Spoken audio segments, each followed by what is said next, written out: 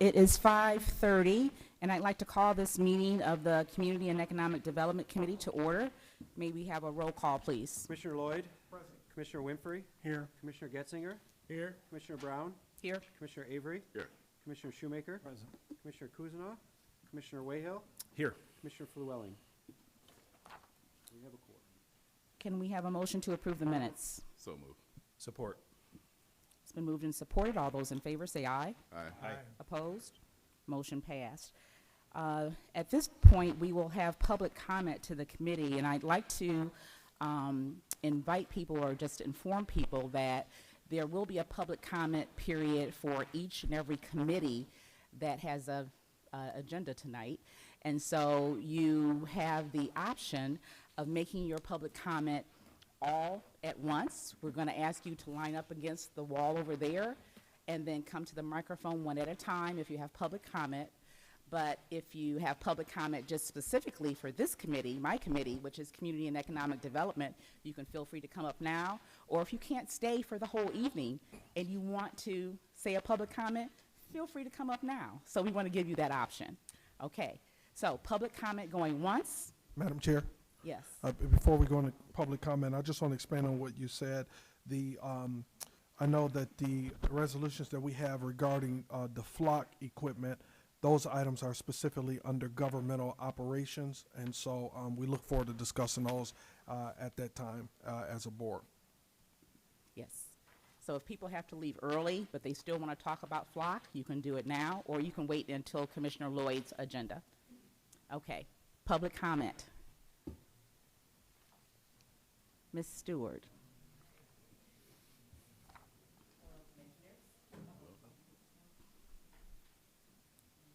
Hello. It has to turn red up here. Yeah, there you go. You're good. Yep. All right, there we go. Good afternoon, Commissioners. Thank you, Chairperson. My name is Amari Stewart, Executive Director of Explore Flint and Genesee. I do represent Flint Township. Thank you for the opportunity to speak today. I want to briefly address the proposed contract adjustment between Genesee County and Explore Flint and Genesee. Currently, our agreement is capped at $1 million annually. The original request for the resolution regarding this contract transitions that cap to a percentage-based model of 65% of the accommodations tax revenue, as opposed to the capped dollar amount that is being proposed in today's resolution. Based on current projections, the county receives roughly $2 million in accommodations tax revenue each year. With the request to contract under a base percentage, the county would still retain a sustainable fund balance after administration fees of $150,000 have been dispersed and the $340,000 of assessment dollars paid to the Genesee County Parks for Crossroads Village. I want to emphasize that the nature of destination marketing is fundamentally different from traditional economic development strategies, as our focus is on attracting visitors from outside of Genesee County. Our work requires long-term planning, multi-year event recruitment, and sustained marketing commitments that cannot effectively operate on annual uncertainty. Explore Flint and Genesee is currently the only destination marketing organization of our size in Michigan operating with a capped revenue structure. The cap was established prior to the pandemic during the water emergency, the Flint water emergency, and has not been adjusted to reflect inflation or the evolving competitiveness of our tourism industry. Traditionally, CVBs across the state are contracted at a percentage base of no less than 60%. If the existing cap remains in place, it will increasingly limit our ability to compete for visitors, attract major events, and invest in destination development opportunities. This ultimately impacts visitor spending, local business growth, and the overall regional economy. The additional funding will be strategically invested in advanced marketing tools like Placer AI, event proposal support to attract and retain large events, destination development initiatives aligned with Public Act 263, sustaining the Certified Tourism Ambassador Program, and expanded education and training opportunities for our hospitality partners. Finally, a 3-year agreement provides the stability necessary for our team to confidently pursue multi-year meetings, conventions, and sporting events without the uncertainty created by an annually renewed contract. Supporting Explore Flint and Genesee is ultimately an investment in our economic growth, regional competitiveness, and long-term prosperity for Genesee County. Thank you for your time and the consideration. Thank you, Ms. Stewart. Is there any additional public comment? Please state your name and your city of residence, please. Hello, my name is Linda Mora. I'm from Fenton. I am the president of the Fenton Arts Council. We are a proud recipient of the Share Art Genesee grant made possible by the Genesee County Arts, Education, and Cultural Enrichment Millage. We have used the Share Art Genesee funds to leverage support from numerous other organizations in the Fenton area, such as the Kiwanis Club of Fenton, Lions Club, and multiple businesses in our community. These funds continue to support a growing roster of arts and entertainment programs for people in all ages in our community. As a former early childhood director and principal at the Fenton Area Public Schools, World of Wonder Early Learning Center, I know the value of arts in education and arts in building a community. The millage grant has helped support our sponsorship of National Art Honor Societies at Fenton, Lake Fenton, and Linden High Schools to encourage young artists. It also supports our participation in Fenton Linden Community Expo, which took place last weekend. At the expo, we provided children with bags of loose parts to create their own artistic masterpieces. And this week, thanks to our millage grant, several of our own artists were able to share their work in an exhibit at the Fenton Community and Cultural Center. Without these funds, none of our more than 20 programs would be possible. So please support placing this millage on the ballot so young people and aspiring artists in the Fenton and across Genesee County can continue to thrive. Thank you. Thank you.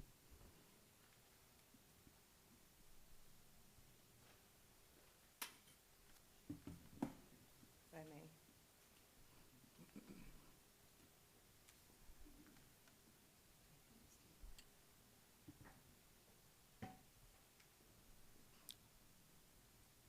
Just a reminder to please state your name, your city of residence, and to remind everybody, just a friendly reminder, everybody has 2 minutes. Thank you. My name is Brandy Pirtle, and I'm a resident of Genesee County. Good evening. Over the past several weeks, you've been provided with several working stages of this proposal, an initial draft, revised draft, and committee version as the language was refined and responsibilities clarified. You've had the opportunity to consider those versions. What you have before you tonight is a fully responsible resolution. This conversation is not theoretical. Across this country, we're seeing the real human cost of aggressive immigration enforcement. Last year, 31 people died in ICE detention, and the highest number in 2 decades. And already this year, more than 11 people have died while in federal immigration custody. We have also seen tragedies like the deaths of Renee Good and Alex Pretty, whose lives were lost during federal enforcement operations. And here in Genesee County, Neil Shama spent 7 months in an immigration detention center, 7 months away from his life and community, and many people were left asking a simple question: for what? These are not statistics, these are human beings. And this is why communities across this country, including here in Genesee County, are stepping forward to protect the lives and dignity of their immigrant neighbors. Because when systems are used to track and monitor people, they are not just tracking immigrants, they are tracking all of us, our neighbors, our friends, and our families. And when it comes to surveillance systems and large-scale data collection, we must also be honest about something. Once that data is collected, we cannot control how it may be used in the future or who ultimately gains access to it. Contracts are written by people, policies are written by people, but leadership changes, policies change, access to information can change with it.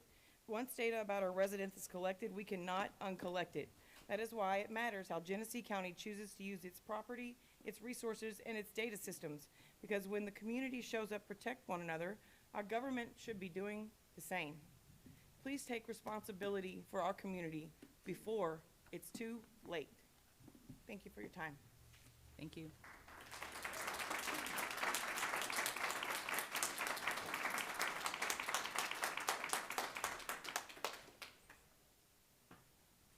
Good evening, Commissioners. Bonnie Kelly here on behalf of the millage funds that we receive for alternative elderly care, providing the homemaking services, personal care services. Currently, we're servicing currently right at 100 seniors. Over the past 6 years, we have serviced personally through my company almost 500 clients. We hope to continue servicing. Our capacity is, I believe, 125 a year at least. at one time. We hope to continue servicing these people. We would like to do that with your help. This can be done. It's anywhere between 2 hours a day, twice a week, personal hygiene, housekeeping. There is a huge gap in that. We're only allowed to do a minimum of housekeeping and personal care. There's such a big gap in what we can do. We have minimum guidelines. There's a need to look at what we can do and cannot do. There's so much more that is needed.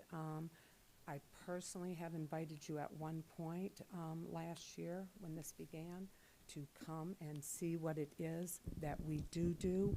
We service a client that cannot come before you. They cannot come in here. They cannot speak to you in regards to what we do for them. I have invited you before personally, and I've invited you in letters to come and meet with these folks in their homes. Family members will be there. They are willing to talk to you about what goes on in these homes and how desperately these services are needed and how much more is needed. Again, I'm here to invite you to follow us on these journeys with these people all the way through hospice. Thank you. Please take us up on this Thank you. and know what it is that these people are getting and how much more they deserve. Thank you.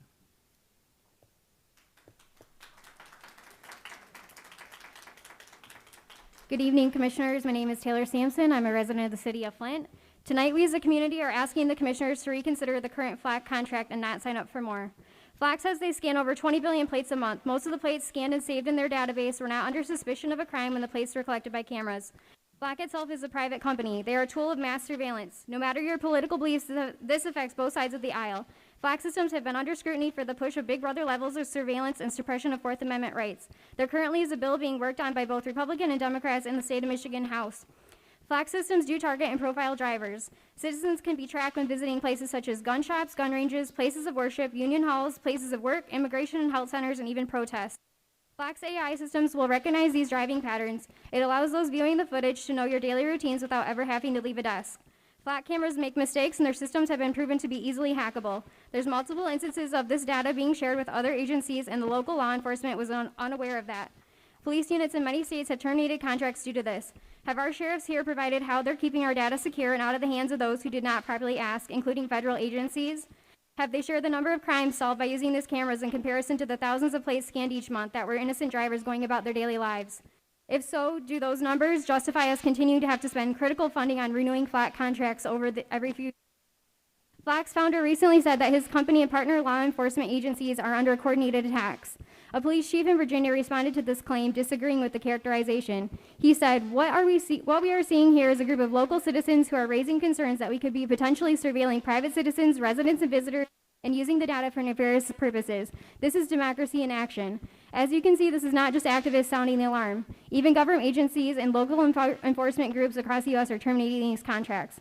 I leave you with a couple of quotes by residents in Cleveland, where the current FLAC contracts are currently on hold. Across the country, municipalities are beginning to hit the brakes on these systems, recognizing that mass surveillance introduces new safety issues, undermines democratic control of infrastructure, and does more harm than good. And the last one, FLAC is a software as a service provider company. They make money by selling annual subscriptions. They cannot continue to sell annual subscriptions if they eliminate crime.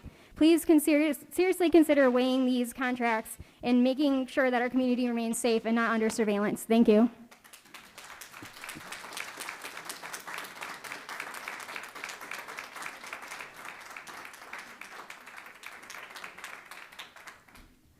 Hello, my name is Miranda Green. I am a resident of Flint, and I think that we should reconsider our relationship with FLAC. They're a private company that is profiting off the mass surveillance of anyone they can scan. In addition, we are also paying for this, which I think is a tremendous waste of money for a company that is further profiting from this data. We have a right to privacy in the United States. I think we should respect that and always work to expand the rights of citizens. I think that in Washtenaw, I think that we should reconsider this relationship, because in Washtenaw County, Flock was banned, and people are very happy with this, and they have not had problems with their lack of flock cameras. I think they are not necessary, and we should think critically before hiring huge corporations that are not really considered to just use AI to collect endless data on its citizens, which is how they build a network of where everyone goes all the time. Thank you.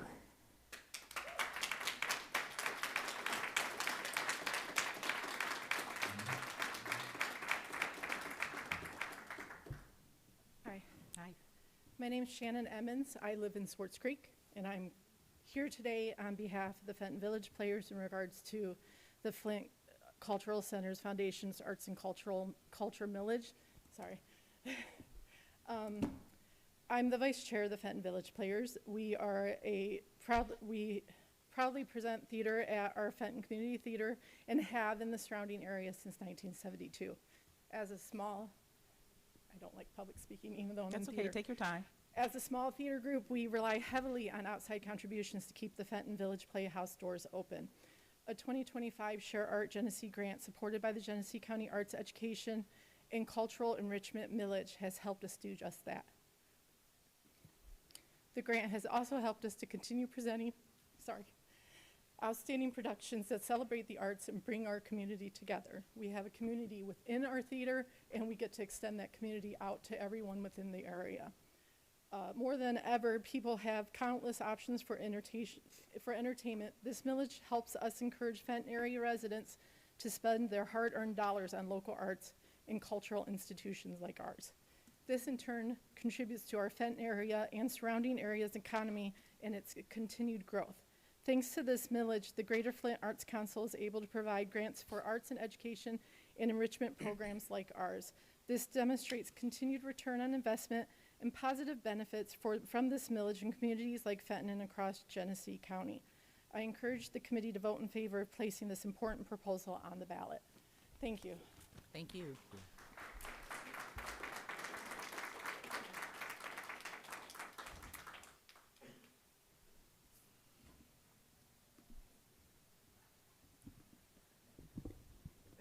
Good afternoon.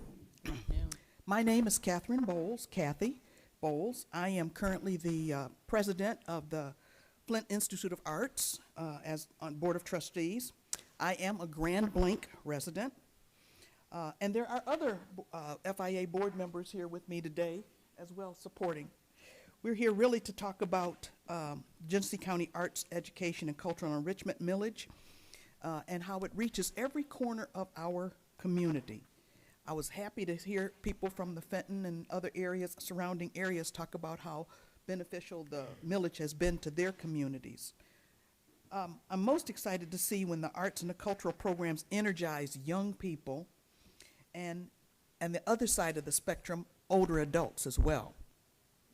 The education department at the FIA deploys professional artists into the schools around the county to provide hands-on art opportunities for children in the Fenton area, the Clio area, Grand Blanc, Mount Morris, Davison, and of course in the city of Flint.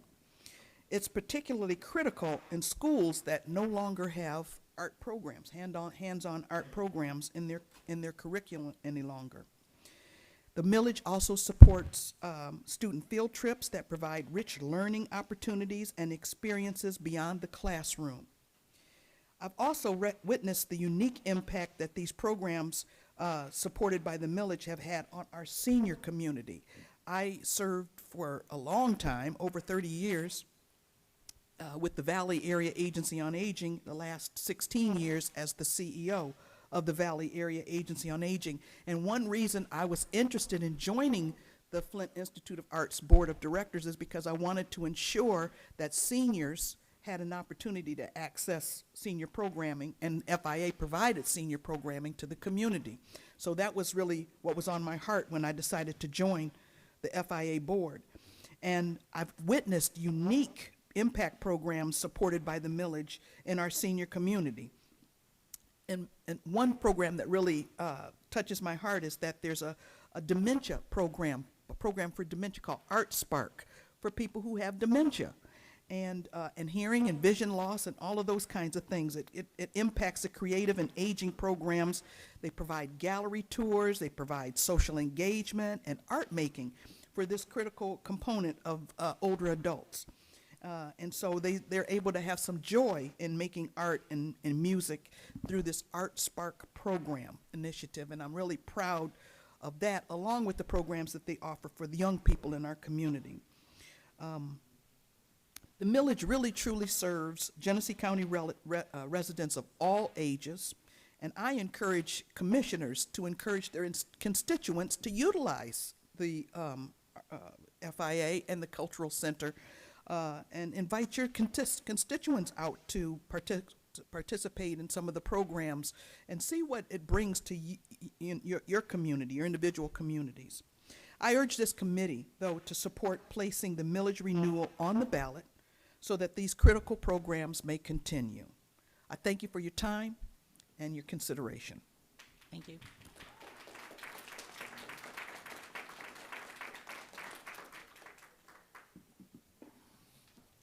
I guess it's evening now, almost. Good evening. I'm Lynn Herrand. I am also addressing the arts and cultural millage. I live in Flint, but I have many, many friends who live in Fenton, Grand Blanc, Davison, Clio, Flushing, in other words, our county. I mention this because when you enter the Flint Institute of Arts, which I hope you will all do, you will see a sign that says, "Art brings us together." And it does, because many of the people that I mentioned, my friends, I've met through my activities at the Cultural Center. During the past years, I've noticed a remarkable interest in a growing number of participants and patrons participating in the programs offered at our world-class facilities. Saturday afternoon, I attended a lecture at the FIA. The room was packed to overflowing, and the speaker commented she'd never addressed such a large crowd before. And on my way out, I heard a man telling his wife that the people who live here get in free. We are truly blessed to have museums, music programs, theater and performing arts venues, a planetarium, and so much more, as each of these institutions offer educational programs as well as entertainment. The grants supported by the millage help make music, theater, dance, and other programs possible across Genesee County, both on our campus and in traveling educational programs. Just stop by the Flint Institute of Music on a Saturday morning and watch about 60 or 70 little ballerinas running around the hall in their tutus, or hear music coming out of the classrooms, or attend a free concert on a Friday night. At a time when many of our public schools do not offer arts or music program, the Cultural Center does. And there is nothing on view in our art museum that you can't learn to make in the school, including glass blowing. And just recently, I visited Sloan Museum with my young nephews, where we saw life-size dinosaurs and learned that once upon a time, they lived and roamed in the Alaskan Arctic Circle, and many of them had feathers. How many of you knew that? Because I sure didn't. So I've not even addressed all the opportunities we have at the Capitol Theater, as well as Whiting, but I urge you to place our millage on the ballot, the renewal of the millage on the ballot. Thank you. Thank you.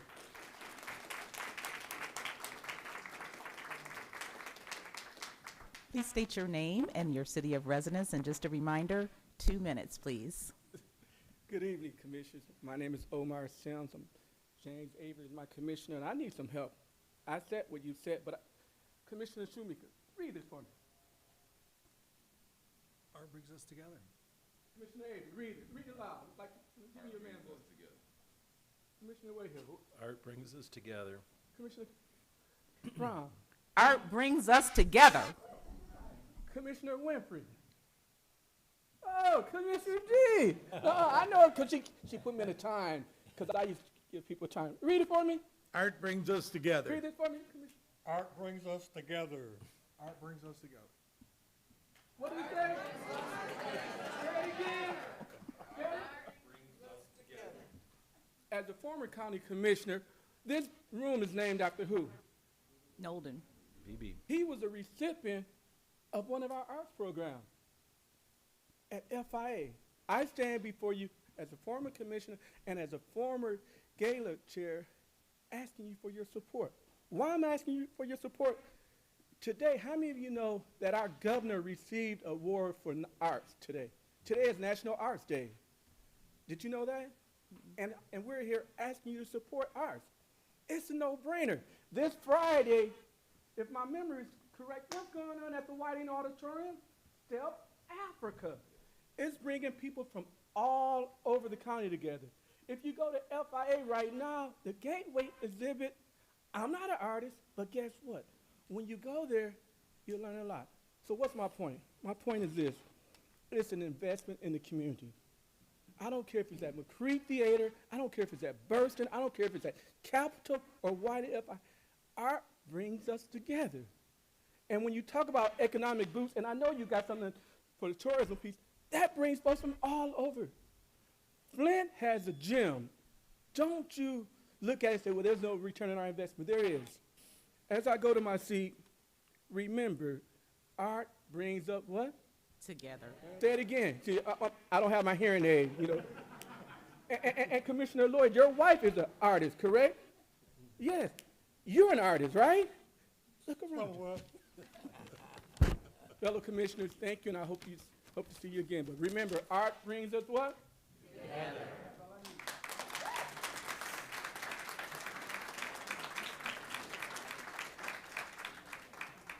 Well, that was perfect, because I wanted to talk about what brings us together as well. My name is Grace Taylor, and I am a resident of Flint. I have, for the last 7 years, I have been navigating all of the public bodies, the community partners. I have been on the ground. In fact, I just came back from Lansing speaking with State Rep Cynthia Neely. And as he mentioned, yes, art brings us together, but problems bring us together too. And a long time ago in Flint, we had the problem of a war, and we were able to assimilate and bring our assembly line technology to the forefront of that war, which essentially brought us all together and worked on one accord, one plan, and we were able to support the efforts of the war, which essentially made us victorious. I know we don't want to really hear that right now with what's going on over the seas, but that is the reality of where we are right now, and I want to thank this body for the foresight and the leadership to realize that we are going to need to move off one accord, one blueprint, track the data, see where we need to pivot. The social determinants of health is very important for us to be using that information so that we can determine where we need to put our resources. The money is actually already here. We just need to move in one accord, just like we did with the assembly line. And I want to thank you. That's it. Thank you. Thank you.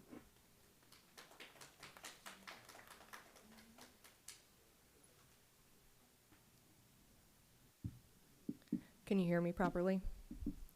All right.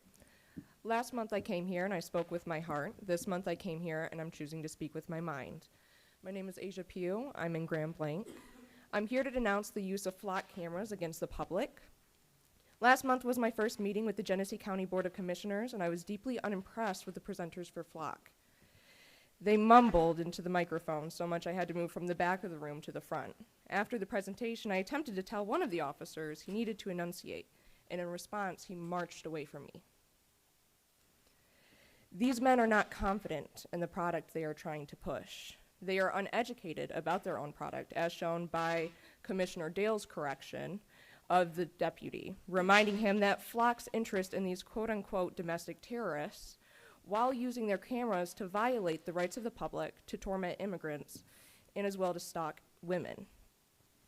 I come to you as a young woman who was raised in the age of information, as a woman who has had personal contact with those that brag about how they use AI to spread misinformation. The men that develop this hardware are sociopathic in the most clinical sense. They are indifferent to the harm they cause others. They will lie for their own success. They are aggressive in both words and actions. And I promise you, the equipment they have developed will reflect those behaviors, as has already been shown across the US. I ask the council to consider not the cost of pulling out of the contract today, but the cost of pulling out of the contract when it's too damn late. When our communities are turning inward as a result of Big Brother, and the immigrants that helped build our community have been publicly executed. A large portion of the immigrants being grabbed by ICE are not only legal, but are being released without their identification forms. These flock cameras are a primed weapon to allow for the release of an immigrant after detainment, and then to immediately scoop them up and punish them for not having paperwork that was refused to be returned to them. I ask you to think of my community before you make this vote tonight, as you do serve us.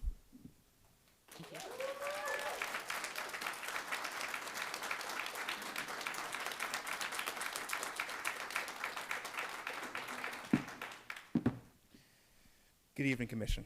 Good evening. My name is Shaquindra Brown, and I live in the city of Flint and reside in the 1st District. I am addressing the issue regarding funding to the DHS for flock cameras. I am opposed to this funding because it gives too much information to an organization that is known to not comply with the law and to abuse their power towards vulnerable communities. What this passing will mean is that they will grant a private company and the DHS an automatic license plate reader that will be able to track people's movements, which will only help in the unjust terror campaign within this country. We cannot allow this to happen. We have seen what these operations have entailed. People being forcefully removed from their families, not being suspected of any crime, and being placed into detention centers for months on end in terrible conditions, as was shown with our Genesee County resident from Burton, Neil Shama, who, as mentioned, was unjustly held in a detention center for 7 months. This is not even to mention the countless murders that occurred because of these operations. These private cameras would not make us safe. It will make us less safe. I encourage the Commission to vote against this and to adopt a resolution that will protect our vulnerable communities, such as the resolutions that were made in Washington or resolutions that were previously brought up during this meeting. We need to make sure that Genesee County residents are safe and represented. And voting against this will be a step in the right direction. Thank you. Thank you.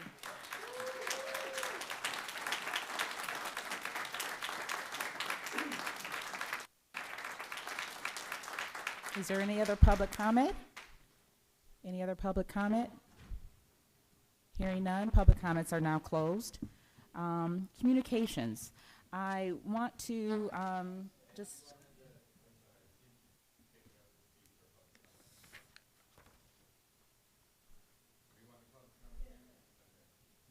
I'm sorry, was someone getting ready to come to the microphone?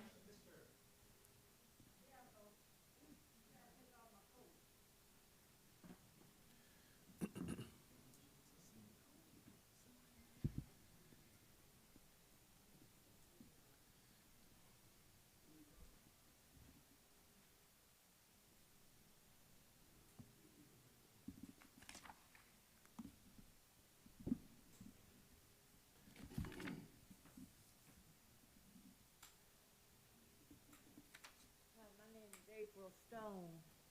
I'm a little late on the meeting, and I just got a little versed on what's happening here. But I too am against whatever these cameras is.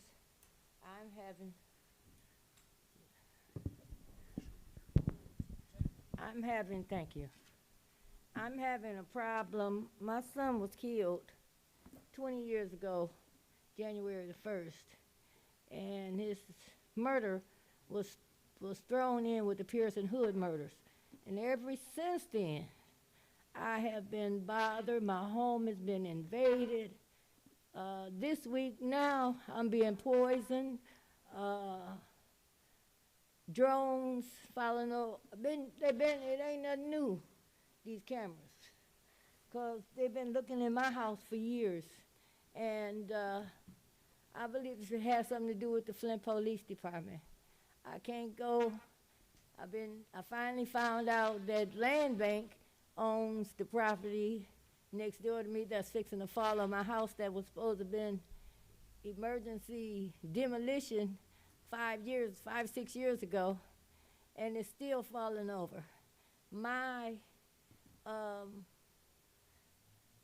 insurance, homeowners insurance, has been canceled and reinstated because of the stuff that's falling off of that garage. I can't get out there. I've been in an accident. My car's been totaled. My home is being invaded. My home is being torn up from the top to the bottom, costing me money. I don't know how to call the police on the police. So, but whoever it is, they got to be somebody higher up, because I got a whole bunch of stuff, 32 years in my home, and I got stuff from way before that. Do you got a time limit? Oh, well, then I will just address the fact that I can't speak to the mayor, and they said that's who's over it now. I thought I'd go to the sheriff. The police had something to do with my baby's murder, and now it was a whole total conflict of interest from the district, whatever the lower court is, all the way up to the judge, and they gave him probation for his murder, and I'm still being bothered. And now they're putting, they be in my roof, they're tearing my house up, they're putting satellite dishes on top of my house, they tearing up my garage, my property, and everything else. And it's costing me money. They're stealing electricity. I got a bill for $95, $97 in December, and I didn't have a furnace and hot water until December 22nd. My basement flooded from the junk they put in with these meters. And then I'm getting higher bills. I'm being taxed for all 5 pieces of land that I'm connected to. I have to maintain the property. I have to buy chemicals every year to stop from overgrowing my house. It's like they go shopping at my house. And the police tell me I'm crazy when I tell them, and then they're scared by the time they come, it's dark, they scared to go back there. And as far as these cameras go, they in my house, and my house is so big, and I got so much stuff in it. I'm not in no shape to run to the front. They done pulled my insulation back. They done did everything they could, causing me problems, causing me electrical problems, causing the water running in. I can see outside. My insulation is pulled back, and I can see they done broke in. I have seen drones in my house. They bring the window down since the sensors is at the bottom. They bring it down, and they had the nerve to climb up the wall with the satellite dish and broke it off and had the nerve to reinstall it on my house. I ain't never had DirecTV, but I got pictures on my phone. I ain't been in bed all night because I got to go outside of Flint to a hospital to see what I'm being poisoned with. I just got into an accident and totaled my car out January 15th. And everybody that has something to do with me, something happening to them. People scared to come to my house because, when the police come out, it's certain second shift. They try to make me look like I'm crazy. I'm out there tripping over stuff that's falling off of that house over there, that 1402 Welch land bank property that is, and I almost cut myself up with the lawnmower trying to back up and stepped on one of them things. And Charles, I put up many signs for you. I've been coming down here for 30 years about these same 5 properties I'm connected to. I don't feel like I pay no taxes. I feel like I'm paying their taxes, and then the nerve had to go up. I'm paying for the drones. These people is looking in my house. I'm not gonna live in fear, and I'm not gonna run because they follow me everywhere I go. So I ain't no sense of me moving. I've been buying a house in Flint here since 1978, and I finally paid one off, and they trying to run me out of it. They're tearing it up from the top. They're going, I don't know what they're looking for, but they're in my house as I leave. When I was coming down here back in 2006, they knew what to look for, and they switch autopsies. And it's just ridiculous the stuff they're doing now. They're doing petty stuff, stopping up my toilet and stealing I done bought 17 vacuum cleaners. I could run a vacuum cleaner store. Miss April, thank you for your comments about the flock. I would ask if Mr. Freeman could get your address and your phone number so we can try to have somebody to follow up with you on the many issues that you mentioned. So, Mr. Freeman, could you, okay. I've been talking to Josh here since he was in the city council. Okay. Thank you, Miss April.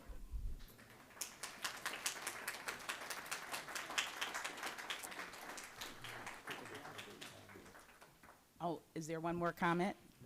Okay.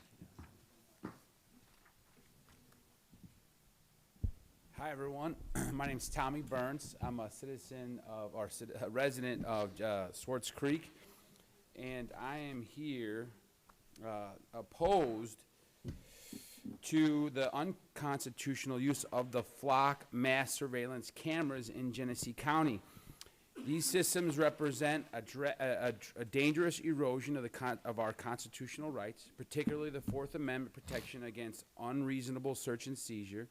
This unchecked expansion of automated license plate readers, ALPRs, creates a dragnet of surveillance tracking every movement of law-abiding citizens without probable cause or judicial oversight. This is not public safety, it is pre-crime policing. A concept rejected by free societies across the nation. Communities are pushing back against such intrusive technologies. San Francisco banned government facial recognition software, and New York sued Amazon for harvesting biometric data without consent. Even Wired magazine, a longtime promoter of smart cities, admits public skepticism has grown as people realize that these systems enable technocrats to micromanage lives through AI-driven surveillance. Flock systems are no different. They feed data into centralized systems ripe for abuse, whether by overreach from local authorities or by hacking by malice actors. The Lord empowered us with unalienable rights, including privacy and freedom from government overreach. Scripture warns in Proverbs 22:28, remove not the ancient landmark which thy fathers have set. Our founders set those landmarks in the Constitution, and we must not allow them to be dismantled for false promises of security. States like New Hampshire have restricted these license plate readers, recognizing their potential for abuse. I do support removing illegal immigrants, though. Thank you for your time and what you're doing. God bless you. Thank you. Are there any other public comments? Another public comment? Please state your name and your city, please. And you have 2 minutes. Hello. My name is Derek. I apologize for interrupting you. I just wanted to make sure everybody was able to get heard. My name is Derek. I live on the south side. I've lived there for about 10 years now in Flint. There's been a lot of crime, and I'm just going to keep this really short. I really don't think that these flock cameras or feeding a bunch of money to a big AI company is going to fix the problems and the crime that we have in our community. This is nothing against the officers, but like they are very overburdened. There's a lot of crime that doesn't even get observed or been able to like be taken care of because these cops are all over the city trying to help out. And I just personally don't think that this flock thing's going to really work out. You know, cameras aren't going to fix the problems that we have. So I'm against that. So thank you. Thanks for the time. Thank you.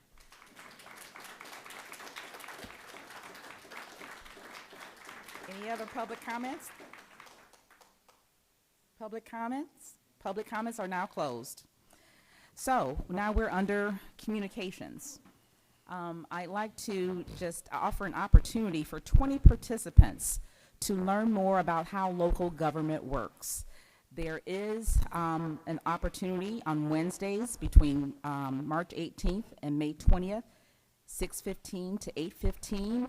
We'd love to have more people learn about local government, and the opportunity is going to take place at Grand Blanc Township University.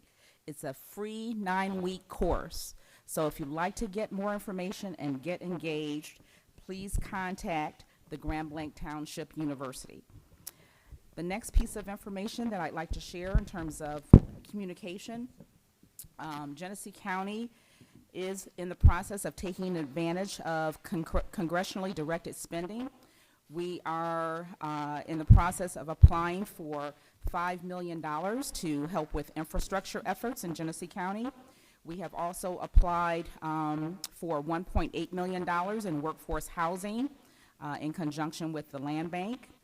And finally, we have a Genesee County Recycling Center and Education Center that's being planned, and we're requesting $2 million in congressionally directed spending from from Congresswoman Slotkin's office and Senator Peters' office. So I just wanted to update people on that, those grants that are pending. Do we have any old business? I don't think we have any old business. We do have a couple of items of new business. Well, number one, we are removing from the agenda. That's the letter of support for Happy's Canned Solid Waste. That is not quite ready for us to vote on tonight, so we're going to remove that and go to resolution number 2.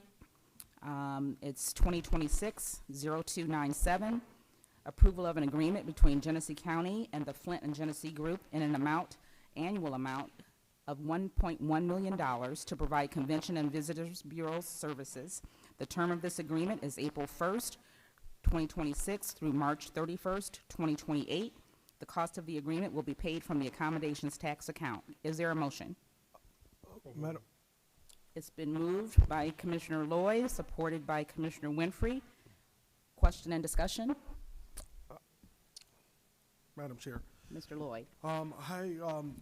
Just for discussion purposes, I want to discuss and raise and get a sense of the board of what the sentiment is to allow for in the second year a moderate increase if the vendor for this contract achieves certain deliverable levels or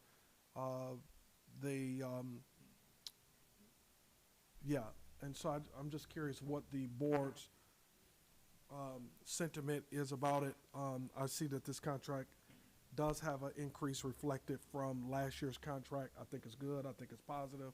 Kudos to those who had the discussions and put this together, including you, Madam Chair. But just curious, what's the sentiment about providing for a path for an increase for the second year of the contract? I'm not prepared to make a motion at this time, but I'd like to understand the sentiment of the board before I would do that. Is there any comment on sentiment? Commissioner Wayhill? Thank you, Madam Chair. To Commissioner Lloyd's inquiry, I'm not prepared to offer a motion either, but I'm happy with the 1.1 million for year one. I think that, I've had several conversations with folks at the organization about metrics and meeting metrics and exceeding metrics.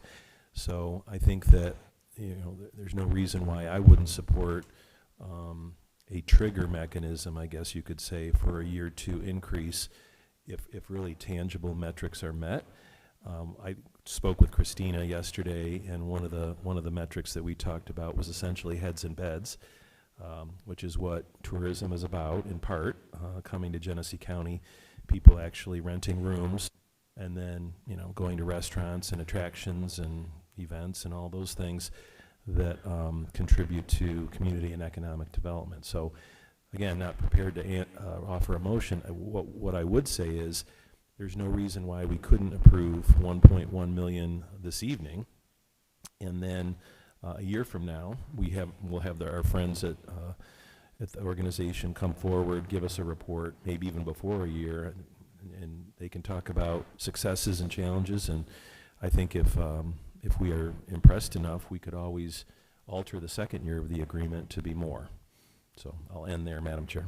Thank you, Mr. Wayhill. Any other comments? Okay. All right. All those in favor of the motion, please signify by saying aye. Aye. Opposed? Motion carried.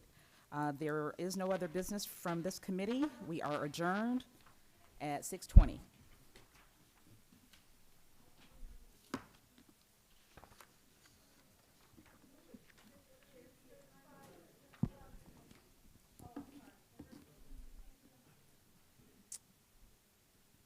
With the absence of Commissioner Kuzno, who's the Finance Chair, I am the Vice Chair, and I'd like to call the Finance Committee meeting to order at 6:20. Roll call, please. Commissioner Lloyd? Present. Commissioner Winfrey? Here. Commissioner Getzinger? Here. Commissioner Brown? Here. Commissioner Avery? Here. Commissioner Shoemaker? Commissioner Kuzno? Commissioner Wayhill? Here. Commissioner Flewelling? We have a quorum.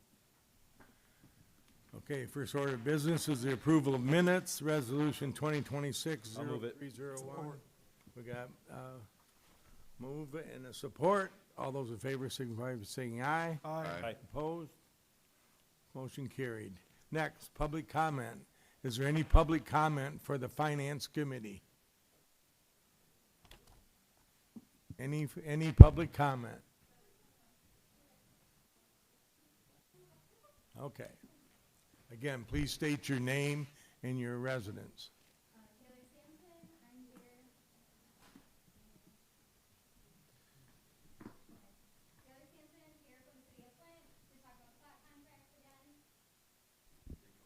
Thank you. I just want to, since it's the Finance Committee, I thought I would throw out a couple things regarding the finances with this. There have been multiple lawsuits across the country from these cameras, whether it is mistakes that the cameras made in leading to wrongful arrests and detainments. As a county that is riddled with lawsuits, I don't believe that we should be welcoming anything that's going to possibly bring more here. There's also class action lawsuits happening in Virginia and California right now due to the privacy invasion and flat cameras. The ACLU is actively working on cases in most states. Like I said, we as a county don't need to be put in this position. They also place more financial strain on departments in the county using the database. The increased cost of labor and record keeping will be inevitable as more people request FOIAs for their FLAC records. One city in Washington was facing a whole new mix of legal and operational concerns. That was one of the key factors in their decision to terminate their contract. As I said earlier, another point of apprehension is the data being used for other means. In California, Nevada, and Wisconsin, law officers have been taken to court for using the FLAC system to stalk their former intimate partners. With domestic violence cases happening regularly here, that could lead to more stalking incidents and more lawsuits. I also would just like to say that there was another department that was terminating their contracts in California. That just happened in February 2026 because they did not realize that their system was changed automatically by FLAC, so their database was being searched by anyone, and they never approved that. There was no consent given, and that was a major concern and red flag for them. So again, as I stated, there's many cities and states across the country that have been rescinding their contracts these last few years, and as of early 2026, at least 30 more localities throughout the country have deactivated their cameras and or canceled their FLAC contracts over privacy concerns, lawsuits, and federal access to local data. Thank you. Thank you.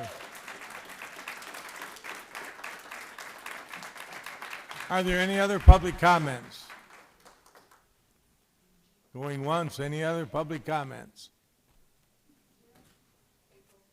April, are you coming up? All right.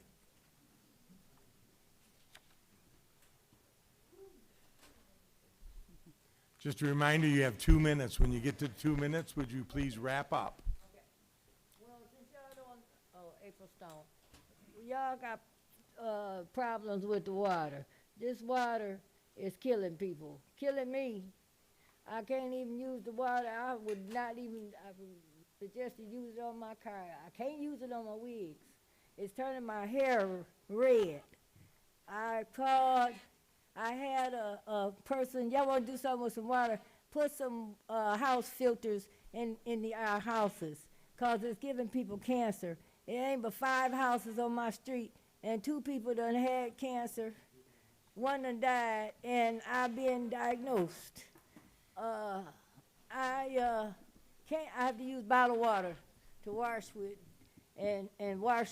I can't wash my clothes in the city of Flint. I have to go out of town to take a bath. They told me that I had it monitored, tested, and it said .02 was the highest level, and mine was at a .07, and that was cancerous, carcinogenic. And when I called about the valve blowing up, leaking and flooding my basement, ruining everything, the lady told me that the judge in Lansing gave the EPA permission to be at 6.5. Now, if that chlorine level is that high, why do you think everybody in the city of Flint is dying? And y'all trying to put it on some cameras? Put it on something useful. Help save the people. And they told me the thing cost $7,000 just to put in, and then a monthly fee after that, just to have decent water. I can't even bathe in my house. And so that's one of the many things I wanted to say, and I thank y'all for your time. Thank you very much. Are there any other public comments to the Finance Committee? Any other public comments? Last call. Public comments are closed. Next, we have communications, which we have none. Old business, we have none. New business, Resolution 2026-0122, forwarding to receive and file a copy of the first quarter fiscal 25-26 investment return. We have a motion and support. Any discussion? All those in favor, say aye. Aye. Opposed? Next, Resolution 2026-0140, approval of a request to create, post, and fill 2 new Assistant Public Defender Junior Associate positions. These positions are I'll move fully it, Mr. grant Chair. funded. Support. Move and support. Any discussion? All those in favor signify by saying aye. Aye. Motion carried. Next, Resolution 2026-0166, approval of a request by Genesee County Sheriff's Office to create, post, and fill 12 Marine Patrol deputy positions, including 1 senior Marine Patrol deputy and 11 Marine Patrol deputies. Move it. Support. We got to move and support. Any discussion? No discussion. Everyone in favor signify by saying aye. Aye. Opposed? Motion carried. Next, Resolution 2026-0201, approval of purchase orders to CMP Distributors Incorporated for the fiscal year ending in the amount not to exceed $45,000 to provide for protective equipment. So move. Support. Moved in support. Any discussion? All those in favor signify by saying aye. Aye. Opposed? Motion carried. Next, Resolution 2026-0212, approval of a request by Fiscal Services Department to create, post, fill 1 payroll analyst Move it. position. Support. Moved in support. Any discussion? All those in favor signify by saying aye. Aye. Opposed? Motion carried.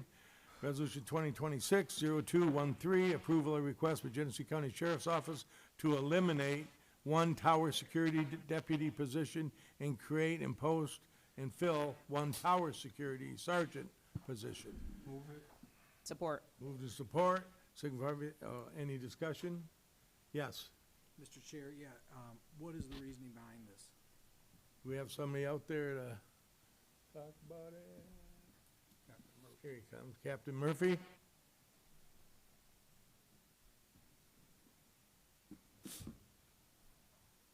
Good evening, Captain Murphy of the Genesee County Sheriff's Office. Yeah, we're asking to upgrade this. We did have 3 spots there that we provide security throughout the day and at special meetings and meetings like this at the Genesee Administration Building. Unfortunately, we noticed that we need a sergeant in that position for scheduling, payroll, It's just a bigger task than we first anticipated, and also with security of the building and planning for events. Go ahead, Commissioner. Do we have an idea what the increase will cost the county? I do add a lot here today, but I think it's about 50,000, 55,000 is what it would be for the sergeant wage. That's provided Taking that for out of in our their current budget that we have, we're just moving it from other spots that we didn't use the money, so it won't be an additional ask.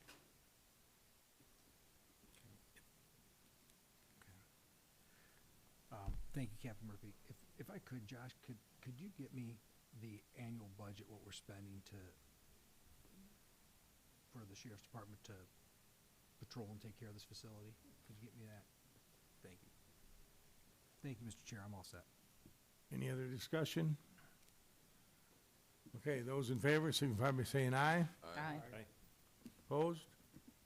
Motion carried.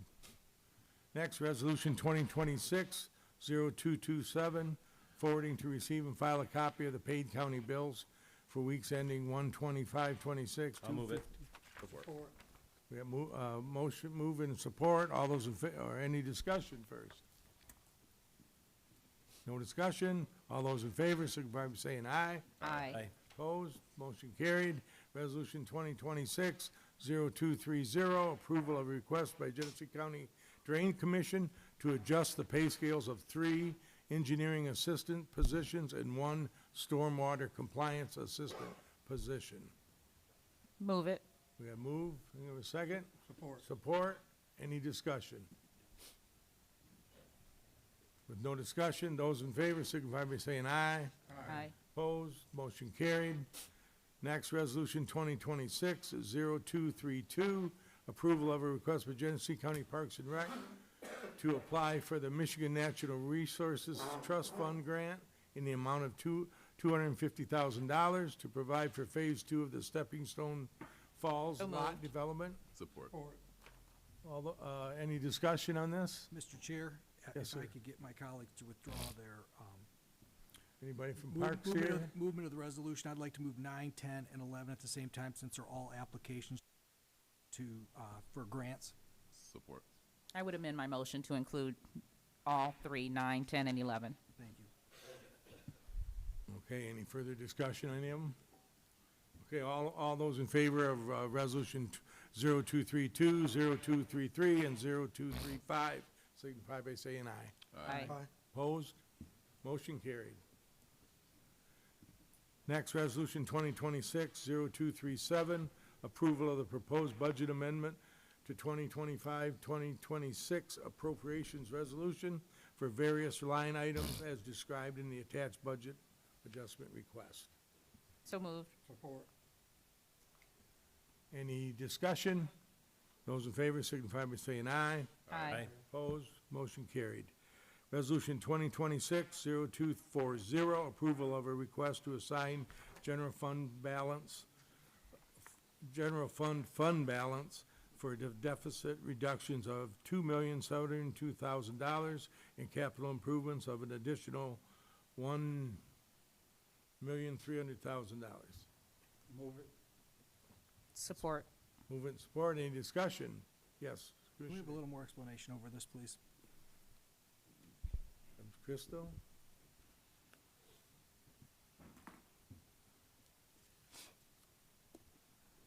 Good evening. Good evening. When I gave the update on the fiscal year 2025 results, we talked about the active healthcare fund being in a deficit of that 2.7 million.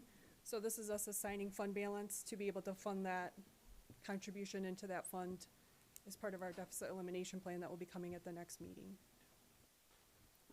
And then the 1.3 is just to set aside additional amounts Okay, for that's- capital needs that we have. All right, We're still above our metrics for our unassigned fund balance. This just takes the amount that was above that and designated it for these purposes. All right, thank you. Sure.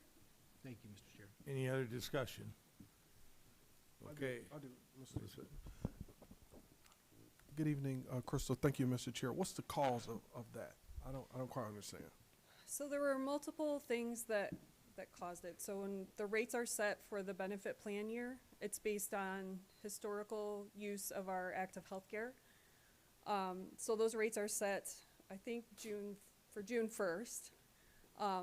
We had additional use of our insurance during that year, which was over what was projected. We had some individuals that had what you call high cost incidents that you try to plan for, but wasn't in the historical data. So I think we had 3 or 4 of those that were higher than usual. And then a lot of people that are using not generic prescriptions or items like the GLP-1s that are costing us more in prescription coverage. I'm clear. Those rates will be adjusted with the next round. I think there's a presentation next week related to adjusting those rates. So there's no way for us to anticipate usage, people switching prescriptions, going from generic to main and that kind of thing. So as the rates were adjusted for what will be discussed next week, that new usage is now part of the historical data, which will be used for setting the rates for the next plan year. I'm clear. Thank you. Any other discussion? Actually, if I may, Mr. Chair. Yes, sir. Go ahead, Through you to Commissioner. Crystal. What are we looking like this year? How far off are we from what we've budgeted this year?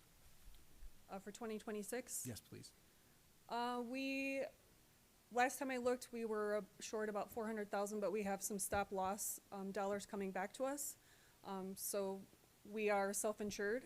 So if people meet that dollar threshold by the end of, I think it's 12/31/25, anything over that amount, we get a stop loss check reimbursed to the county. So I think we're going to be okay. I'm still monitoring that, but I will give an update as we progress through this fiscal year. If I may, Mr. Chair. If you could just keep us kind of Sure. where we are with that, because obviously this is a big number that kind of was a shock, I think, to Yes. more of us than we'd like to Yes. see. So Well, we also had some rebates that we were getting, which at the end of the fiscal year, we would record basically a receivable and then get those rebates for that plan year. Some of those rebates ended, so that's why a large chunk also wasn't there that we normally had. thank you, Mr. Chair. Any further discussion? Seeing none, all those in favor of resolution 0240, signify by saying aye. Aye. Opposed, motion carried. Next, resolution 2026-0293, approval of a request by the Flint Cultural Center Foundation to place a renewal ballot question for the Arts and Culture Millage on the August 2026 ballot. Move it. Moved in support. Any discussion? Commissioner Shoemaker. Thank you, Mr. Chair. To start with, I've got a few items here, but I'm trying to think where I want to start at with this. If we could, I'd like to highlight for my fellow members of my board, at the bottom of the millage language, that it states, if this renewal millage is approved and renewal will be distributed along Genesee County for the appropriation by the Genesee County Board of Commissioners. And then it goes into its estimated amount. First, I've never been brought any language as far as that we're deciding this much of this millage goes here or there by this board. I'm assuming there's a board appointed, and forgive me, this millage was passed before I came onto this board and language was put on to the ballot. So if Speak someone up a could little explain- bit, Sean. I'm and sorry. move Turn the on. mics up. Thanks. I'm sorry. Normally I don't have that problem. My main question is this: who's deciding where the funds go? We're responsible, but I don't remember being responsible for handing out $9 million a year.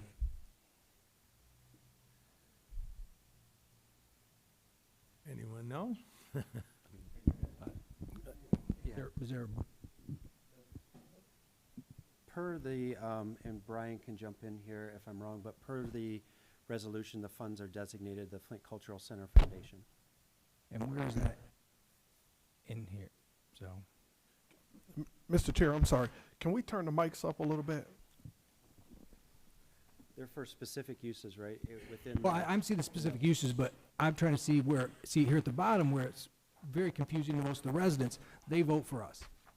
And this says appropriate will be delivered The appropriations will be delivered by the Genesee County Board of Commissioners. And I have never said, we had residents come up saying that they worked for Sloan or one of the others and they thought some funding was disproportionately being distributed.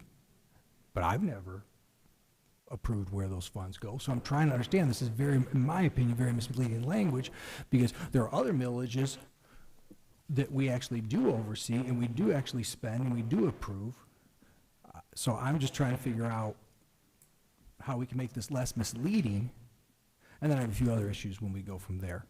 But if someone could tell me, and Corporation Council could tell me how that works, and someone could tell me how the funds are distributed, is there a board someplace else? Sure, it's controlled by the language of the millage, as it's put on the ballot.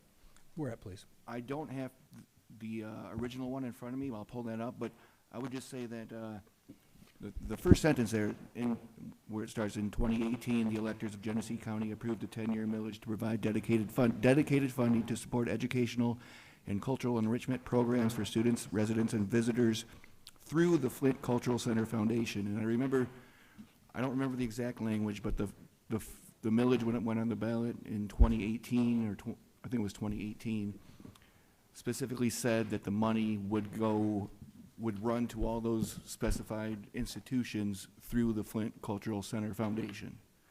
And then so when it says at the bottom where I think you read, if the renewal millage is approved and levied, revenue will be disbursed to Genesee County for appropriation by the Board of Commissioners. That means that this board appropriates it to the Flint Cultural Center Foundation. See, where's that at the top, if you could find it for me, Brian? Because you said that, and I might have missed it again. I'll put my glasses back on. It's right under the title that's there, the renewal of Genesee County Arts, Education, and Cultural Enrichment Millage. I see it's dedicated funding to support educational and cultural enrichment program for students, residents, and visitors through the Flint Cultural Center Foundation. Through the Flint Cultural Foundation. It doesn't say the funds are going to them. So it's very, like I said, it's very misleading. It doesn't say the funds are going to them. At the bottom, this is stating here that Genesee County for appropriations by the Genesee County Board of Commissioners. When we appropriate something, we are the ones distributing where the funds go. We appropriate so much to the Sheriff's Department. We appropriate so much to Health and Human Services, wages, so on and so forth. So, like I said, I'm very confused with it because, as everyone knows, on top of it, I'm not opposed to this. I'm opposed to most of these millages where the people who actually get voted into office don't make the decision where the money goes. I mean, I'm happy that there's people happy they get $20,000 grant and all those things, but the percentage that my district pays in, they receive pennies compared to what they really pay in. So when we're telling people about this language, it should be very clear. You know, laws and millages should not be written above the reading level of the average individual in your area. And like I said, this is very confusing. So that's my first issue. So if we could figure out how that is, because to me, it really doesn't make it clear at the top.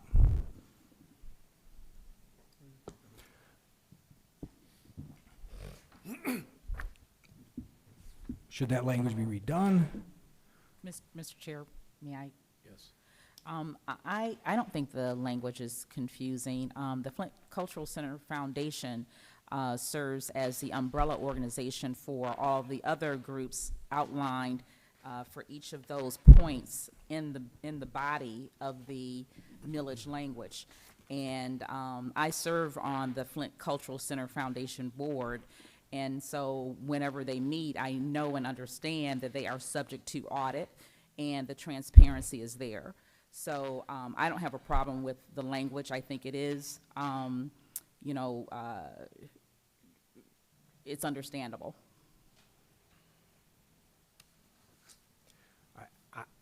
If I may, Mr. Chair, and I apologize,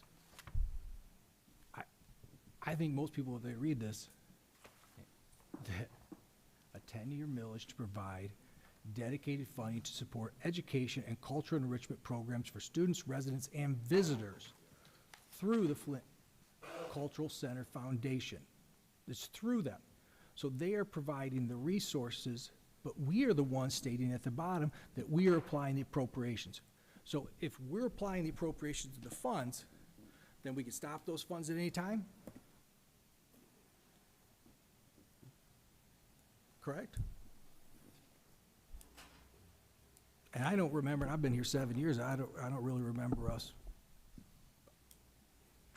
approving those funds go here or there. I don't remember those funds.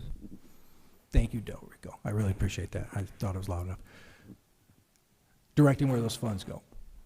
But if everybody thinks it's good, so be it. But I am, like I said, I'm highly opposed to it.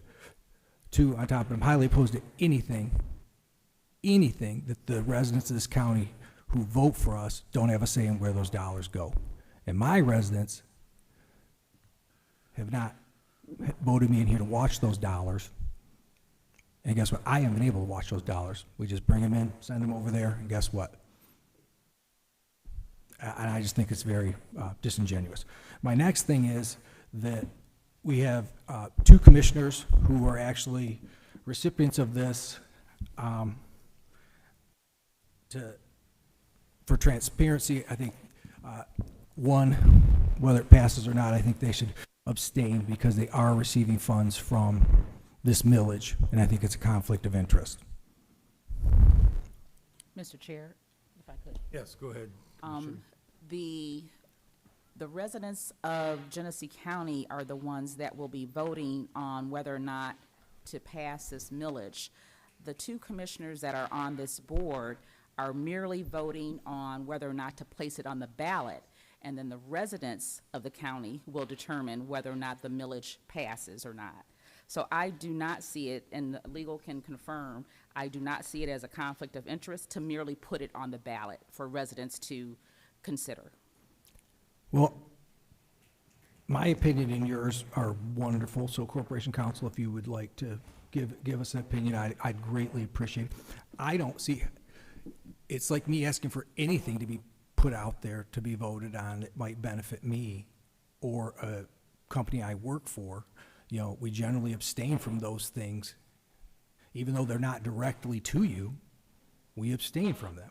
Commissioner Wayhill, since the day he's been here, anything to do with his organization he works for, he just abstains from it.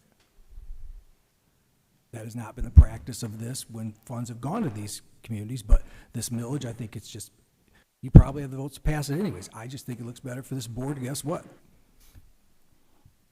Say this might be a conflict, and Corporation Counsel can give us that. Right, so I've done the research on this, and I don't want to give away my legal opinions that I've provided to some commissioners here, but it's my belief that this would not be a legal conflict of interest for anybody, or either, or any of them, to vote to have this placed on the ballot. So it's only when they come here and we distribute funds, which hold on, we don't get to vote on because there's evidently a board or something that decides where these funds go someplace else, which is magically there. First, there's a statute that governs contracts between institutions and government. Yep. And so that's not in play here. The only thing that's in play here is voting to put this on the ballot for the residents to vote. So that's why it's my opinion. It is not a legal conflict of interest to vote to put this on the ballot. Now, if in the future, depending on, the money is controlled by the ballot language. So if I can back up, because I went back to the 2018 resolution and ballot language, and the second paragraph of the resolution says, whereas dedicated funding for arts and cultural institutions in the form of a countywide 10-year millage of 0.9 mil provided to arts and cultural institutions through the Flint Cultural Center Foundation and the Greater Flint's Art Council. So it was in the resolution contemplated that the board was essentially making itself a pass-through entity to the Flint Cultural Center Foundation and the GFAC, and the millage language mirrored that, which it starts off with the proposal would authorize Genesee County to levy a property tax to be used to provide annual dedicated funding through the Flint Cultural Center Foundation, blah, blah, blah. So that, and again, this board controls what the language says, because this board is the person, is the entity that's imposing and would be levying the tax. So this board controls what it wants to say, and back in 2018, the board's prerogative at that time was to run it through the foundation and GFAC. Could you read the beginning of what you read again? Because I could have swore I'm reading something different than you. I'm reading, I apologize. I'm if reading I the am, but I'm looking at. I'm what I've reading got the right here. 2018 Oh, resolution, okay. the original You're not reading one. the renewal? No. Okay. Thank you for clarifying that. Sean, may I make a comment? Yes, please.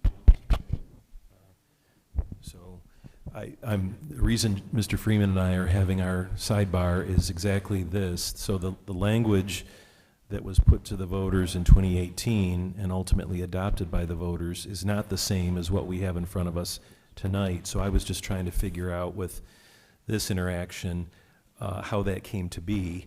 And I take it, Brian, that you did not author the language that's in front of us tonight, but rather it comes from the Flint Cultural Center Foundation attorney, probably. I don't know who it came from, but it was, I did not draft this. I may have edited a little bit of it, but I didn't come up with this language of the millage. It's quite different, and it, not that I necessarily have an issue with it, but it is different, and it strikes me that if we're sort of billing it as a renewal, that it would, my preference would be to renew the same language, as opposed to, it's lots of new bullet points, specific programs listed, which I didn't realize because I don't think I had this letter until tonight. I don't know if everyone else has this or not, but, well, I'll leave it there. I just wanted to point out that we've got language that the voters adopted versus what we're being asked to approve tonight. Yes. Mr. Chair, thank you for pointing it out, Mr. Chair, because I didn't realize that it was different language. So a renewal versus it being a new millage. I mean, my understanding is there are different thresholds as to what that looks like. I plan to be supportive of the renewal and putting it on the ballot, so I just want to be clear. But I also want to be clear if this is not a renewal and it's a new millage, because that has its own implications. And so I'm supportive, but I want to understand what's the difference in the previous language and what the newly proposed language is. Because I didn't, honestly, to my constituents, I didn't review it as close because my understanding is the request was only going to be the renewal, which should be identical language. So I don't know what we do. I don't know if there's something that can show us what the differences is. I don't know if there's somebody that can speak to what the differences are. Is it still a renewal? Is it a brand new millage? That kind of thing. Yeah, I just want to ask the attorney if that assertion is correct. I haven't compared them back to back. I think Josh put this in the system the way it was presented to him from whoever presented it to him. This is different than how I write resolutions and millage language for renewals of millages. But again, this is being proposed, and I take my direction from the board, so I'm here to take any direction. I agree with Commissioner Wayhill here that it should mirror the language that was in the millage on the ballot question the first time, and that's how I generally draft them for the board, for our animal control millage, senior services, any of the internal millages that we handle for our departments. This is a millage that outside folks are asking this board to pass. So, Mr. Chair, if I may, so the good thing is this is our committee meeting, and we're not taking the final action on any of the items that we discussed tonight. What I'd like to see is, and I've already stated where my support is, yet I believe we all have a responsibility to be responsible in what we are moving forward, especially if it's going to the voters. And so, nothing trumps our responsibility in that. What I like to see is maybe someone can come here on for our full board meeting, where we'll be taking final action to speak to this, but also between now and then, maybe between finance and the culture center, we can hash out what's the differences in the languages. I'm looking forward to supporting the renewal. That's what I committed to do. That's what was communicated to me, what becoming. Nobody communicated to me that there was going to be something different coming. I'm not suggesting I'm opposed, but if it's a brand new millage, that has different implications potentially that we need to consider at the voting booth, because I believe that there are concerns across community about new millages versus renewals, and I think that we just don't need to move so quickly that we underestimate what that is. So we have time. Our final action is next Wednesday. I think that is most responsible for us to do that. Again, let me be very clear. Delrico Lloyd did not suggest that he's not supporting putting the millage renewal on the ballot. I want to be very clear about that. What I'm suggesting is that changes in the language is not what I was aware of, and it would look pretty poorly to my constituents for me to say I didn't know that it was different and then vote yes to do something with it, all right? So maybe I'm willing to vote to move it to, or I'm willing to vote tonight to move it in the affirmative to our meeting on Wednesday, but my support will be contingent on just clarifying everything and making sure that we're clear as to what we're doing. Go ahead. So I think the immediate past chair of the commission said it very well. I will add, in terms of timing, that I don't know if he's got the date, but I did ask our corporation counsel. The other issue of timing is if we desire to have this on the August ballot, there's a deadline, and I honestly think it's not until sometime in April. But I'm going to have corporation counsel speak to that just so we know. By my counting on this calendar, it has to be 12 weeks before the election date, so that would be May 12th, Tuesday. My guess is that your board meeting in May is the 13th, the day after, but you also have a board meeting next month in April. And next week. So maybe we should postpone it to the next finance and have folks come in from the cultural center so that we can have a discussion about what the language is. Given that this is not time sensitive tonight, there's no urgency for us to move it tonight with the unanswered questions that we have. So I'm going to make a substitute motion at this time to, and I don't have any questions at this time. I think I'm clear based on what the attorney has shared. My substitute motion is to move it to the next finance meeting, that we send an invitation to a cultural center to have them come to be able to speak to us, and we can kind of get everything flushed out and have clarity, and then we all can be clear as to what we're voting on. I'll support it. Okay, we have a motion and support. Yes, any discussion? I don't know if anybody has the answer to this question tonight or not, but maybe we can get the answer. We have 9 millages in the county. I'm wondering what the process and what the language looks like from one millage to the next renewal, and whether or not that language is, duplicated verbatim, or if it is abbreviated and summarized for renewal purposes. I would like to investigate that piece for each and every one of our millages. So historically speaking, if anybody knows how renewals are worded, traditionally, I'd like to know that. And if you don't have that answer, then fine. I can answer that off the top of my head. From the renewals that I have done, I've used the exact same language from the original millage language with just, editing of this as with renewal language instead of the original passing it. So the way I've done it has been identical language with just, doctored up to make it, sound like it's a We're renewal. renewing Right. what was originally Right. stated. And I don't want to speak for anyone who put this together, but this looks like nothing's changed. This might just be an outline or bullet points of what is done with the millage money. But again, it is completely different language. Okay. But I don't think it's changing the millage without studying it.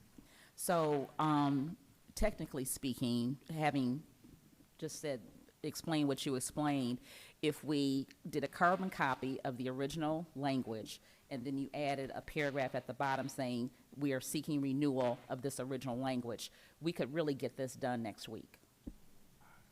I would do it differently, but yes, in the same sense as I do the other millages, which would be use the exact identical language with additional renewal language in there. Okay. If that's the pattern, that I would be in favor of that pattern. Go ahead. If I may, so the maker of the motion, the person who supported it, to Dr. Brown's point, I see Mr. Slisher at the mic, and I'm happy for him to say a few words, I think, on this point, but let me just finish.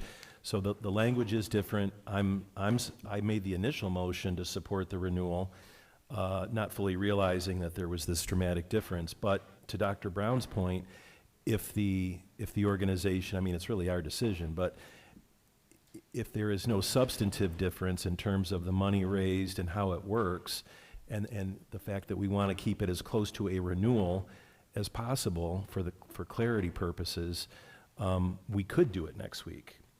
Is that I think that's the point you were making, That's the point as I was opposed making. to, and I think you also, Mr.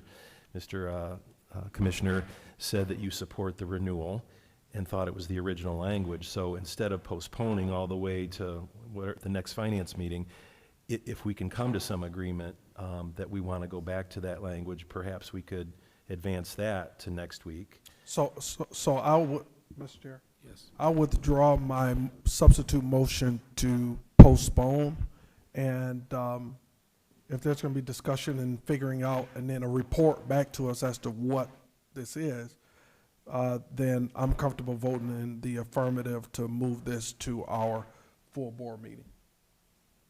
Go ahead, Commissioner Shoemaker. So I'm trying to understand this. When it goes on the record that you moved it forward, this is the language that's moving forward. No one has put a substitute motion to move the correct language forward. So you're moving forward poor language. Two, I'd like, if I could finish, is I was told at one time that to have a renewal, that you needed to have the same language. Any variation from it other than the renewal portion of it was a violation, and it was not a renewal, it was a new millage. We have been brought something that is a new millage. I'm a little frustrated because we didn't vet this before it came into us. And this is the stuff that goes on. I know I got on my little soapbox, but this is the type of thing that goes on because he's reading something, and I'm like, what? Are we reading something different? Because my understanding of renewal is it's supposed to be the same. I could be wrong, but I think, Brian, when you look into it, you're gonna, somewhere that's pretty much the language. It is a renewal. Other than a few little things, it's there. I don't think you should move this forward like this. You can always bring it up next week if you have it corrected instead of moving improper language. Like I said, I'm not opposed to the millage. What I'm opposed to is the fact that it's taxation without representation. Because they vote for us. They don't vote for the people holding those dollars. Mr. Chair? Chair. Mr. Chair, I don't disagree with Commissioner Shoemaker. Based on the language of the, I don't disagree. I wasn't thinking about that piece. Why don't we, and I'm backtracking a bit, but I think it's responsible. Why don't we postpone this resolution to the next finance committee?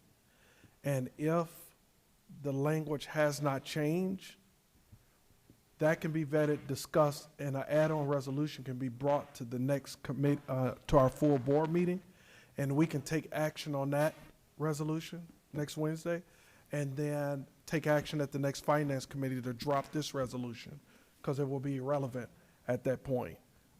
He is right. If we vote on it tonight, we're moving forward the changed language. And the good thing is there's multiple ways that we can do things and still be appropriate, right?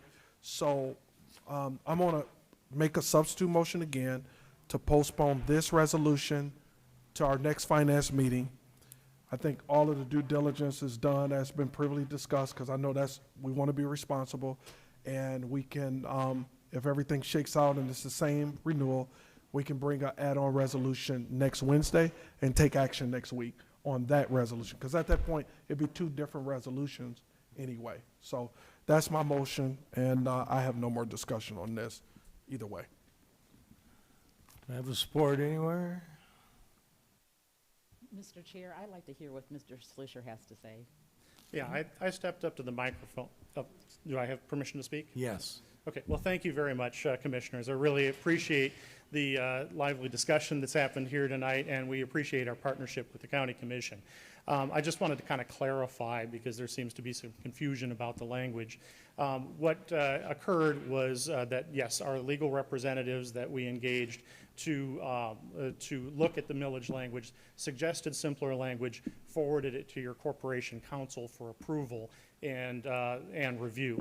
And that's the language that you see before us. But we are more than open to working in partnership with the commission to modify the language, or if you feel that we need to go back to the original language to keep it a true renewal, we are happy to work with you on that. So I just wanted to state that we're happy to discuss the language, and if this body feels that the language needs to be changed, we're more than happy to talk about that.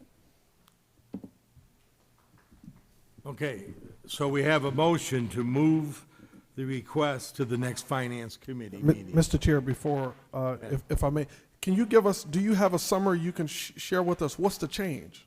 What is the change? Well, I don't have the old language in front of me, to be honest. I think maybe your corporation counsel was looking at it there. In essence, the old language that our counsel felt was a little bit wordy and a little bit long, and so our counsel tried to simplify the language. Obviously, that's causing some issues, as I see, and as I said, we're happy to work with the commission to place the appropriate language on the ballot to go for a true renewal. My motion is postponed for 2 weeks. Mr. Chair, I don't know if we could amend that a bit to say postpone for 2 weeks unless we have an adequate replacement motion next week during our board meeting. Thank you. I don't know that it's necessary, because if, again, and I appreciate the discussion, this resolution is before us in its current form, and it's not, he just mentioned it's not a straight up renewal, right? This is different language. So by postponing this does not append our ability to bring a true renewal resolution next week. It would be a brand new resolution as an add-on to the committee. And so, I think taking this resolution in its current form, we postpone it, had a discussion. If we choose not to do a true renewal, right, then that gives us an opportunity in our next finance meeting. It's not time sensitive to truly go through as a group and discuss whatever the changes are to this new resolution that we'll be entertaining. So, Commissioner Winfrey. Yeah, Mr. Chairman, I wonder if we're confusing the resolution that's before us with the ballot language, which are two different things. The resolution does not speak to any specific ballot language. We're just voting on the resolution, and if we have problems with the ballot language, we can always adjust that through our corporation counsel.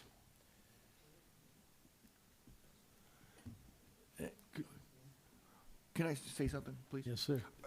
I would just say the ballot language is subsumed within the resolution, so the resolution contains the ballot language. And I don't want to muddy anything up or, go out of bounds here, but if this committee wishes to push it forward to the board, I think a simple amendment to have the millage language drafted by Corporation Counsel to reflect how other renewal millages are drafted for this board. I could have that done tomorrow and ready to go for everybody for next week. Again, I'm not trying to muddy anything up, but to me, that might be the simplest thing, to put it into the normal renewal language that I do for all the other millages.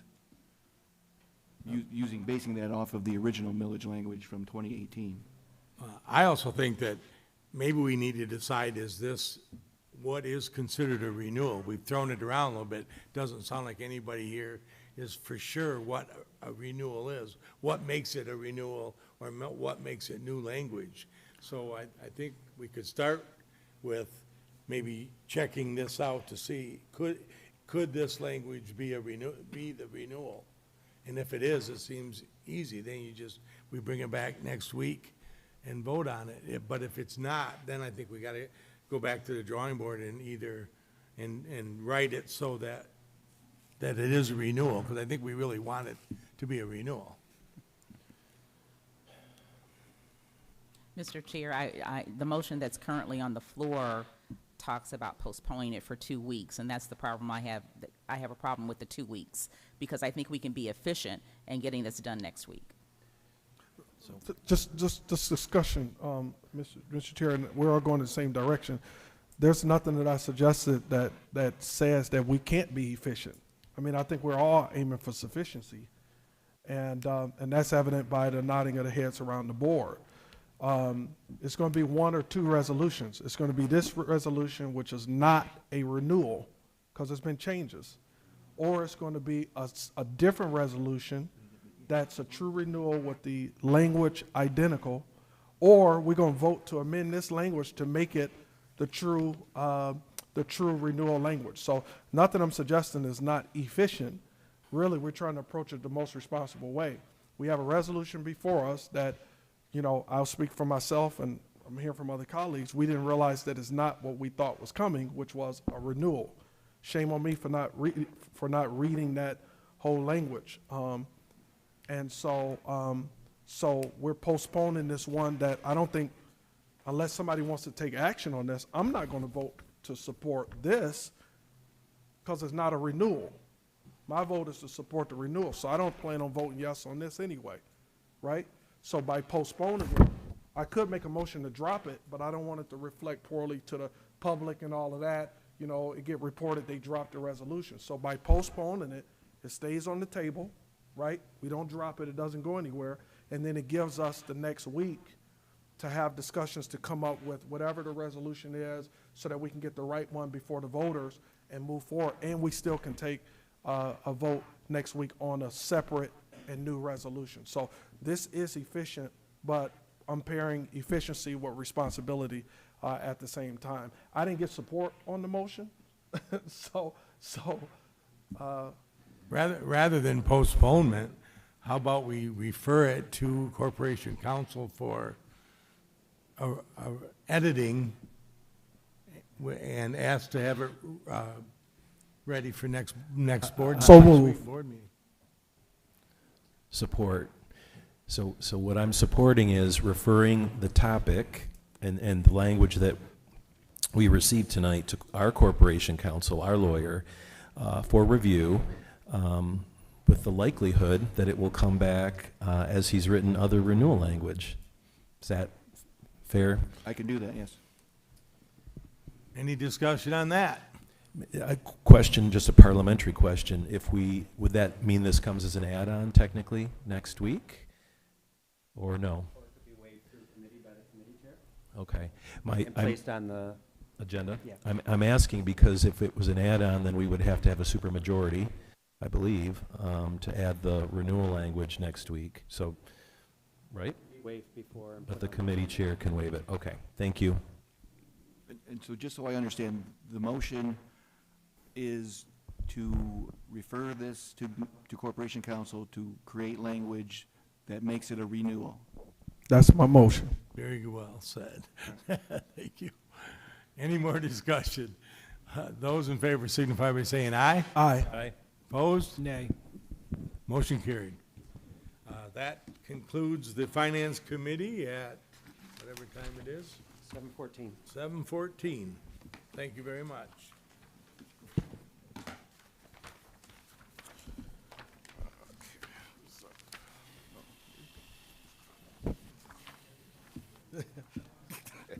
All right, I'd like to call the Government Operations Committee to order at 7:14 PM. Roll call, Mr. Clerk.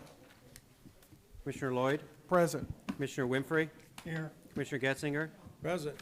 Commissioner Brown, Commissioner Avery, Here. Commissioner Shoemaker, Commissioner Kuznow, Commissioner Wayhill, Here. Commissioner Flewelling. We have a quorum. All right, at this time, we have the minutes from the previous meeting, which are before us. What's your pleasure? So moved. All right, been moved by Commissioner Avery. Support. Support by Commissioner Shoemaker. Any discussion? Seeing none, all in favor indicate by saying aye. Aye. All opposed, nay. Motion passes. Now we have our public comment portion of our meeting. If there are any members of the public who wish to address this body, please align yourself to the west wall. You will have 2 minutes to speak. Once you hear the sound of the beep, please conclude your comments. At this time, our first speaker, please state your name and your city, township, or village of residency. First speaker. Hello again. Brandy Pirtle, Genesee County. I'm here with People Powered Flint. And whether you personally support immigration or not, this still matters. The resolution I submitted tonight is straightforward, so it should be clear for you to make a decision. And whether or not you personally support immigration or not, this still matters. Because this legislation is about Genesee County setting clear standards for how its own resources are used. Courts across the county have already shown what can happen when those standards are not clear. And Miranda Olivares versus Clackamas County, a court ruled that holding someone on an ICE detainer without a judicial warrant violated the Constitution and the county had to pay a settlement. And Galarza versus Salchik, a federal appeals court confirmed that local governments are not required to enforce immigration detainers. They can face liability if they do so improperly. So what we're asking for tonight is common ground. We are asking Genesee County to maintain control over how its own resources are used and to ensure that any federal civil immigration enforcement occurring on county property is supported by actual law and valid judicial warrants. This protects residents, it protects the county, and for many people in this community, it's also about shared values. To end, and inspired by an earlier comment presented here, I thought of Leviticus, where scripture reminds us to treat the foreigner among us as our neighbor and to love them as we love ourselves. So tonight we're simply asking for clear standards and responsible governance. Thank you.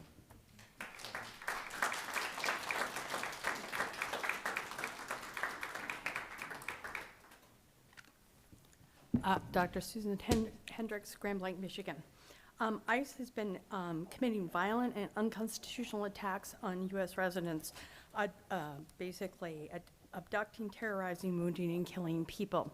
FLOC has been allowing DHS and ICE access to their data collected from your cameras. They have a pilot program for direct access to DHS, now becoming a massive nationwide surveillance system, especially with their national lookup program. Mass surveillance is unconstitutional.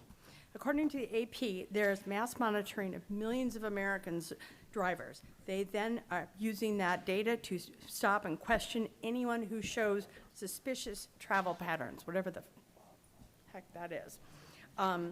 The cameras are being used to track women needing life-saving health care, protesters, even op-ed writers, and again, multiple episodes of women being stalked, as well as the atrocities that we're seeing with ICE and DHS. FLOC has even reinstalled cameras that have been removed without permission.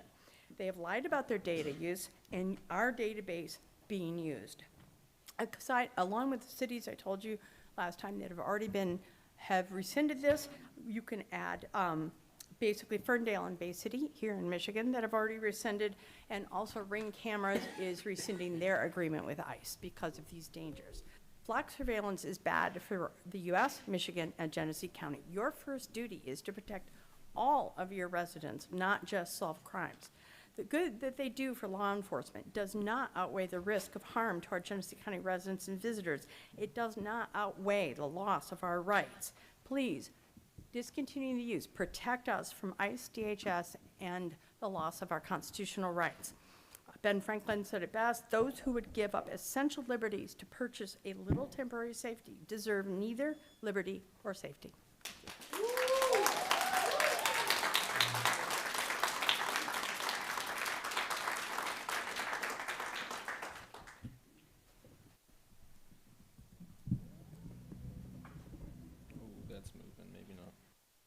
Good evening, Commissioners. My name is Clayton Johns. I live in Flint Township, District 8.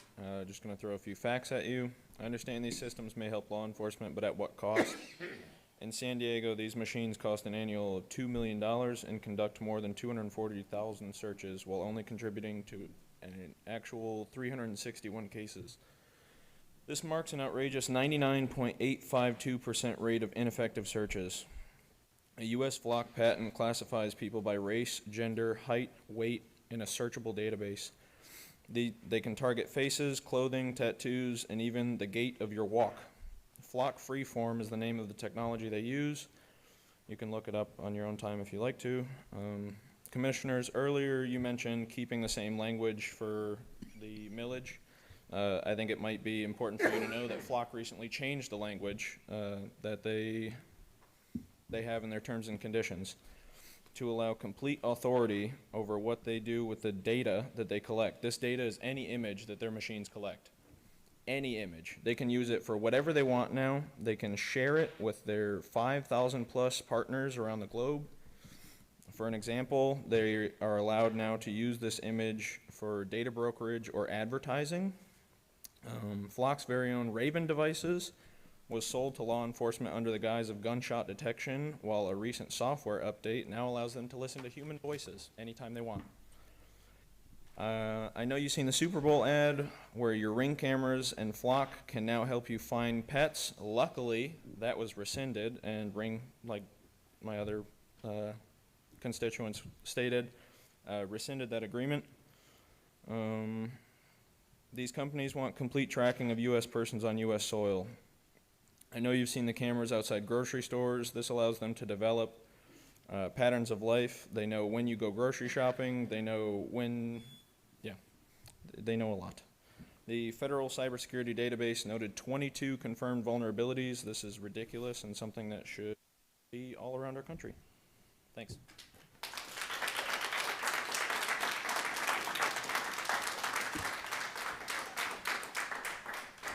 Hi, I'm Sarah McCaslin, Flint resident, Mr. Winfrey's District 2. Nice to meet you. I'm here also to join the calls to ask y'all to vote no on the Flock camera, to rescind the contract, and to resist the Homeland grant that you're being offered. The more I learn about these cameras and surveillance in our communities, the more my concern grows. Any potential benefit to public safety and supporting our law enforcement officers' jobs, to me, is erased by all the potential harm that's going to come to our community members. As well, I think Flock Corporation is riding on a lot of ignorance in the community, not knowing about what the surveillance is, how it's going to be used. And the more that I think your community members and constituents learn, the more they're going to feel like their trust has been violated in this board. We ask you to resist the free money that comes with a lot of dangerous strings attached. End the contract, bag up the cameras, let Flock collect them on their own dime, and let's put every dime we have into things we know benefits public safety: housing, health, jobs, and the arts. I promise those investments you're talking about here tonight, you will never regret as your legacy as Genesee County Commissioners. Are you sure you're not going to regret the investment in Flock? We know of the impact those investments make. Commissioner Winfrey, your legacy in the arts is amazing, and I thank you for that. And we thank you for your investments in those things that lead to public safety that the community wants. We know Flock from PR, is a sinking ship, and as a community strategy is a failing measure. So help us get off that sinking ship. Thank you.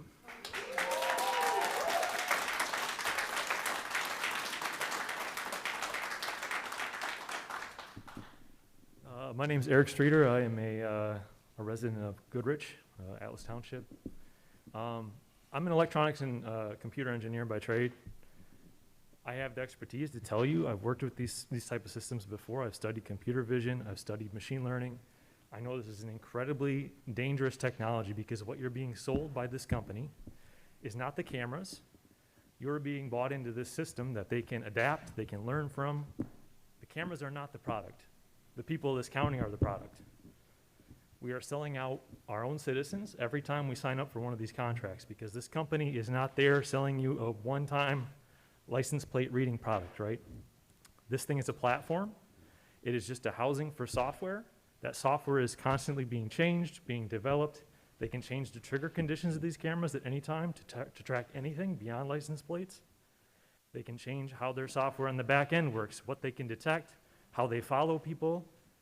They are using these camera platforms to develop models that they will sell elsewhere. It is not about selling you cameras. It is about getting you to buy in and sell your people's data to them. They do not care about safety.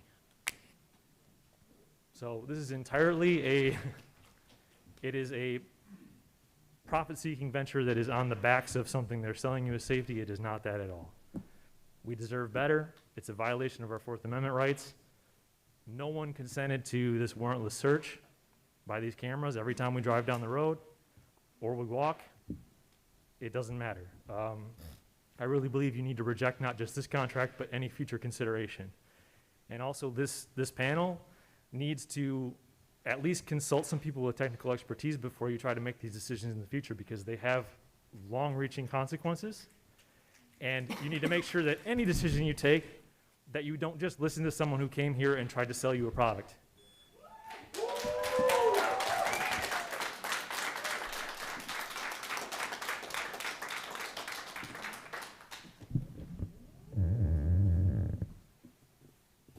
Hello, Robert Link, Atlas Township. I'm here to ask that you all do the right thing and vote no to renewing the flock surveillance camera contract. I know we're about 5 months past due in renewing the contract. As far as I'm concerned, we shouldn't be on the hook for paying for that. Flock were the ones that kept providing the service without an agreement, so that's on them. Also, since we are not in a current contract, there are no grounds to charge us any sort of early termination fee. Over the last couple months, our brothers and sisters in Lapeer Township stood up and spoke out against installing flock cameras that their sheriff had requested. So their commissioners brought someone from Flock to a council meeting to answer questions, and instead of just taking Flock's word for everything, they then brought in a representative from the American Civil Liberties Union to answer questions as well. After hearing from both sides, and more importantly, listening to the people, Lapeer County decided not to install the cameras.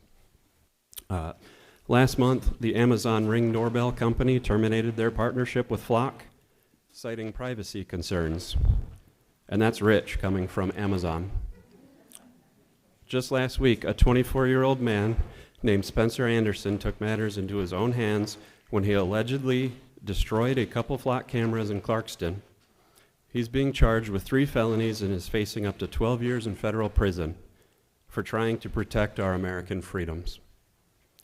One of the news articles garnered over 1,000 replies within 2 days. Comments like, "He's doing all of us a favor, free that good citizen." Literally hundreds of people saying they would like to donate money to his legal defense. Are we really going to put people in jail for trying to steal back some of the freedom that has been stolen from us?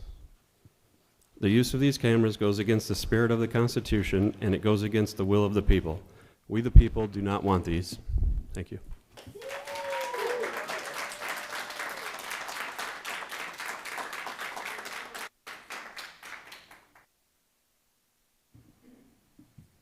Wish I was that tall. How you guys doing tonight? Good. I'm also here with, with all the other fellow mates I have here for Genesee County, asking you guys to rescind this DHS contract and all future contracts.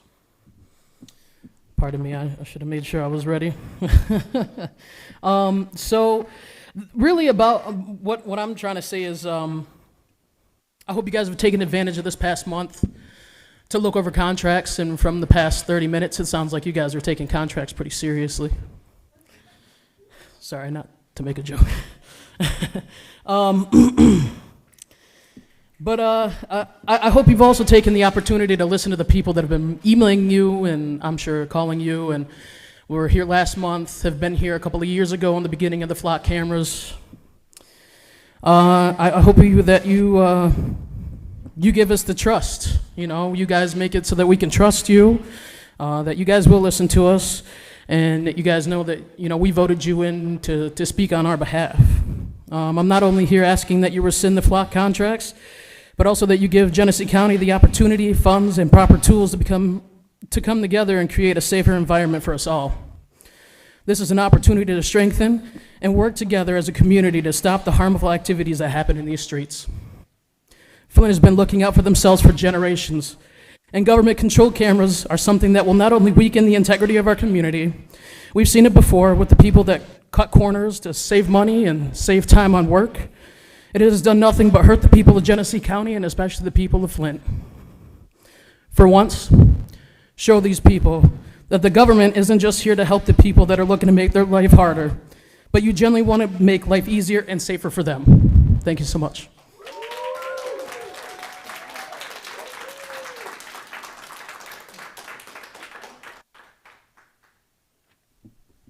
Hi, good evening.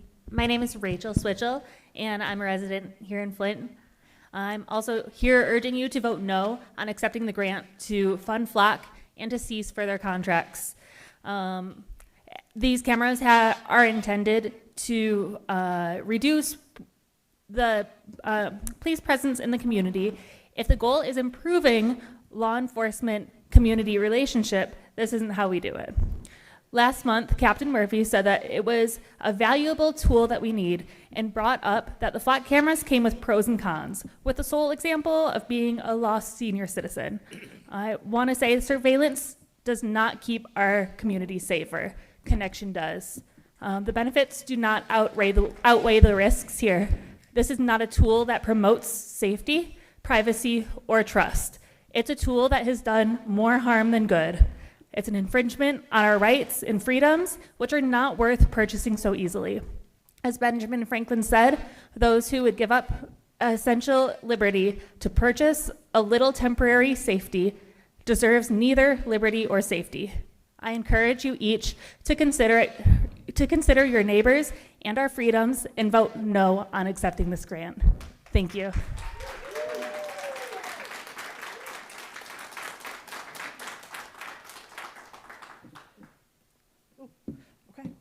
Hello, Commissioners. My name is Kim Glazier. I was born and raised in Genesee County, and after completing my degree at Wayne State University, I returned to Genesee County to start my own career in life.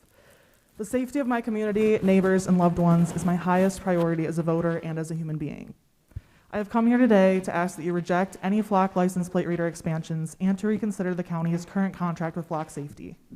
Automated license plate readers collect and store data on thousands of people who are not suspected of any crime. These systems create large databases that track people's movements and raise serious concerns about privacy, civil liberties, and data sharing. Law enforcement, local and federal, private companies, and hackers, which there was a study done and it was shown that some Flock cameras could be hacked within 30 seconds. You can Google that. Hackers alike are able to use the data collected by Flock, not limited to images of license plates, but to and including descriptions of people, places, and the ability to pick a specific location, whether that be a reproductive health clinic, a medical marijuana facility, any type of location that you frequent. Do you feel comfortable with the idea of anyone, maybe your local law enforcement, federal law enforcement, using your license plate number to find out where you've been and where you frequent? Even if not you, your children, your families. It's public knowledge that Flock makes mistakes, like technology tends to do. But these mistakes are not flippant. They can cost people their safety and their lives. In April 2024, Flock Technologies mistakenly flagged Brandon Upchurch's vehicle as stolen. He was stopped by police, and after questioning why he was stopped, which we do have the right to do, had his face mauled by a canine dog. Toledo Police Department settled a lawsuit with Upchurch after he served jail time and paid out $35,000 for the error made by Flock and the Toledo PD. In September of 2025, Colorado resident Christina Elzer was wrongfully summoned to court, accused of stealing a package from a porch. Using her own resources, Elzer was able to prove her innocence with the video footage from her personal vehicle. A mistake in Flock Technologies caused officers to believe they were warranted to arrest this person.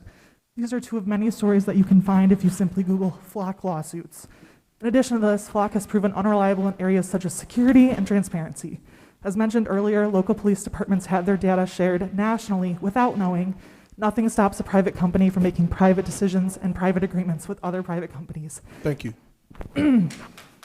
Have a great day. Thank you.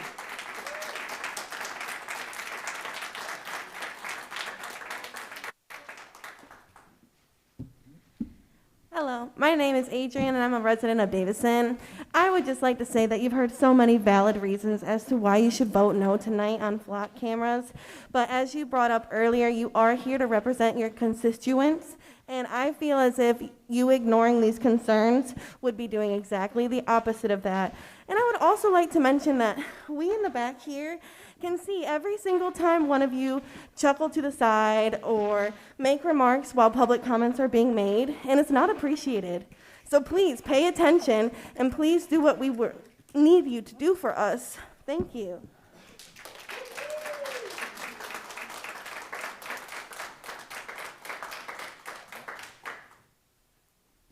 Hello, my name is Joshua Tolda. I'm from Grand Blanc. I actually graduated from Grand Blanc High School when Mr. Getzinger was vice principal. I'd like to start by thanking the board, all the people here, and especially the Sheriff's Department. I mean, I think something that's lost here is that the Sheriff's Department is actually trying to protect us with this technology, and they have our best interests in mind at the end of the day. But the Sheriff's Office only had this for 2 years, right? It's not a be-all, end-all. They can still go back to what they did before. And we have a very qualified Sheriff's Department, right? Things like Ghost, like we have very qualified professionals here.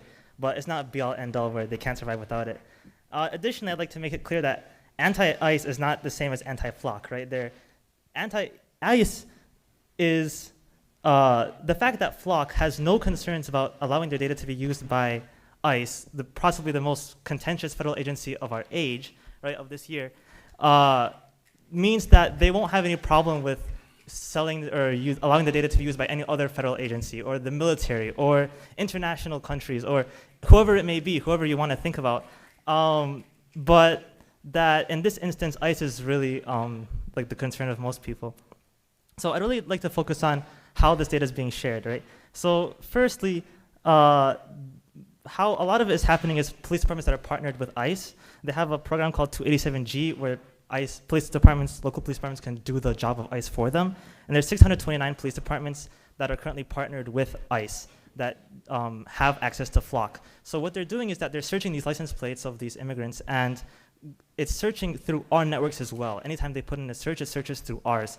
So flock does have a feature that can disable these searches, but the feature was not available in Michigan until only last month. And even then, the feature has dubious claims of whether it works or not.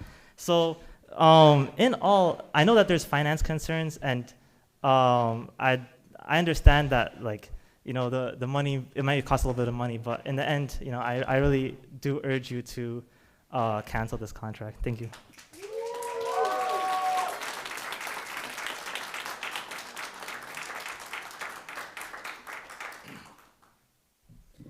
Good evening, commissioners. My name is Kayla Buby. I'm a resident of this community, born and raised in County, and also a resident of Fenton Township. I'm here as a social worker and an educator in this community to urge you, as the board, to reconsider the continued expansion and use of flock safety license plate reader cameras in our county. First, surveillance does not automatically equal safety. While these systems are often presented as crime-fighting tools, they operate by collecting data on everyone who drives through our community, not just people suspected of a crime. That means the daily movements of ordinary residents are being recorded and stored in large databases, which is problematic, as we've heard tonight. Second, these systems create powerful surveillance networks that extend far beyond our local community, and data collected here can be shared with agencies across the country. Even when local policies try to limit access, records can still be searched by other law enforcement agencies, potentially including federal entities. And once this infrastructure exists, we lose meaningful control over how that information may be ultimately used. Third, these technologies expand policing and surveillance rather than addressing the root causes of harm in our communities. Instead of investing in more monitoring tools, we should be investing in the services that we know actually create safety. Things like housing stability, mental health care, youth programs, and community-based support systems. Finally, we must consider the impact on vulnerable communities. Surveillance systems like these have historically been disproportionately used against immigrants, activists, and marginalized groups. Building permanent tracking infrastructure puts those communities at even risk. Our community deserves safety without mass tracking. And I urge the board to pause further expansion of these systems and instead invest in approaches that strengthen trust, transparency, and real community well-being. Thank you.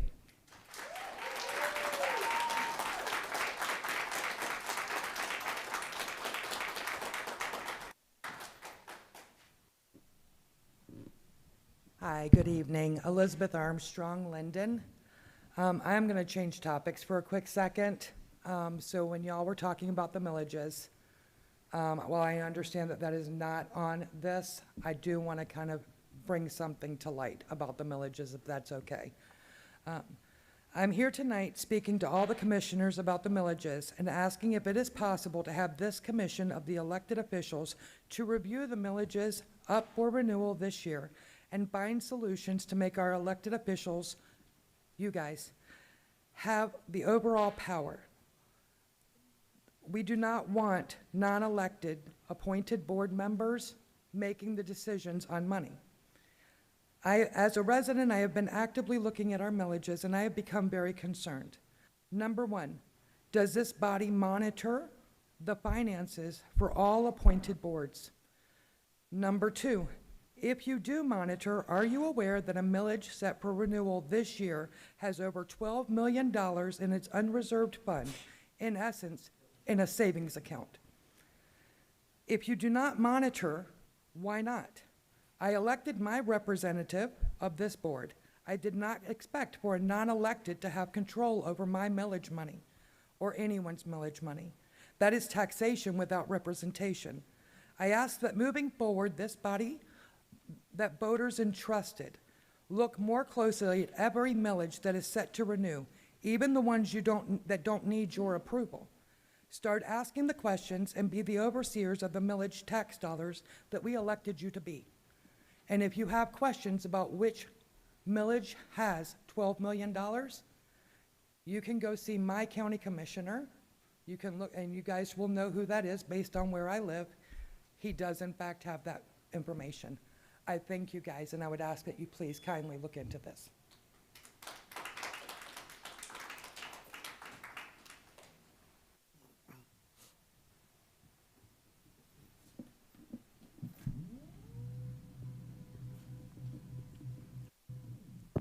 My name is Rosalind Salbenblatt, 6023 Turner Road in Flushing. And I'm here today about the safety, privacy, and personal information of Genesee County residents. I originally supported the use of flock cameras. I no longer do. It's about the safety and privacy of all residents of Genesee County, as well as those that are passing through or visiting Genesee County. This network of surveillance cameras has exploded and are able to be accessed by more than just our Genesee County law enforcement. They are recording more than just license plate numbers. They're recording and keeping in a database any information about a vehicle up to and including license plate numbers, color, make, model, any rust areas, dents, specific markings, stickers, etc. This information can then be linked to our names, address, and a multitude of other information kept in separate databases. These cameras are invading our First Amendment right to privacy and the First and Fourth Amendment right against unreasonable search and seizure. I'm asking that you rescind the contract and decline to fund the continued use of flock cameras. I'm also here in support of the resolution that my other constituent talked about, establishing standards governing federal civil immigration enforcement activities on Genesee County property. Although this seems to specifically relate to immigrant protection, this also protects all the residents of the county. We are ready and able and willing to defend and support our immigrant friends and neighbors. I'm asking that you pass this resolution so it won't be necessary for us to do that. By passing this resolution, you will also be protecting all of the residents of Genesee County from unnecessary trauma. Thank you.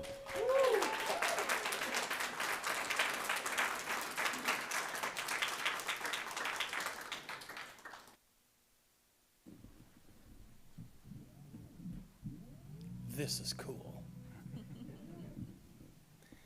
My name is Greg Rowan, and I'm a resident of Burton, Michigan. And I want to thank you for allowing us to speak our minds to you. Frankly, it is my opinion that any time a society chooses to relinquish their personal rights, it's a slippery slope. I think we have seen miscarriages of justice by our government over time. And all it takes is someone who's up to no good with some power to turn around and to use laws against our citizens. I witnessed that personally in our last administration under President Biden. And I personally attended some of the trials that were held by his Department of Justice against some people that I think were amazing citizens. So I have to say, please, don't allow the surveillance of our people. I completely support our law enforcement. I support ICE, but I do not support our communities being surveilled. I believe that's wrong, and I believe it is a violation of our rights. Thank you.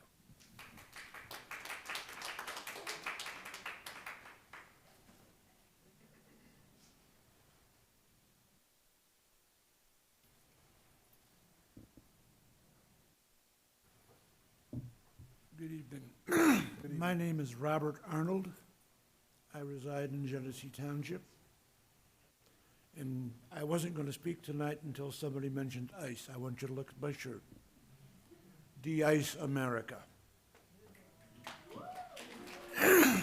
Now, having noted that, I also support ICE. I do not support what ICE is doing. And I would not support your yes vote on this millage. It should be a no vote. I ask you to vote it down. Here's the reason, well, here's what I like about what ICE does. If ICE is truly going to go after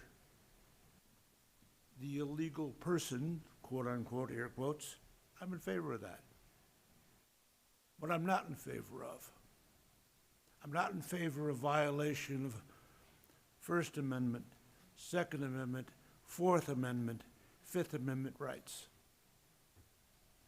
These flock cameras are going to be used to identify people they probably shouldn't.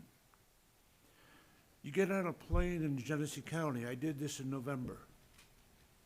You give your ID to the TSA people, that information gets shared with ICE. Did you know that? It does. I don't like that either. But I don't like ICE violating our constitutional rights. I don't like the idea that Genesee County sheriffs could gather that information through flock cameras, and flock cameras give that information to ICE. You don't have to participate in that. I ask you not. Thank you.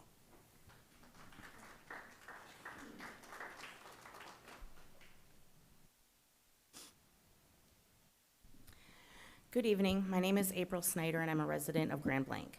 These cameras are already installed and operational. They have been for years, so I would ask, why now? Why have they suddenly become a problem? I've heard a lot of comments about immigrants, but there's a huge difference between immigrants and people who are in our country illegally. The work has been completed, and we now have bills to pay. Using grant funds is a responsible way to pay for the project rather than ignoring the financial obligations that already exist. If these grants are not renewed, how much money will be owed by the county? What penalties will be applied for early termination? Will canceling multiple grants early inhibit receiving future grants? If these cameras are not something that the residents want, then I encourage research and conversation next time before their next renewal, not after, when they have renewed automatically months ago, and penalties and cancellation of grants midterm could cost Genesee County a lot. Law enforcement officers need effective tools to investigate crimes quickly and safely. Cooperation and collaboration among law enforcement agencies is essential for public safety. Working with other departments, including federal agencies such as U.S. Immigration and Customs Enforcement, can help ensure investigations are handled effectively. Limiting cooperation with federal law enforcement can hinder investigations and does not serve the best interest of residents in Genesee County. I respectfully urge this commission to conduct further research on this topic for the future, but to currently reject any motions or resolutions that limit ICE activities in Genesee County or that interfere with legitimate law enforcement investigations. Thank you for your time.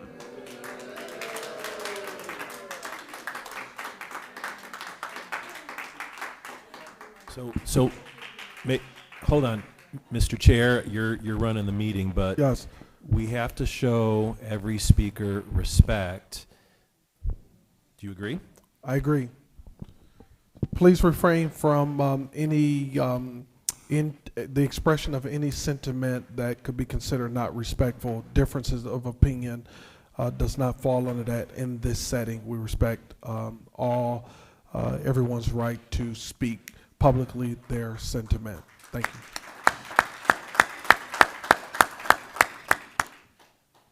Todd Womack, Flint resident, District 1.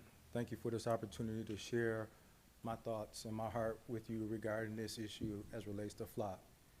It is my hope and the community's hope that what is driving your decision is our perspective and our voice. It is our hope that you will make informed decisions based on the position and the stance of your community and your constituents, right? And so part of what you've heard this evening regarding this is our input, not just comment, but input, and hopefully it will influence you as you make a decision moving forward. I may be dating myself, but when I was a freshman in college, our instructor had us read a book called 1984 by George Orwell, right? And so a quote from that book says, in George Orwell's 1984, surveillance is not a tool for achieving social justice, but the very mechanism for its destruction. The party uses technology to enforce total oppression and crush the human spirit, manipulating the truth until it no longer exists. Justice is replaced by power, and freedom is redefined as obedience. That was in 1983, 40 plus years ago. And so I love my wife, right? But a few years ago, Ann, a few years ago, she came to me and said, honey, you think we should get Life 360? And I'm like, what's Life 360? She's like, it's this app where we can track the whereabouts of our sons. And I said to her, hell to the no. And she was like, why? I was like, I understand your concern as relates to their safety. But as a black man growing up on the north side of Flint, I know what it feels like to be surveillanced. I know what it looks like. And so I'm asking you not to be co-opted into believing that FLOC ensures safety, but really it ensures and moves forward the advancement of surveillance. Thank you.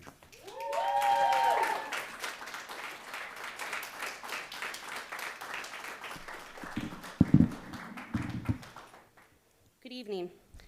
My name is Sloan Seven. I'm from Flint Township. I also would like to discourage you from renewing this contract. I was really disappointed when I came last month to find out how far behind the renewal time we were. I was disappointed that there were no hard numbers given, no this is how many people we arrested before FLOC, this is how many people after, this is how many children were lost before FLOC, this is how many we were able to find after. What is FLOC doing to help our community? And I'm not sure that I trust the Genesee County Sheriff's Department to not be sharing our information with companies all over the country. Are they actually focusing on real cases, or are they looking for people who have sought medical care in our state, who have come to avoid abusers in our state, and then they are tracked here?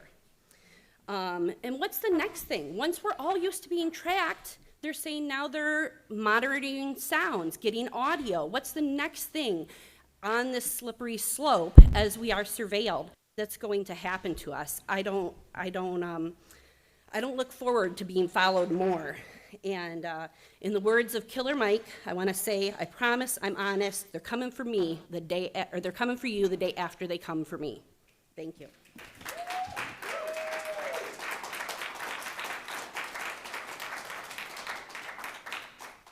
Good evening. My name is Angela Richardson. I'm from Flint Township. I came here with a different mindset, I'll have to admit. There's some confusion, and I hope you guys will hash this out in terms of, are we in this contract? Are we locked in? Is it something you're trying to renew, or it's already been renewed? So I hope that you'll answer that in your discussion. That said, if we're already using this, why is there a big deal to allow ICE to use it? To be clear, I want ICE to be able to do their job, and I hope that our law enforcement will cooperate with them. But nobody here wants to be surveilled. I hope you will think about another issue as well. When you rely on technology in your community, you diminish it. I would think that a priority for this commission would be for the longevity of our community. I'd rather see more personnel, law enforcement, whatever, than for you to strictly rely on technology or rely too heavily on technology, especially to the point where we feel like we're being violated. So if the technology is there and you're using it, I don't know what the big deal is to allow ICE to use it as well. It's for our safety.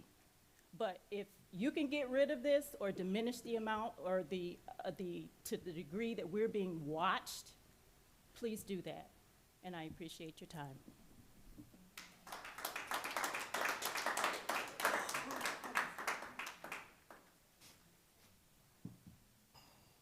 Good evening, Commissioners. My name is Jody Kramer. I've been a Flint resident my entire life. I've touched just about every crack and crevices of this city, and I was a product of this environment for a very long time. I spent 2 prison terms due to my addiction, and since then, because of accountability and because of sitting on that bullpen floor many, many times, I'm now a recovery coach. I work with mental health, substance abuse, and I see the plague that this city has had. I own a small business barbershop on Fenton Road, and every day I watch young women prostituting themselves. I see young youth going up and down the blocks with guns wide open and not even old enough to know how to use them. So I'll say this, I'm not a fan of being monitored and surveillanced, so I agree. And I'm bipartisan. I sat here this entire time to try to gain some knowledge and some education on the topic. And I'll be the first to say this is just the beginning. I only gained a little bit. But if any of us are concerned about surveillance, I highly suggest we get rid of all of these. Because I'm convinced that we have been being surveilled by our government for a very long time.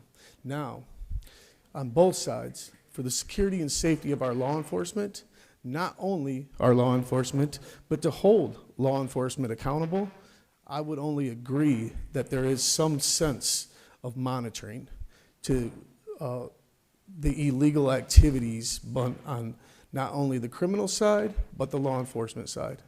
Thank you.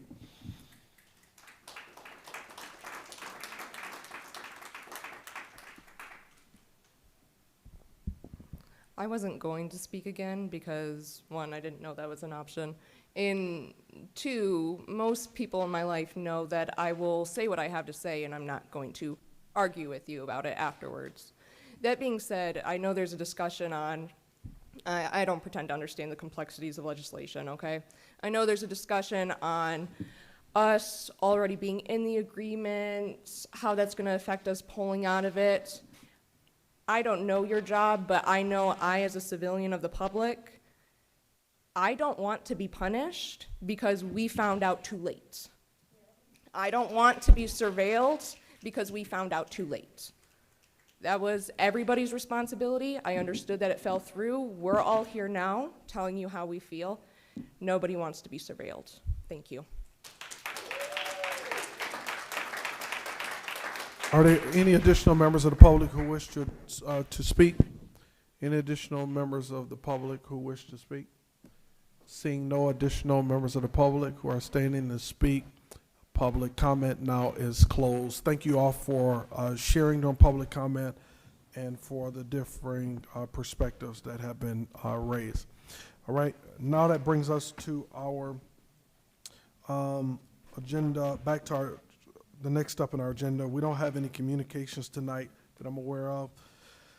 Now that brings us to our old business.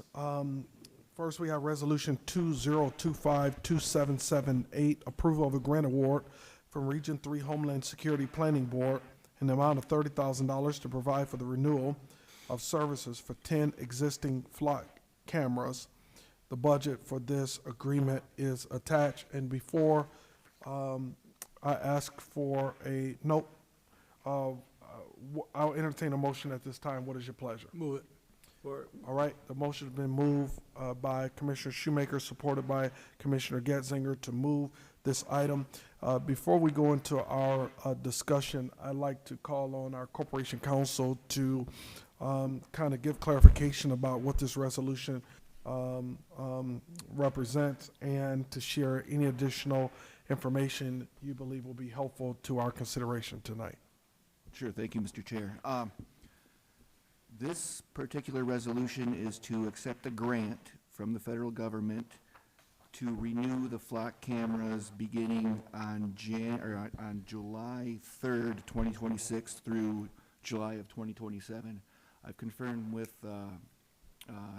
Deputy Metropolis, I think his deputy might be a sergeant, that we are in, the current term goes through July 2nd, 2026. We're paid up. Everything's good with that. So this is to accept a grant to renew the cameras. This item is to accept the grant to renew the cameras starting in July of 2026.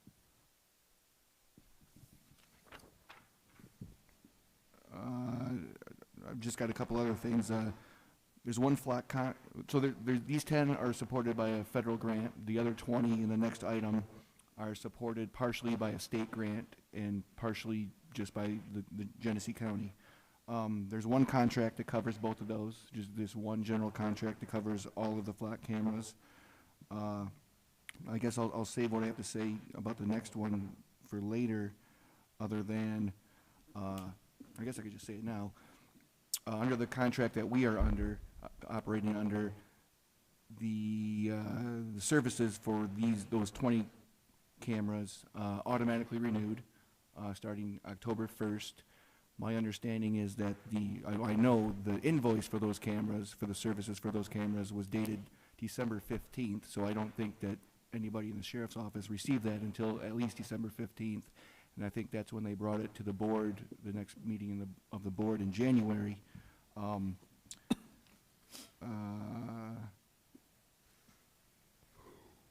And I guess the last thing is that the contract that we're under has a term. One of the provisions says that the contract automatically renews unless we give 30 days notice prior to that. So again, this current item, we're done and paid with for this year. This is just to accept a grant to pay for the renewal starting in July. All right, thank you, Mr. Corporation Counsel.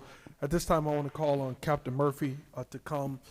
These requests originate in the sheriff's office, and so as we go into our discussion, please share any information you believe is helpful to our consideration, the rationale for the request, the necessity from the perspective of the sheriff's department to have this equipment, this ability, and anything else, again, that you deem will be helpful to our discussion.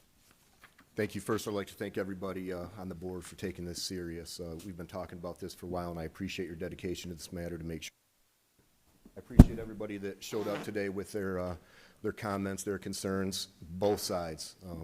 Good points. I hear them. Sheriff Swanson hears them. We understand them. Our main goal at the Sheriff's Office and with Sheriff Swanson is the safety of Genesee County residents. Always has been, always will be. We believe these flock cameras help us do that. A lot of things have been said. We use these to locate homicide suspects. We do locate missing elderly people. We also locate human trafficking victims, stolen vehicles, people that flee and elude the police. We enter that vehicle in and locate it in a different place. It's very, very important to us to have this, and it helps us. There's no live feed on these. What we get is a still photograph.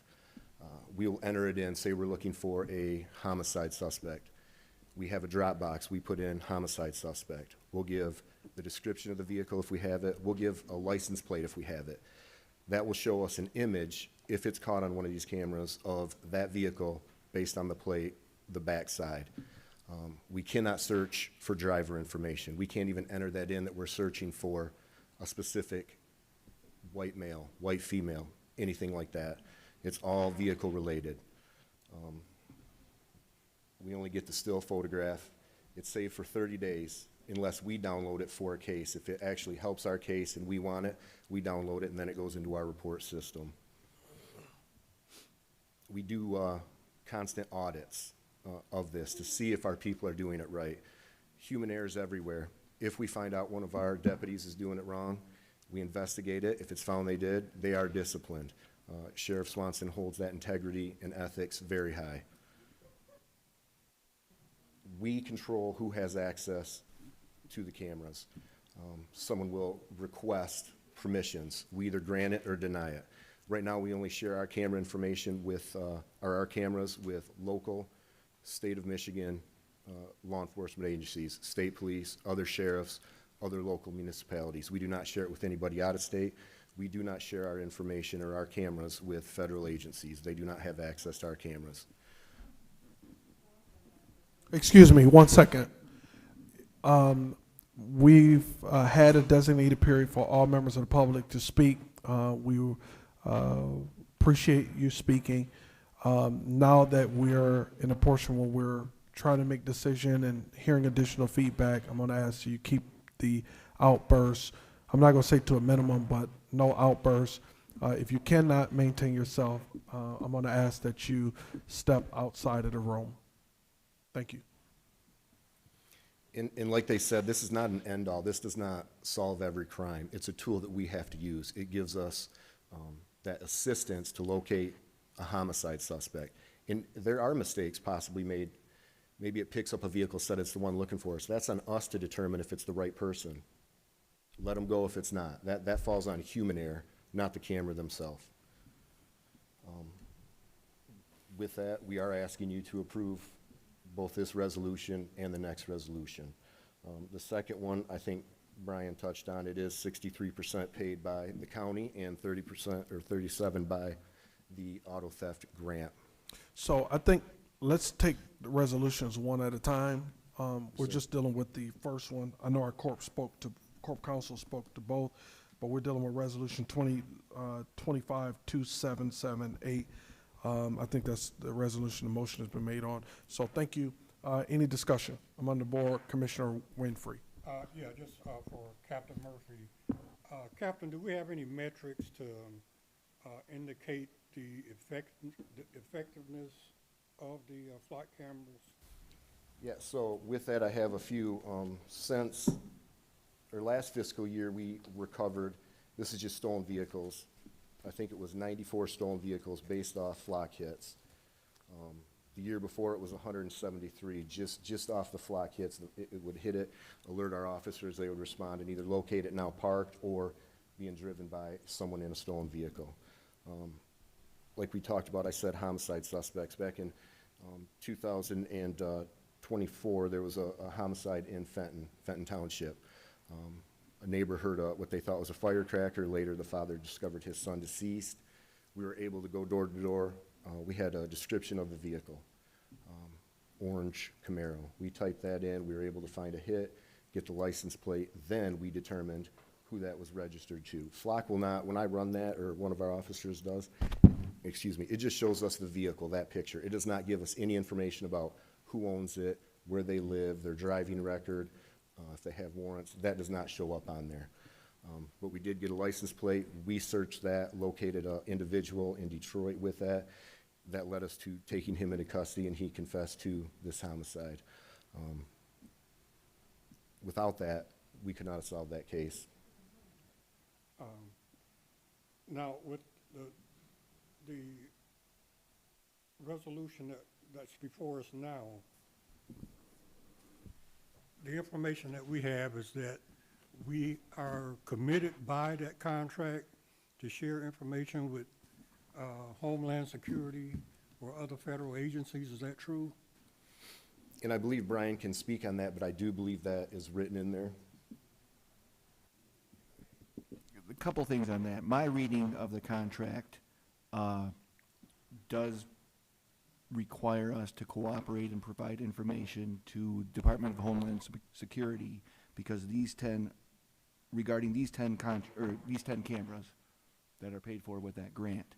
Now, I do have and I trust my legal knowledge more than, I got this email from Deputy Metropolis earlier who talked to his grant administrator on this. And the grant administrator says that Genesee County is not obligated to share the information with the feds, but if the feds really want it, they will find a way to get it. The way I read the grant agreement, we are required to cooperate and share information, notwithstanding the federal grant person saying that we don't have to. And if I may for that, just one thing. In that, it doesn't say we have to share information from FLOC.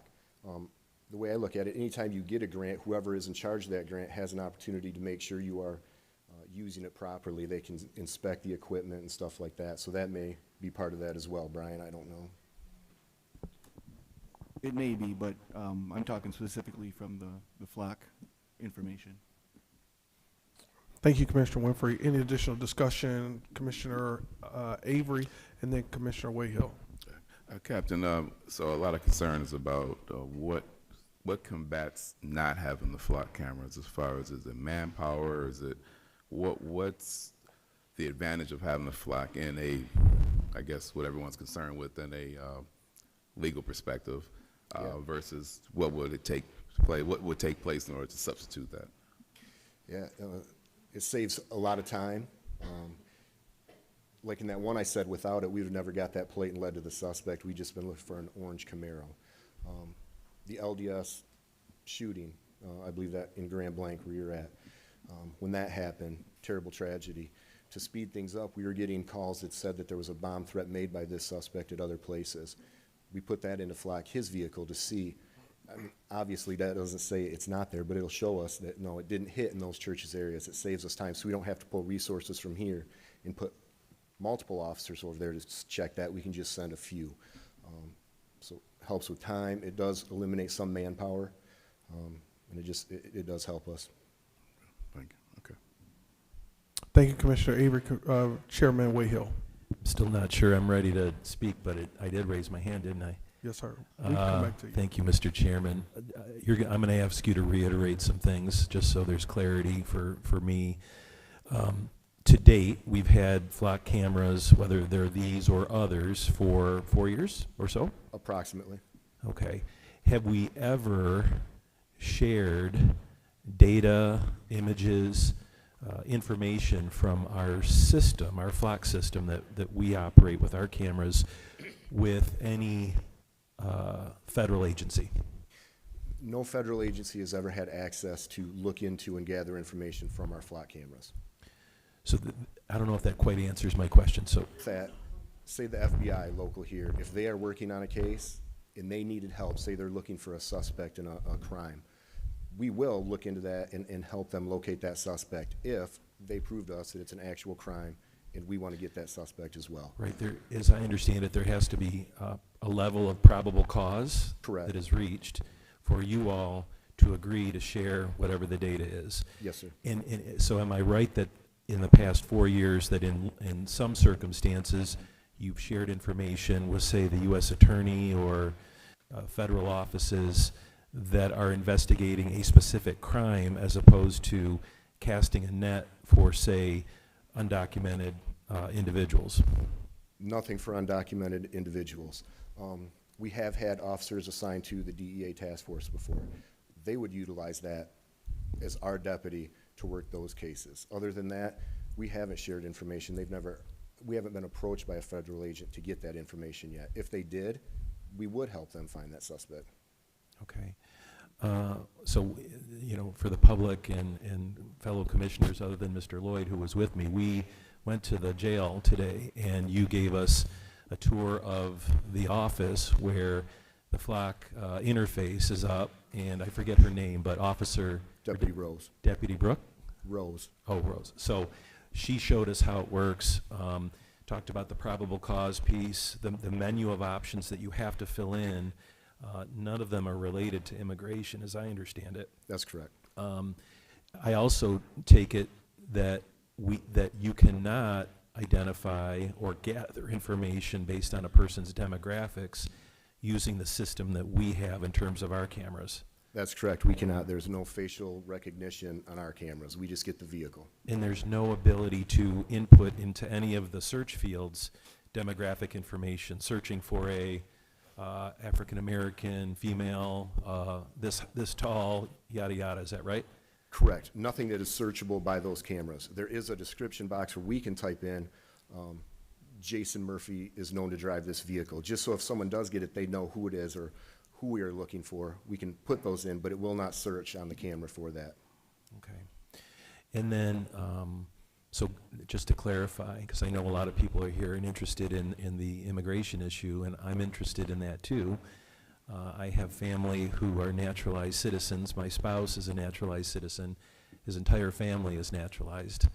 And they were here, some of them for extended periods of time, where they were, I mean, I guess they're here legally, but, you know, they're not full naturalized citizens, or weren't. I share the concern that in some instances, maybe in a number of instances, there are violations of people's rights, and what we would not want in this country in terms of federal agents walking up to people on the streets of this country and asking them for their papers, their documentation, whether they're here legally, whether they're undocumented. That is of great concern to me. And as I said to you and the sheriff and the others at the jail, regardless if someone is here full citizenship, naturalized citizenship, or undocumented, if they commit heinous crimes, I want them in jail. I want them to be held accountable.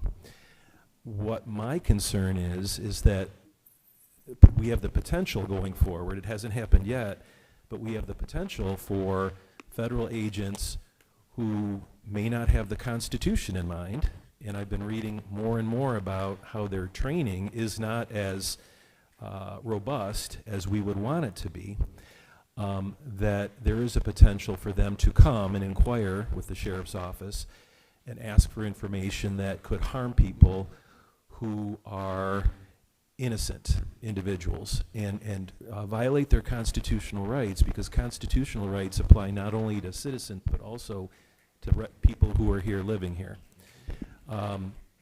So I'm inclined, all of you that are snapping, I hate this next point, I'm inclined to support your use of it, because I've also been listening closely about some of the heinous crimes that Flock has helped to solve and bring people to justice.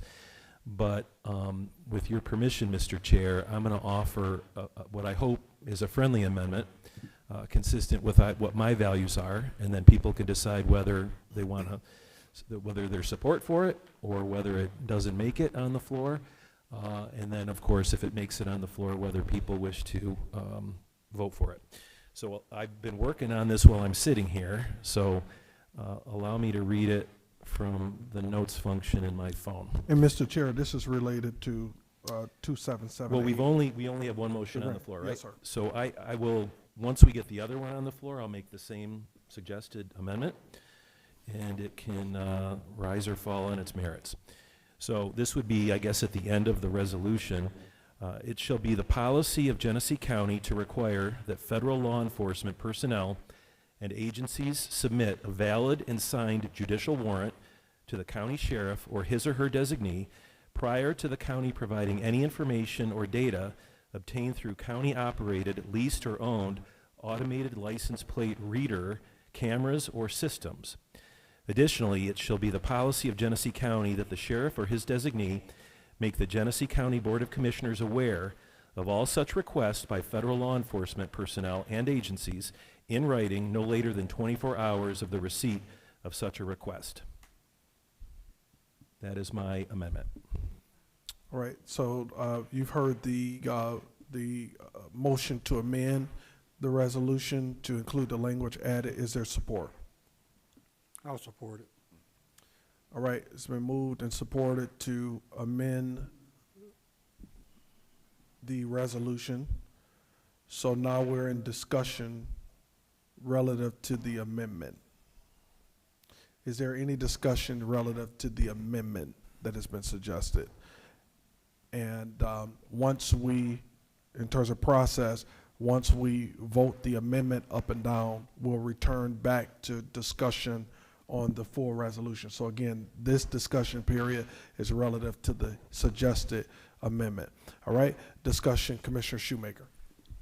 And I appreciate what the chair is trying to do, but I don't believe we have the right legally to do that. There are several federal acts out there. I think Corporation Counsel needs some time to actually look into them if that's what we're going to do, but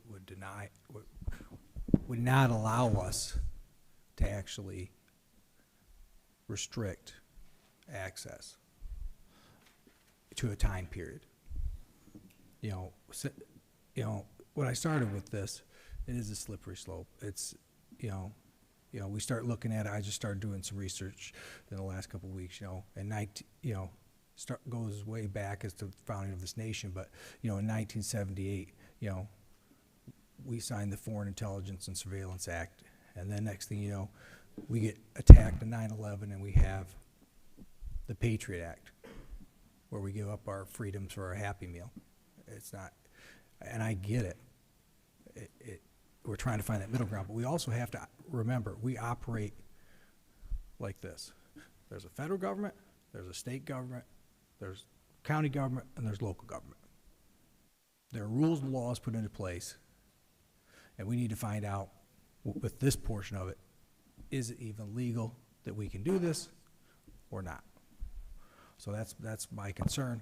I don't know what he wants to do with it from there, but first we need to find out, can we do that? Are we passing something that is not legal? Thank you, Commissioner Shoemaker. Additional discussion. Thank you, Mr. Dr. Chair. Brown. To Commissioner Wayhill, what I think I heard your amendment say is that we want to add, it would add a clause to the end of the resolution saying that we would only release information about that we have on our flocks to the federal government if they issue a warrant, correct?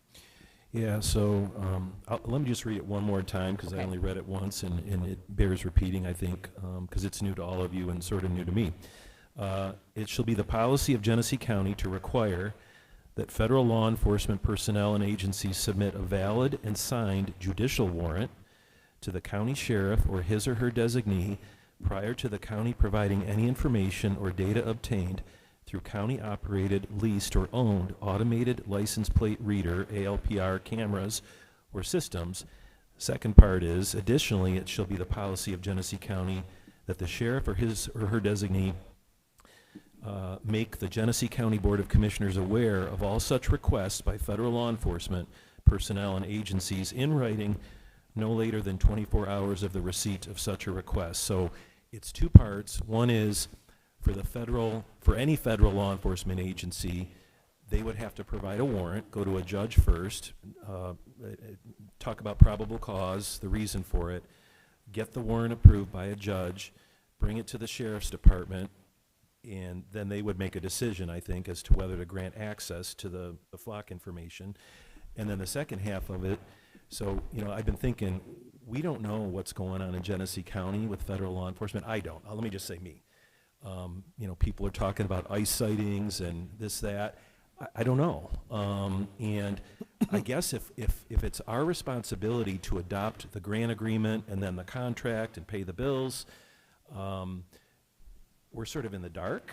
And I think our constituents want us to be able to know how what we've approved and what the county government has approved, even though it's with a co-elected using the equipment, what it's being used for. And given what's going on in the country, I don't think it's unreasonable to require probable cause, a warrant, before we give information at that level, and then also ask the sheriff or his designee to let us know.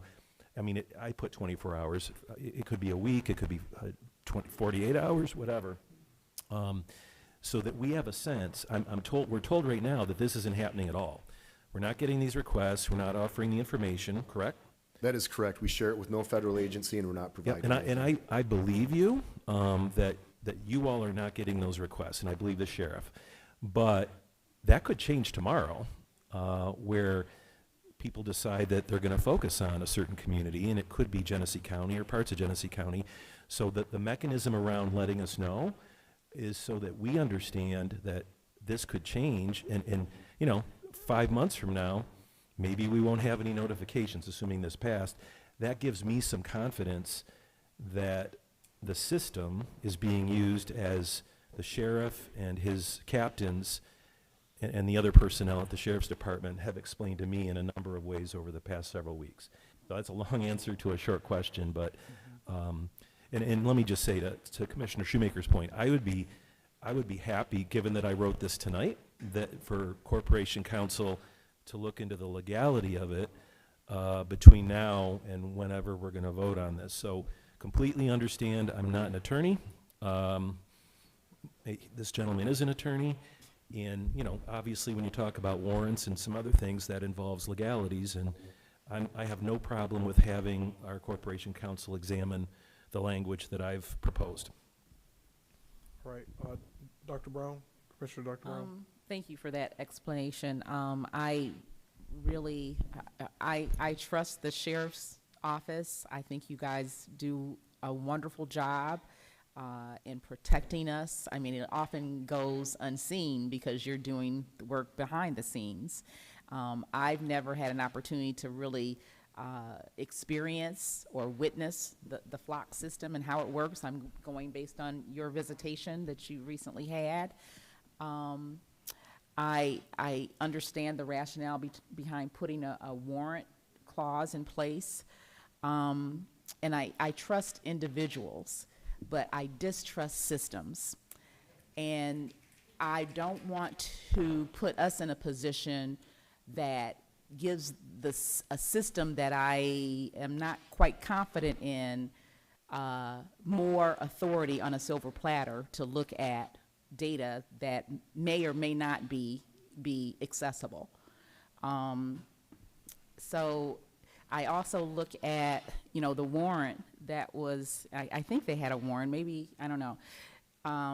What happened in Fulton County when the federal government went in and took all of those voting records. I think they had a warrant, and they took all of this personal data of the voters. That happened there, it could happen here. It could happen with this flock data. So that kind of broad authority, I honestly don't think a warrant would do a lot of good. I'm concerned about creating and fostering systems that violate civil rights.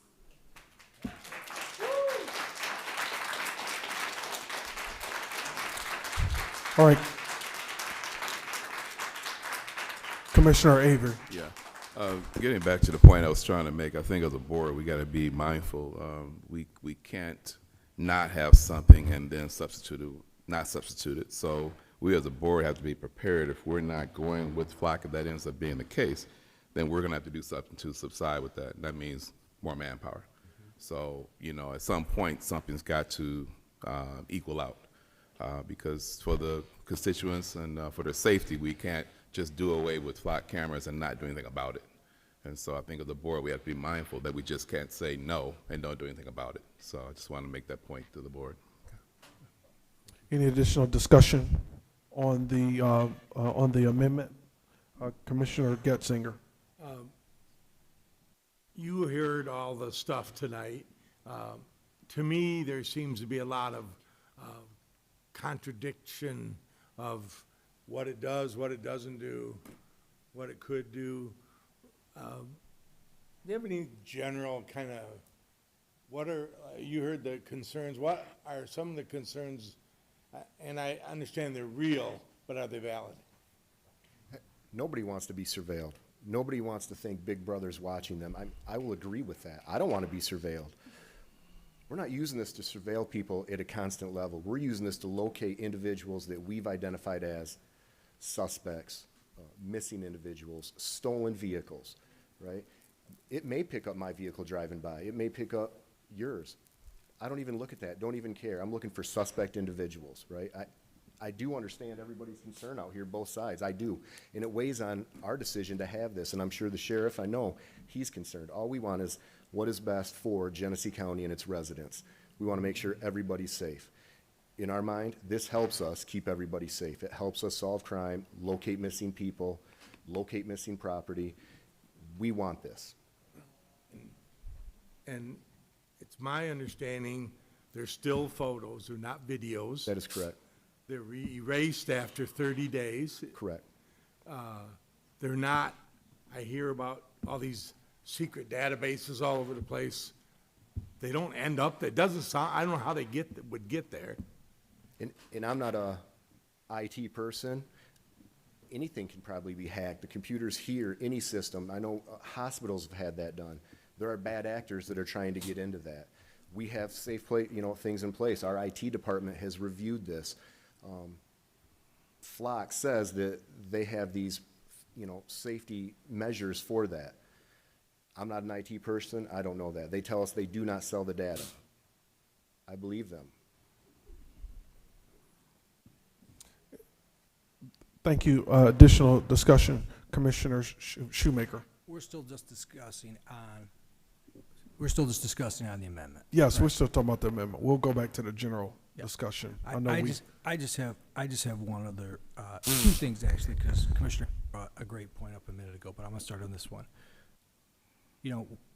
We took an oath, I had Mr. Freeman grab mine today to uphold the Constitution of the United States of America, the state of Michigan, and this county.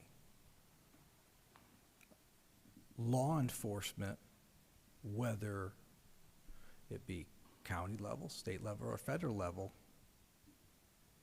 there are laws against obstruction. There are laws against working against it.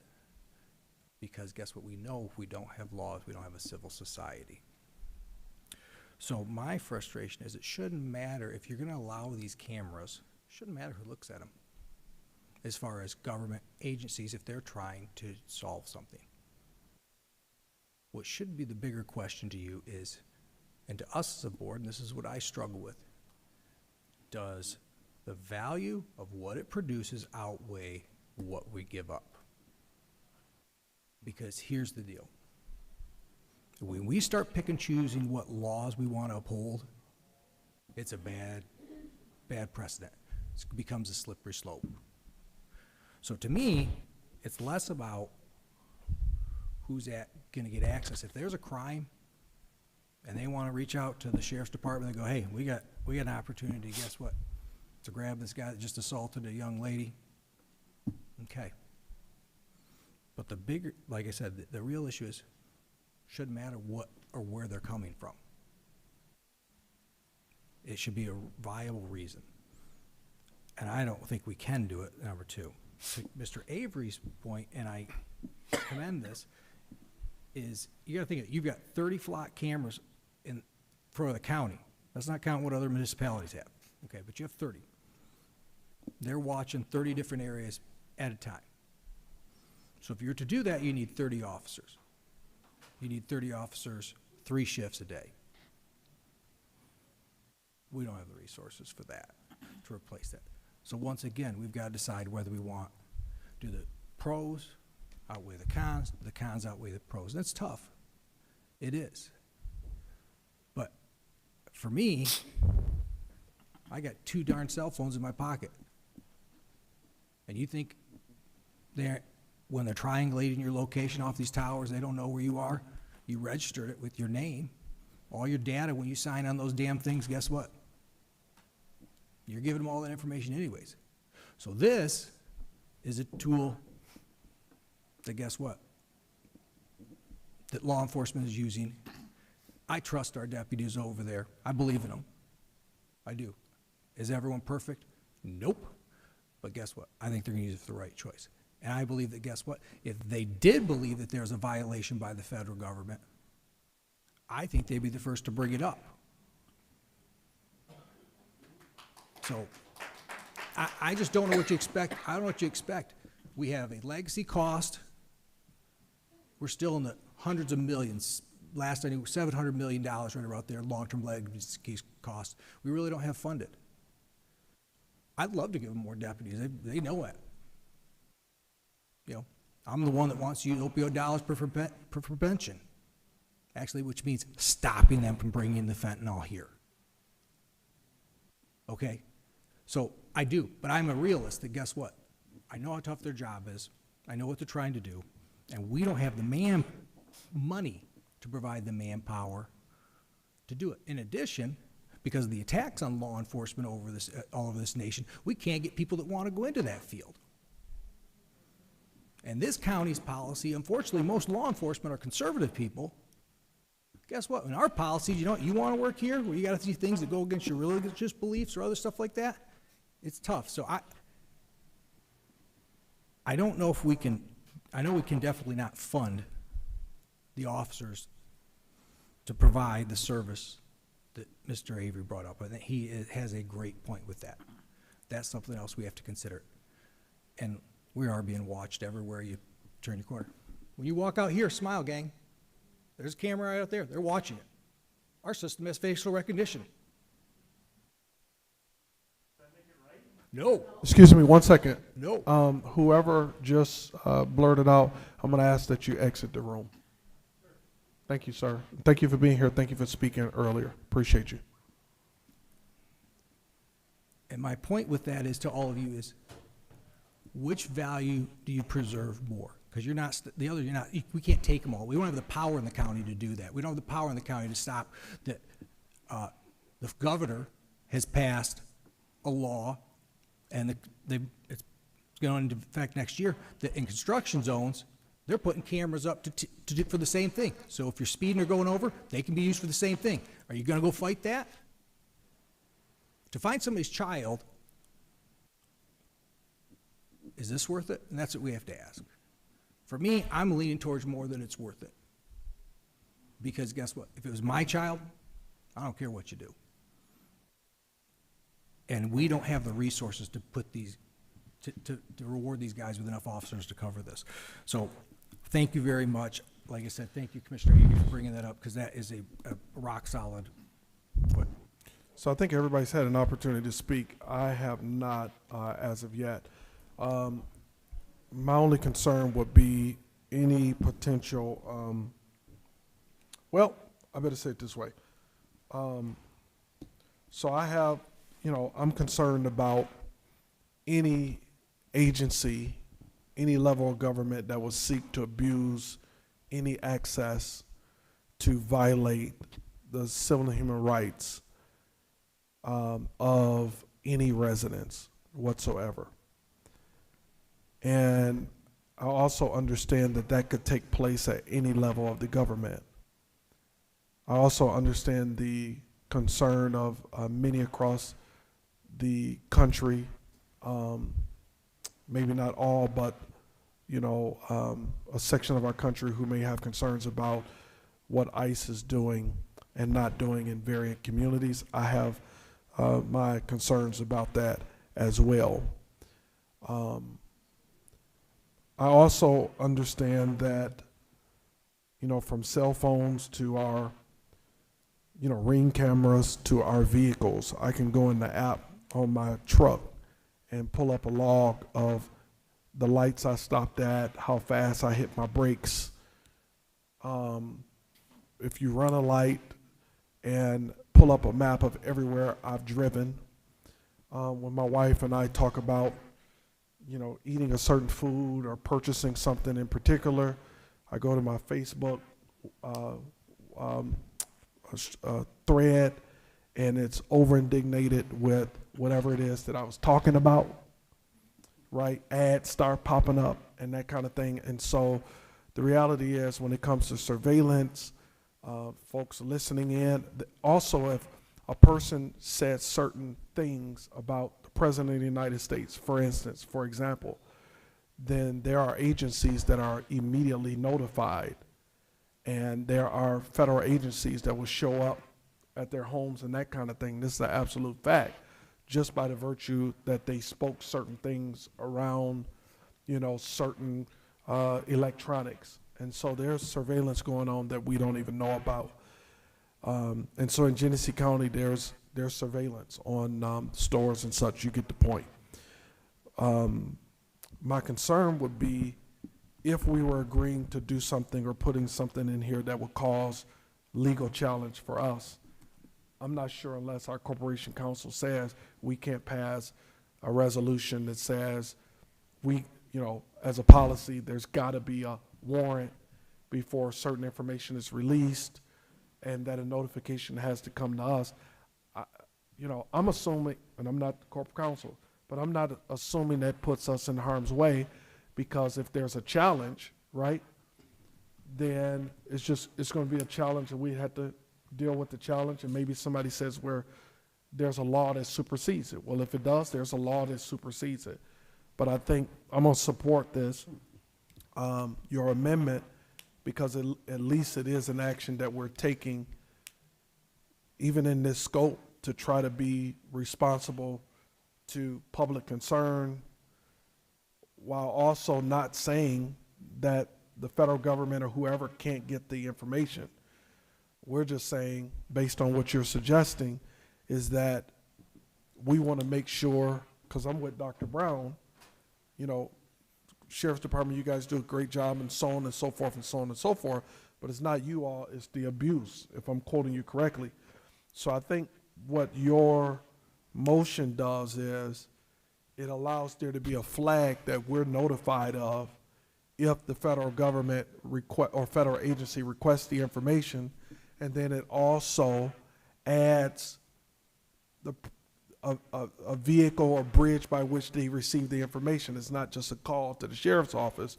It's got to be a warrant, and if there's a warrant, that comes from a court, and we don't have the authority as a voting body to trump what the court says has to be done. We don't have any authority over any warrants. So for that reason, I'll preserve my discussion about the overall resolution for when we come to that, but it's for that reason I'll support it, because I think that it's, based on the concerns, it's better than not having anything, because the alternative is they request it through the sheriff's department, through email or whatever the case may be. We never know about it, and it's somebody in their office that's saying, I'm going to give it to them or not give it to them. By a warrant, it takes it, if you will, takes it out of a staffer's hand or a department leader's hand, whether or not they're going to supply the information, and it forced the government to get a warrant to get it, and at that case, it's out of our hands. So that's my discussion on this. Is there any additional discussion on the amendment? Seeing no additional, Commissioner Shoemaker. I just had it pulled up here, and I'm sorry, I'm trying to go through the internet to find this. I really think this is not allowable. And if I could find where I just pulled that up, because the Constitution talks about, here we are, Article 6, 2, talks about supreme law of the land, which basically gives, to paraphrase everything, the U.S. Constitution is number 1 as far as hierarchy. Federal law and treaties are number 2. State constitutions and state laws would be 3. County ordinances at that point would be 4, and city or local townships would be 5. So, like I said, I don't want to, like I said, to me, if you're going to allow it, allow it. I trust our group to let us know what's going on and if there's a problem. But if you don't want to allow it because you think, guess what, people shouldn't be watching people, then that's the reason you should vote. Not because somebody in the federal government you don't like, or when you do like them has it. I brought it up when they first brought it to me, and they all remember it. I said, man, I don't know about this. This seemed kind of like Big Brother. And the undersheriff said to me, Sean, come on. But I had to make a decision at that point whether the pros outweighed the cons. One, if it's my loved one, yeah, I want this found. The murder in Fenton Township has never been solved. My residents wouldn't felt as safe if we hadn't figured out who it was, because they don't know, it could have been the neighbor. Could have been my neighbor. Okay? And then on top of it, we've got to look at the fact that it does reduce manpower. We don't need as many people to do this. And we don't have the funds. So, like I said, I'm very concerned with this. You guys can move forward if you want. You can always add it next week once you see it's, you know, if you see it's fine and legal. But I appreciate the opportunity, and like I said, I appreciate everybody being so involved. It's very important that we keep doing this for our democracy, because when conversations stop, that's when problems start. So thank you. Any additional discussion? Commissioner Getzinger. What would a warrant do, requiring a warrant for you, what would that do to your? Yeah, I mean, so if you wanted them to provide a warrant, it's going to take some time. It's not immediate.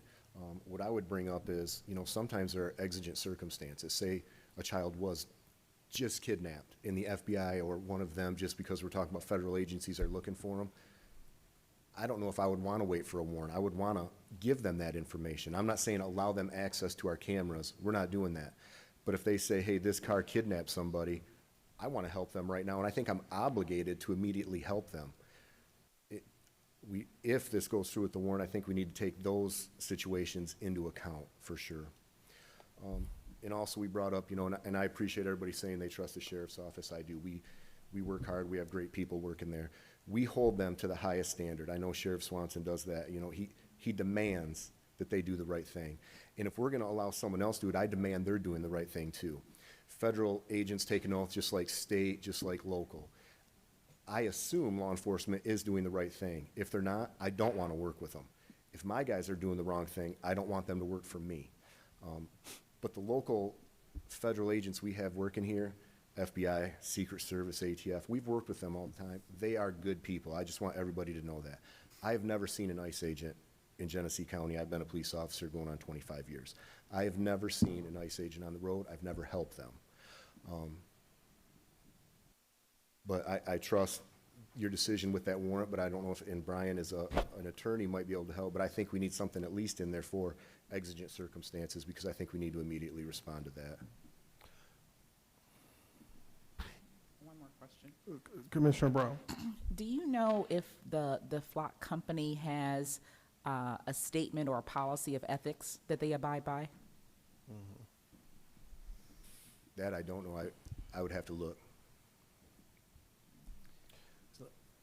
If I might, Mr. Chair, I would, if there are enough votes to adopt the amendment tonight, I would ask our corporation counsel between tonight and next Wednesday to give us his honest assessment of whether what has been added through an amending process, it gets us into legal difficulty, or if it's just on its face, you know, not something that we can do.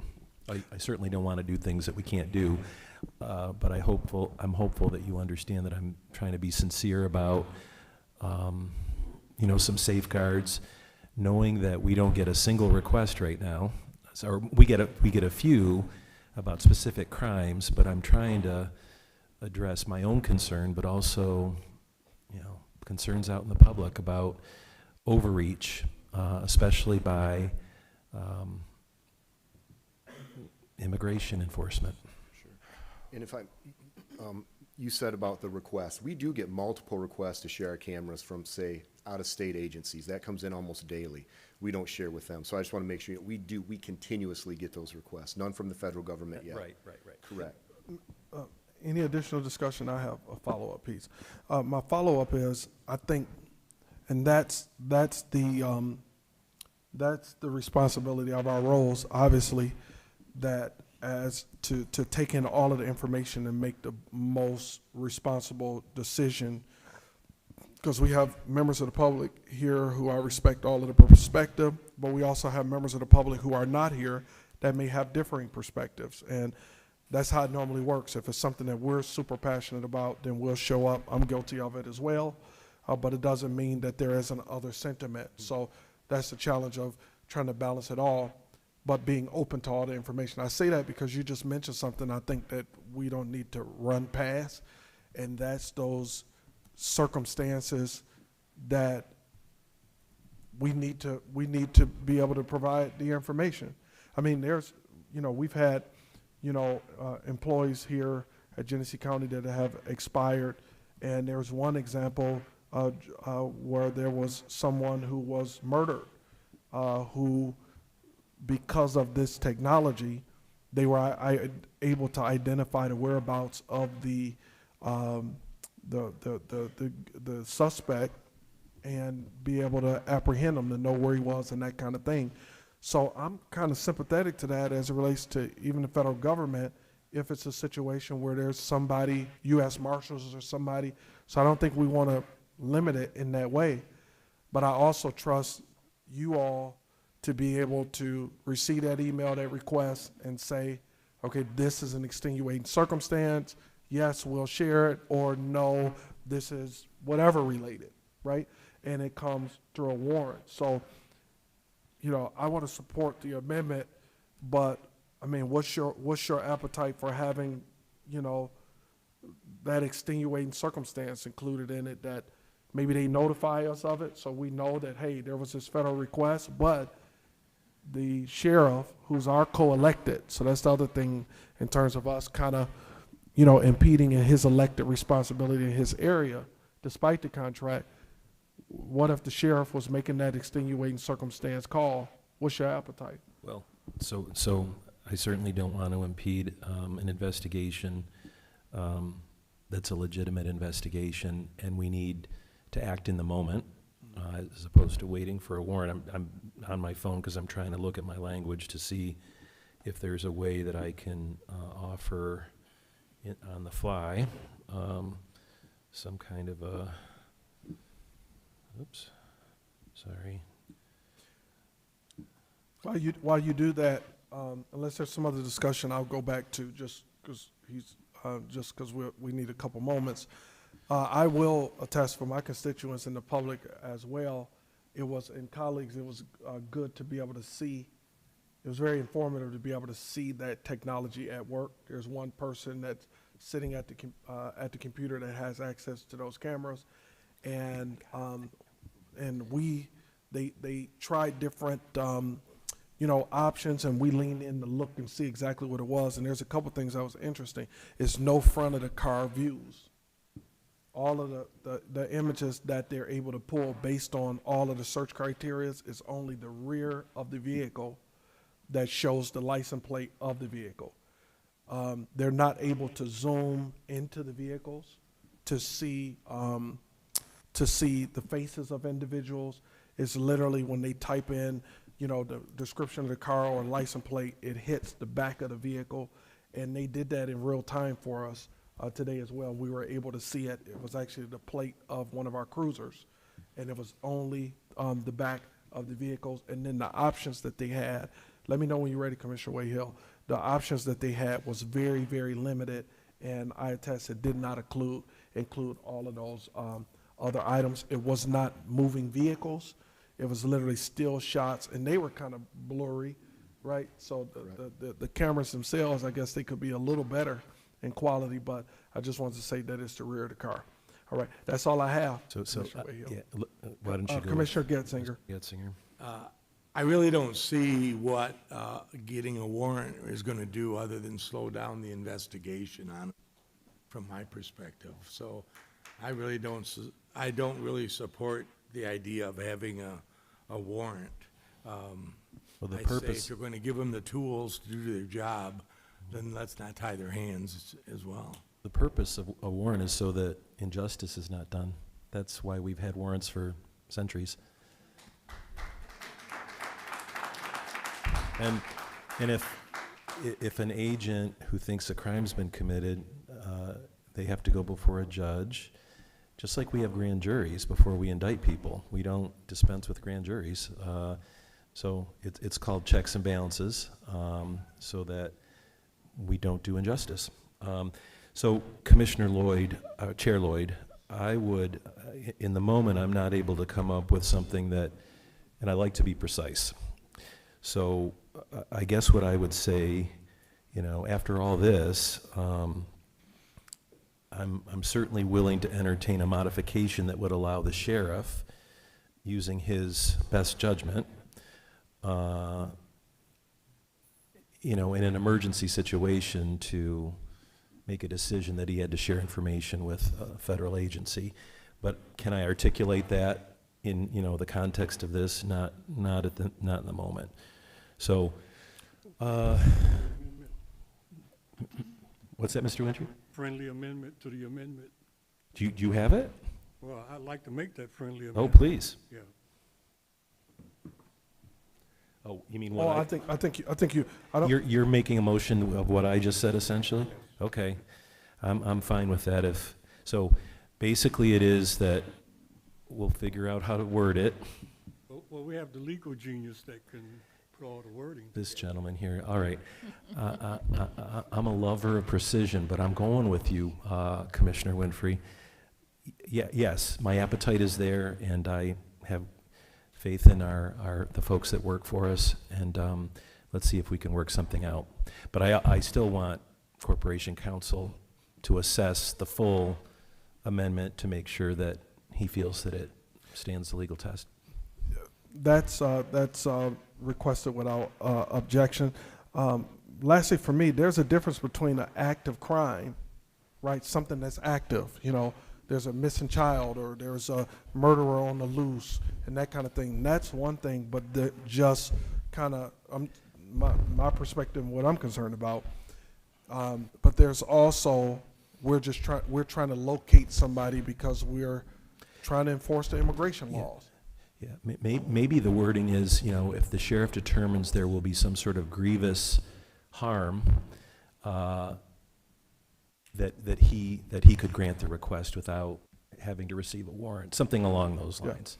Yeah. Or a matter of public safety. Yes. You know, Yeah. for the residents of urgent Genesee public County or safety. whatever. Right. Yeah, I'm open to all of that. And Commissioner Getzinger, I apologize if I don't want to be flippant, and it's not my style. So you have my apologies. So I think right now we have this resolution before us. We don't have what the actual amendment would be. I mean, well, you made a friendly amendment to say that we adjust it. I think that unless you all disagree, and I'm okay if you disagree, I think we know that we're going to have the Corporation Counsel bring wording that captures the sentiment of what's been discussed, and we'll have an opportunity to vote on whatever that is. We don't have it at this time to vote on it. So, I mean, what's your sentiment about move the resolution? We're not going to forget. And I'll bring it next week. Yes. From, you know, you can all tell me whether I need a supermajority or whatever, but. No, it's a simple majority to amend the Simple, resolution. you're right. And then we'll also have a full commission, in theory. You know, we'll have the two folks with us who can also engage in the discussion. So I'm happy, I mean, it's the formal thing to withdraw it after all that. And then work with this gentleman and, of course, Commissioner Winfrey, if I need to come up with an amendment, which I will make next week. I'll offer on the floor. So you're withdrawing your motion, but we will revisit it next week, and you'll make a motion at that time as well. I'll bring forward something that is precise and captures what I think well, at least what I've said and what Commissioner Winfrey have said. And then we'll debate it and vote it up or down. Correct. So the amendment has been withdrawn based on the discussion we had. That brings us back to the original resolution, Resolution 2025-2778. That was originally moved and supported by Commissioner Shoemaker and Commissioner Getzinger. Now we're in discussion regarding this resolution. Is there a discussion? Commissioner Shoemaker. I'm assuming we're pretty much discussing both, so we might as well throw this out there at this point. To my colleague, Commissioner Lloyd, I think you brought up the fact that, you know, the cameras are taking pictures afterwards or after the car's by. To be fair to the residents that are opposed to this, though, to put myself what they're thinking is they're not worried about our group taking a picture afterwards or behind it. They're worried about somebody else getting in the system, and that's why, to begin with, when we started this process, I want to know where the server farm is. I want to know what they're doing with all the stuff. And Mike Our head of IT helped me go through that to assure me, guess what, these are the things that we can do, okay, as far as us to secure that information or what Flock is doing to secure that information on server farms. So I understand where they're coming from because they're worried about somebody else getting in and doing it because it is a camera. And if you can take a picture before or after, somebody can take a picture afterwards. And again, I go back to this. It's not where the picture's being taken or what's been taken, it's whether you believe that these are justifiable. It meets your reasonable understanding if it's gonna be beneficial, or it doesn't. Because I understand where they're coming from, because you see security breaches in systems all the time. So, I get it. Me, it outweighs it. We already have them up, but just wanted to clarify, I understand what they're saying when they say that, so, thank you. All right, any additional discussion on this resolution? All right, seeing none, all in favor indicate by saying aye. Aye. Aye. All opposed, nay. Nay. All right, motion passes. That brings us to Resolution 2025-2833, approval of a purchase order Flock in an amount not to exceed $60,000 to renew the services for hardware and software products for 20 Flock Safety Falcon cameras. The term of this coverage is from October 1 through 2025 to September 30th, 2026. The cost of this purchase is partially grant funded and will be paid from, that's a typo on the agenda, it's partially grant funded and will be paid from the account that's listed. It's been moved by Commissioner Shoemaker. It was supported by who? Commissioner Avery. All right, so it's been moved and supported. I believe, Court Counsel, you've already spoken to this one as well. Yes, it's automatically renewed, starting October 1st. The invoice dated December 15th was received by the sheriff's office sometime probably around December 15th and brought, I think, as soon as they could to the first board meeting in January. All right, thank you, sir. Captain Murphy, would you like to speak to this? Yeah, so what Corporate Counsel said is correct. That did automatically renew. We didn't get the bill until after December 15th, I believe, and then I know Captain Macy put it on the board agenda.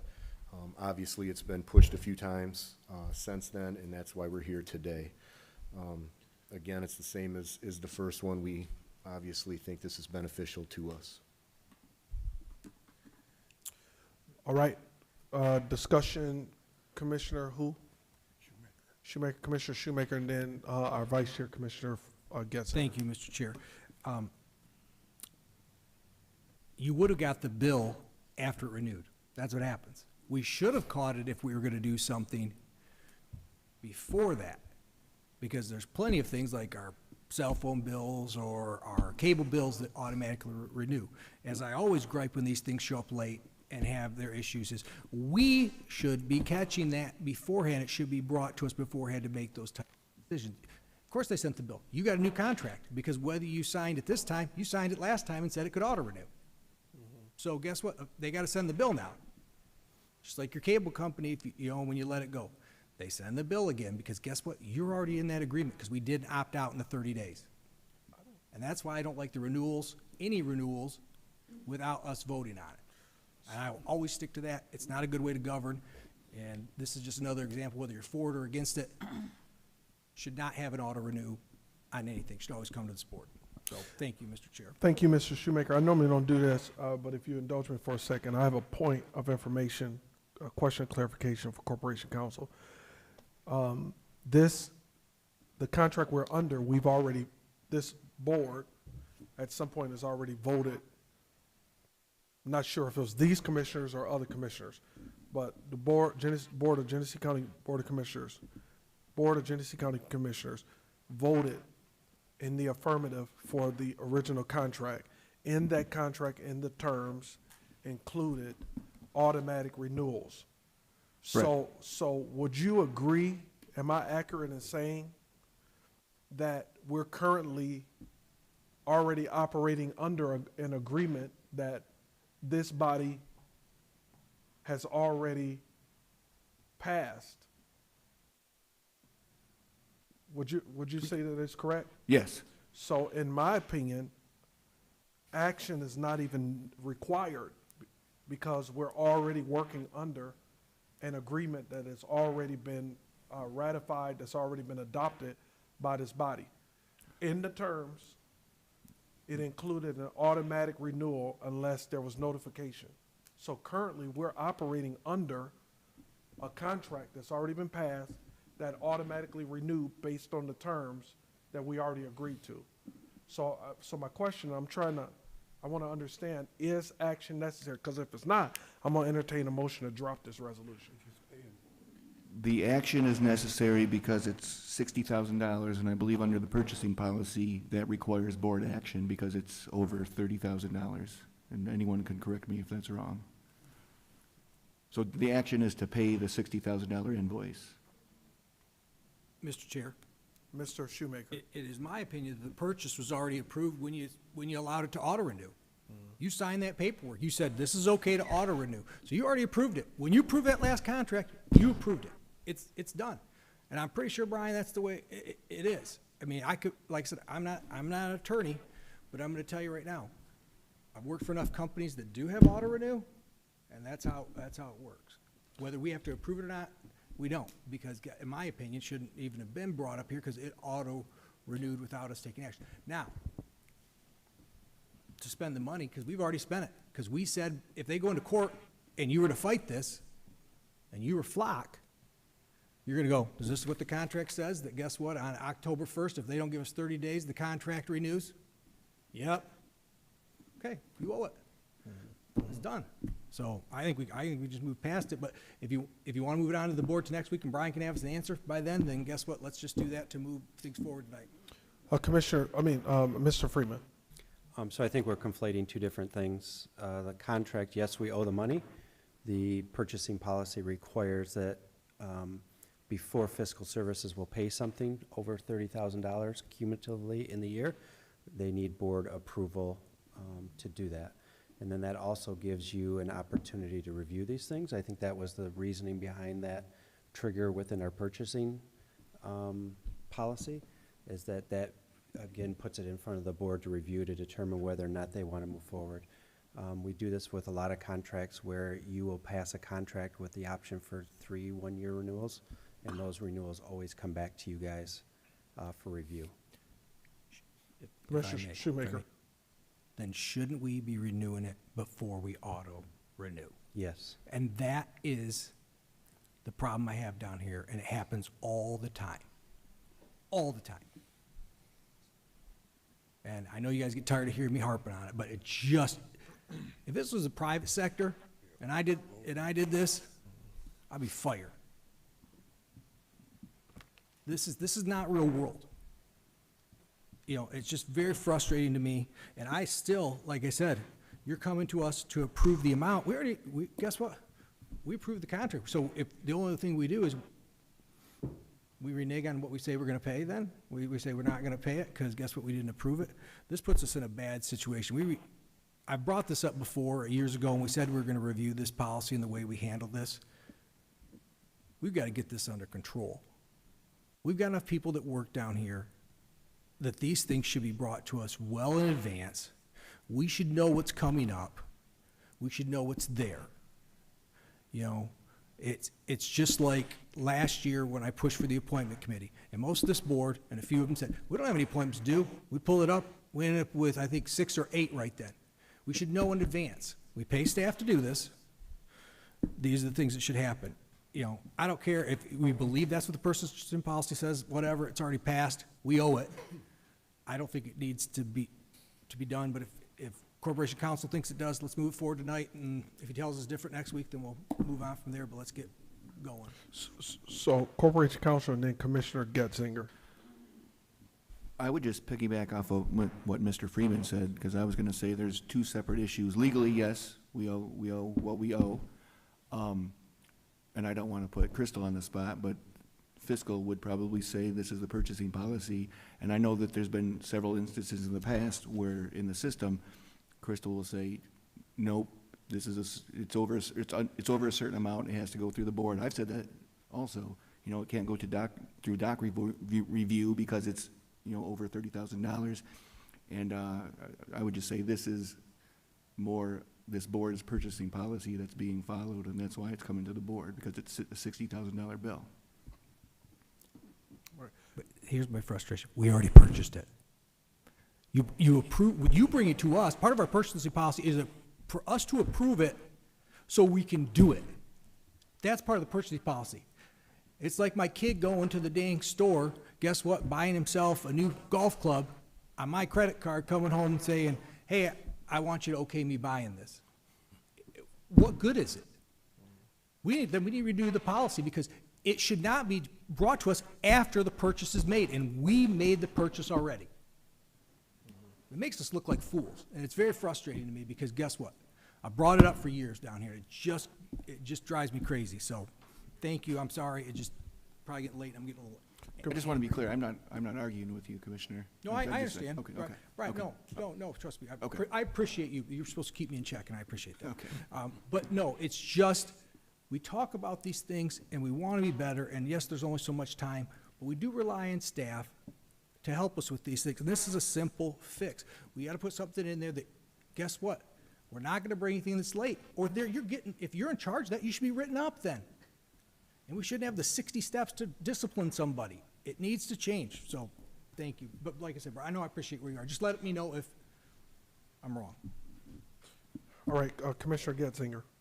I was just, you kind of beat up my thunder, so, but I was just gonna say, when does this new one, or the one that auto-renewed in October, when does it auto-renew again, so we're not in this position to have to approve it months after? So is it auto-renew on,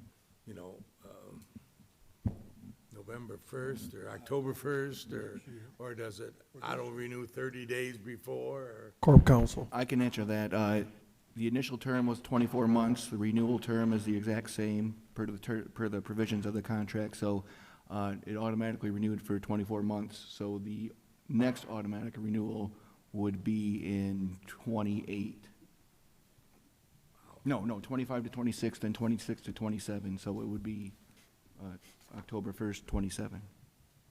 Because I'd like to be in a position to cancel it if we're not satisfied with it before it auto-renews, kind of thing. But So if I'm not mistaken, there's a 30-day window that we have to act on it. 30 days before it renews. So it would be, September 1st, August 31st, whatever the 30-day period is. Any additional discussion? Commissioner Wayhill. Just make the point that I intend to bring for this resolution the same Wayhill-Winfrey amendment that will come for the other one, identical. Thank you. Any additional discussion? Seeing none, all in favor indicate by saying aye. Aye. All opposed, nay. Nay. All right, motion passes. I want to thank the members of the public who were here to speak on these issues. The robust discussion we had is in strong part because of your comments and your coming out. Now we're under new business, Resolution 2026-0172, approval of a request by Genesee County Sheriff's Office to accept a grant agreement with Genesee County and Health Management Associates for the term of March 1st, 2026 through October 25th, 2026. It's been moved by Commissioner Winfrey. Any support? Support by Commissioner Getzinger. Is there any discussion? Seeing none, all in favor indicate by saying aye. Aye. All opposed, nay. Motion passes. Resolution 2026-0202, approval of an annual purchase order not to exceed 4040. As a matter of fact, the chair will entertain a motion to move items under new business, items number 2, 3, 4, and 5.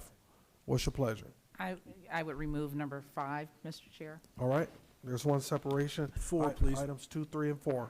4, please. 4? All right, so items 2 and 3. Is there any discussion?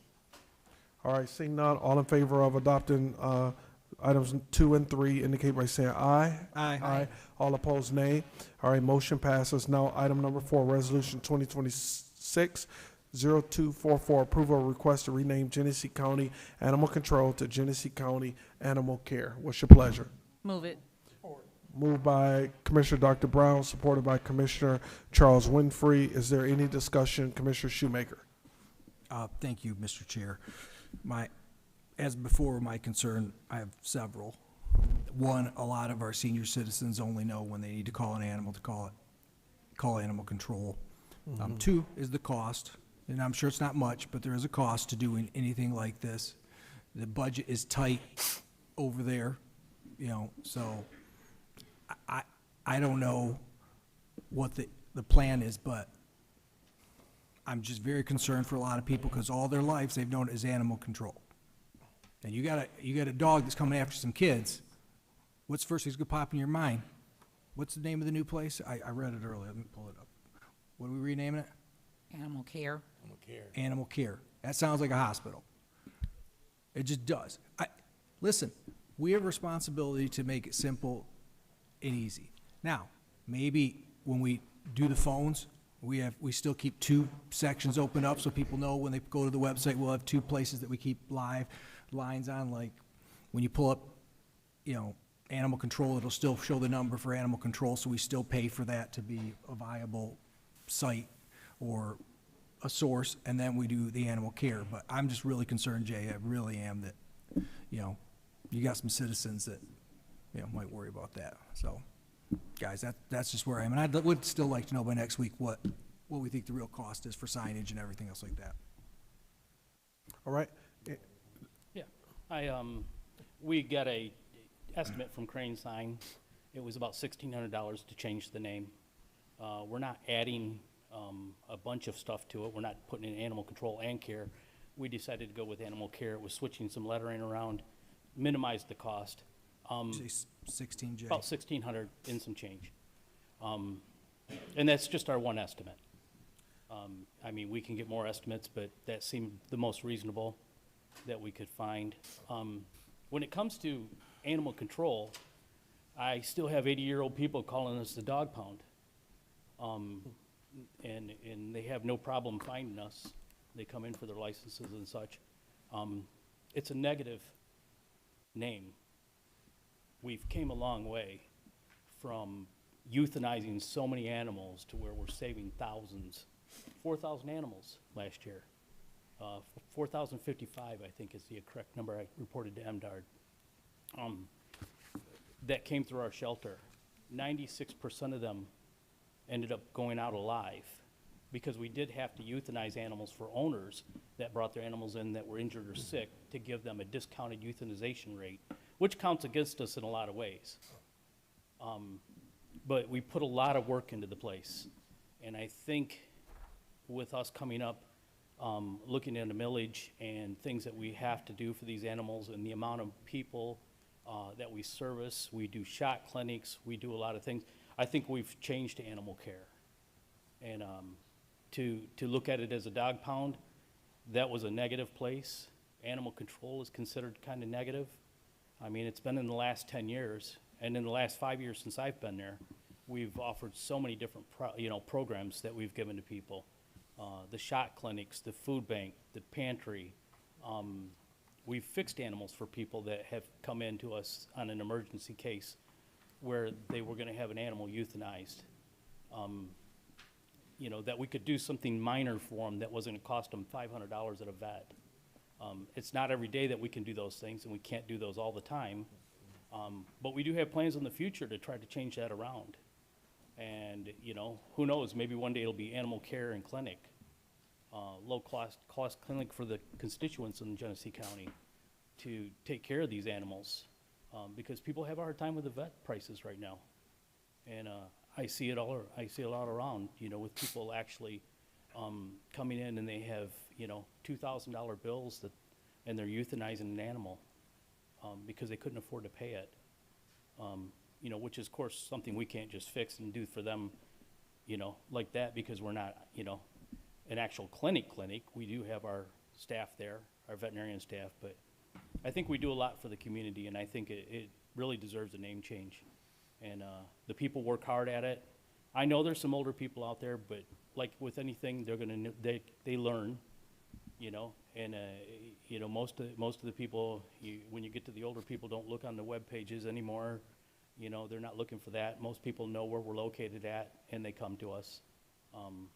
You know, we have to have a positive image, and I think that's just important for us. Commissioner Shoemaker. If I may. Thank you. Jay, I'm never going to argue with the work you and your staff have done there and the volunteers. Trust me, there's never going to be one. And I'm proud enough, and I'll always say I'm proud I was involved in your hiring. So, Thank you. but to me, actions show everything. You guys show me the action. Words don't mean things. This is more, to me, it's just, you know, trying to polish things up like we do in our society. You know, so to me, it doesn't change what it is. And you said old people learn. I mean, my wife will disagree because I'm, you know, getting up there. I don't learn as well, evidently. Maybe this is the wrong issue to take a stand on. But like I said, I am concerned with that. I am concerned people are panicked. I'm sure most of the time they're calling. There's an issue with an animal. Sure, that's probably the way it goes. You know, but like I said, if it's the board's will, fine. $1,600, I think, is a pretty competitive price. I wish you luck finding something for less with that, but if you do, please do. I'm concerned though also, like I said, not just to sign the building, you're gonna have to change, you're gonna have to update websites, you're gonna have to do these things. There's a cost to all these things. There's always a cost. But if everybody thinks it's gonna outweigh it, and I don't know what other than people feeling good, I don't know what the weight is that benefits the county other than that. But I think the board made its decision. Thank you, Mr. Jay. As always, you guys are doing a phenomenal job, and I'm proud of you guys. Any additional discussion? All right, seeing none, all in favor indicate by saying aye. Aye. All opposed, nay. Nay. All right, motion passes. That brings us to item number 5, approval of an agreement between Genesee County and U.S. Department of War to provide for the Skill Bridge program. Move it. Support. Been moved by Commissioner Shoemaker, supported by Commissioner Winfrey. Is there any discussion? Commissioner Dr. Brown. Yes, can I have somebody come up and talk about this agreement? Oh, is that you, Anita? Good evening, yes. Tell us what this will actually do and how it differs from traditional workforce preparation programs that already exist. Yep, this is thank you for the question, by the way.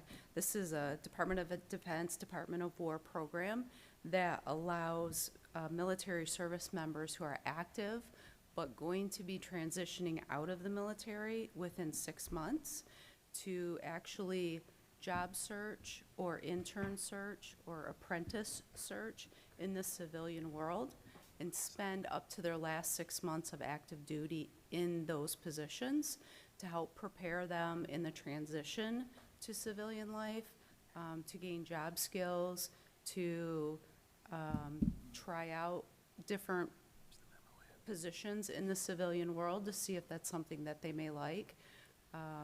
While they do that, if they're placed at an employer like Genesee County, they're still being paid by the military. So there's no expense to the employer. And I just think it's a great opportunity to participate, help out some veterans, draw some people to our community. We have internships already with some departments. I was going to reach out to additional departments to encourage them to also do internships, or if they have vacancies or are willing to do some job training for them. Can't Michigan Works do the same thing? I don't know if they do or they would qualify because they're not a direct employer. This program, I had to go through their certification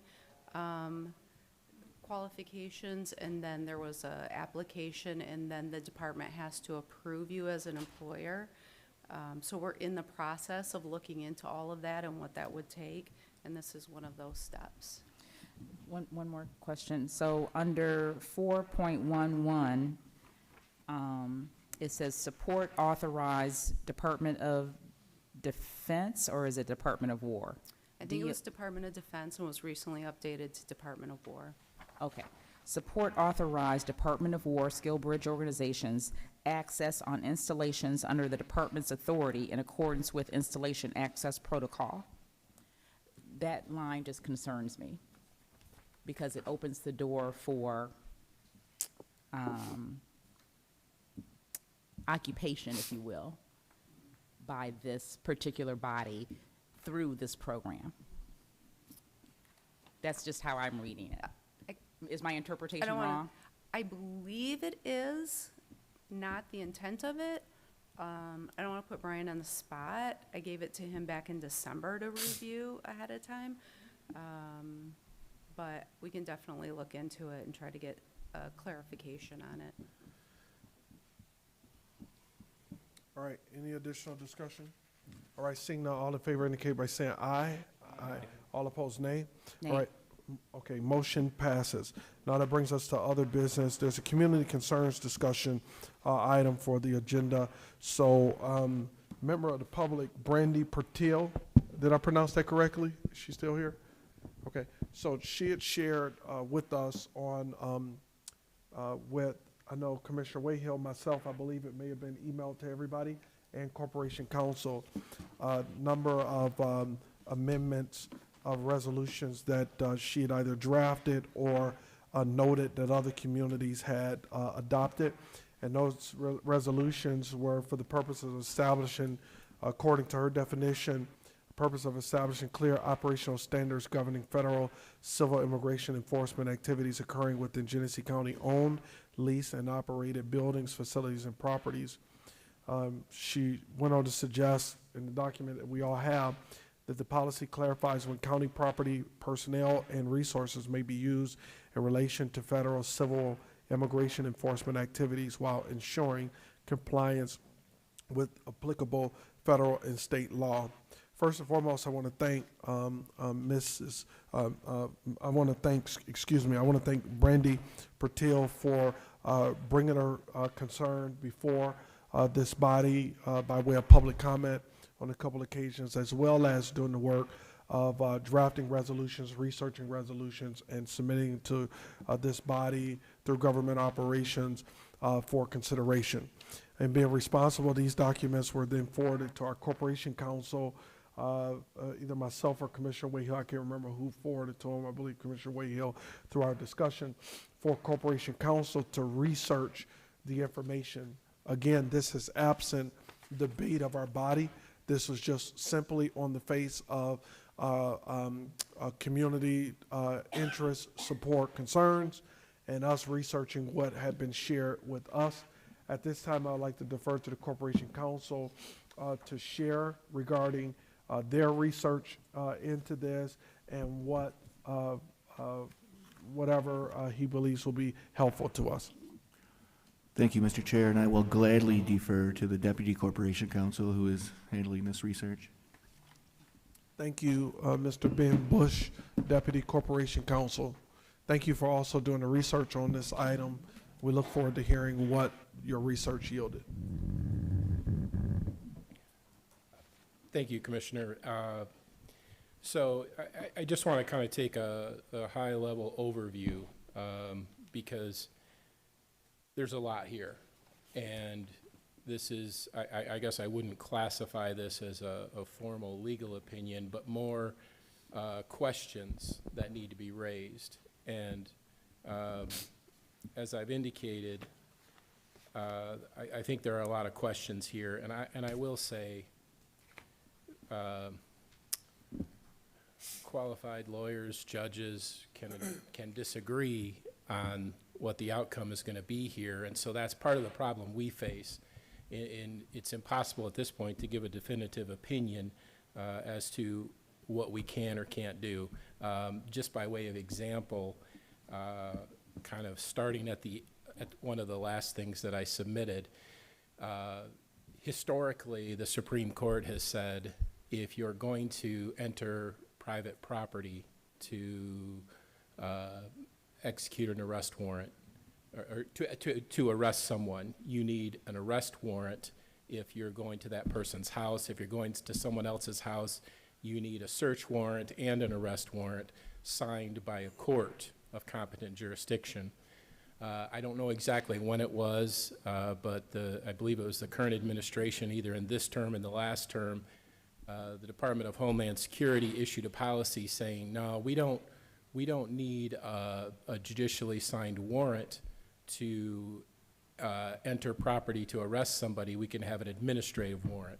And that raised all kinds of concerns because the administrative warrant is kind of one hand of the body telling the other hand what they can do. There's not this independence that we've traditionally relied upon.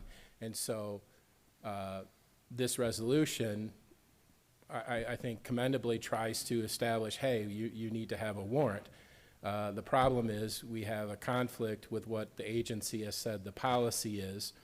And so how do we resolve that? Well, there are currently 2 lawsuits. I think one is in Minnesota, and I can't remember what other state is, challenging that policy. And that's going to work its way through the federal courts. And they're going to say, okay, an administrative warrant is sufficient, or they're going to say, no, you've got to have a judicially signed warrant. And, you know, some of that comes down not so much to an academic debate or discussion, but to what judge they get in front of. I mean, we know the current makeup of the Supreme Court. I think is 6 of the members are appointed by conservative presidents, and the other 3 by Democrat or liberal presidents, however you want to categorize it. But we've also seen in recent times where the Supreme Court has pushed back against the current president. So I say all that not just to be wordy, but to say it makes it a little bit more difficult to handicap what's going to be done. If I had to give my best guess, I think they're probably going to come down on the side and say, if you're going to do a search, you probably need it signed by a court. Mm-hmm. But we don't know, we don't have a definitive answer to that, and we're not going to know that until these lawsuits work their way through.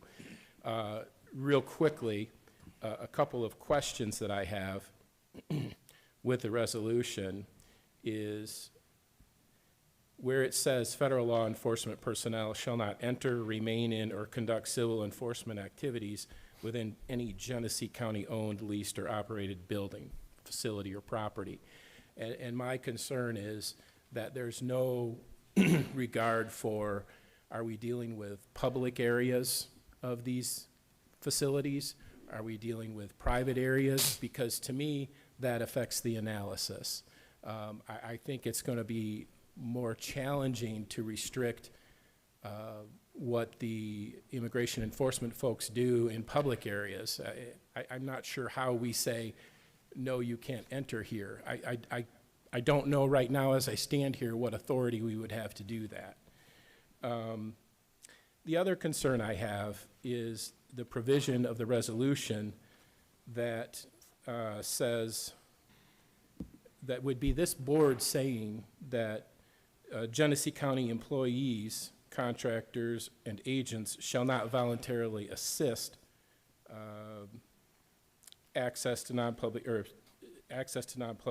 areas or provide resources for purposes of federal civil enforcement activities. There is a federal statute. It is Section 1373 of Title 8 of the U.S. Code that says a local government agency can't prohibit employees from voluntarily assisting.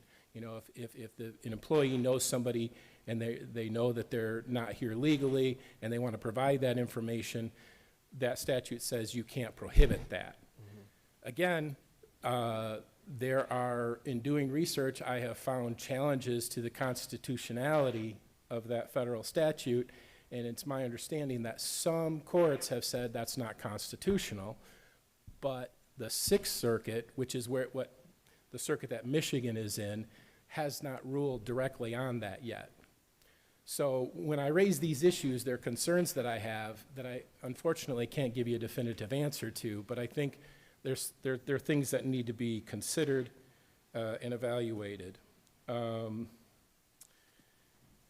The other thing is what we've seen, or what I've found in looking at a lot of these cases is sometimes, I don't want to say the only, but the main avenue that a local government has is to just say, we're not going to voluntarily assist. Some local governments enter into these agreements. I think there are 257 agreements where they agree to assist ICE or DHS and they have a sort of a contract or memorandum of understanding. To my knowledge, Genesee County doesn't have that, so under normal circumstances, we could refuse to voluntarily assist. The complication comes in, and this is where this maybe relates a little bit to the flock agreements. There's language in that grant, as I understand it, that I've seen that says, you know, if you accept certain federal grants, your ability to refuse to voluntarily cooperate is restricted. And again, to my knowledge, I don't know if that kind of language has been challenged. It wouldn't surprise me if it has. But I think those, you know, I think that's enough, but there's a handful of issues that I think we need to look at, and that I can't tell you now if we can or cannot do those things. Sometimes, you know, it's a policy decision for the board to say, well, we're going to do this, and if somebody challenges it, the courts will determine ultimately the ability to make those moves. So what I'll say is thank you so much for your thorough analysis, for the rapid response. I want for the public awareness that that we acted pretty quickly on the concern that's raised by the public. Asked the Corporation Counsel to research the issue. From what you have suggested and shared, it's clear that you spent, I would assume, a good amount of time researching this issue. Yes. Or researching this item so that you could so eloquently express what you have. I think that there's more research, maybe more answers to be gathered. And I think that Ms. Brandy Patil, two things that she was hoping to accomplish. One was a symbolic action, and the other was to work collaboratively towards something more meaningful to safeguard the public's trust and the practical safety of our community. That's a direct reference to the document that she gave us. We have a responsibility to make sure that whatever we're doing that is legal, that is appropriate for us to do it. Right now, we're not positioned to be able to do it, and so absent debate on the merits or whether we agree with it or we don't, I think we have on the record, we receive what you have shared, and we have it captured for future consideration if that becomes the pleasure of the body. Again, I have not shared my sentiment one way or another. In this setting, we've already had discussion tonight about just varying concerns about public trust and so on and so forth, but we appreciate you sharing this. If there's no need to debate or discuss what he has shared, I'd like to, if it's okay with the body, conclude our committee at this time. All right, seeing no discussion at this time, thank you so much. And I believe that we have been responsible to the public concern in this regard. I am adjourning the governmental operations meeting at 9:38 p.m. Okay, we're calling the Human Services Committee meeting to order at 9:38 p.m. Roll call, please. Commissioner Lloyd, Present. Commissioner Winfrey, Here. Commissioner Getzinger, Here. Commissioner Brown, Here. Commissioner Avery, Commissioner Shoemaker, Commissioner Kuzno, Here. Commissioner Wayhill, Here. Commissioner Flewelling. We do Chair have a quorum. entertain a motion to approve the minutes. Properly moved, supported. Any discussion? All in favor, aye. Aye. Opposed, nay. Ayes have it, motion carries. Are there any public comments to this committee? Any public comments to this committee? Any public comments to this committee? Public comments are now closed.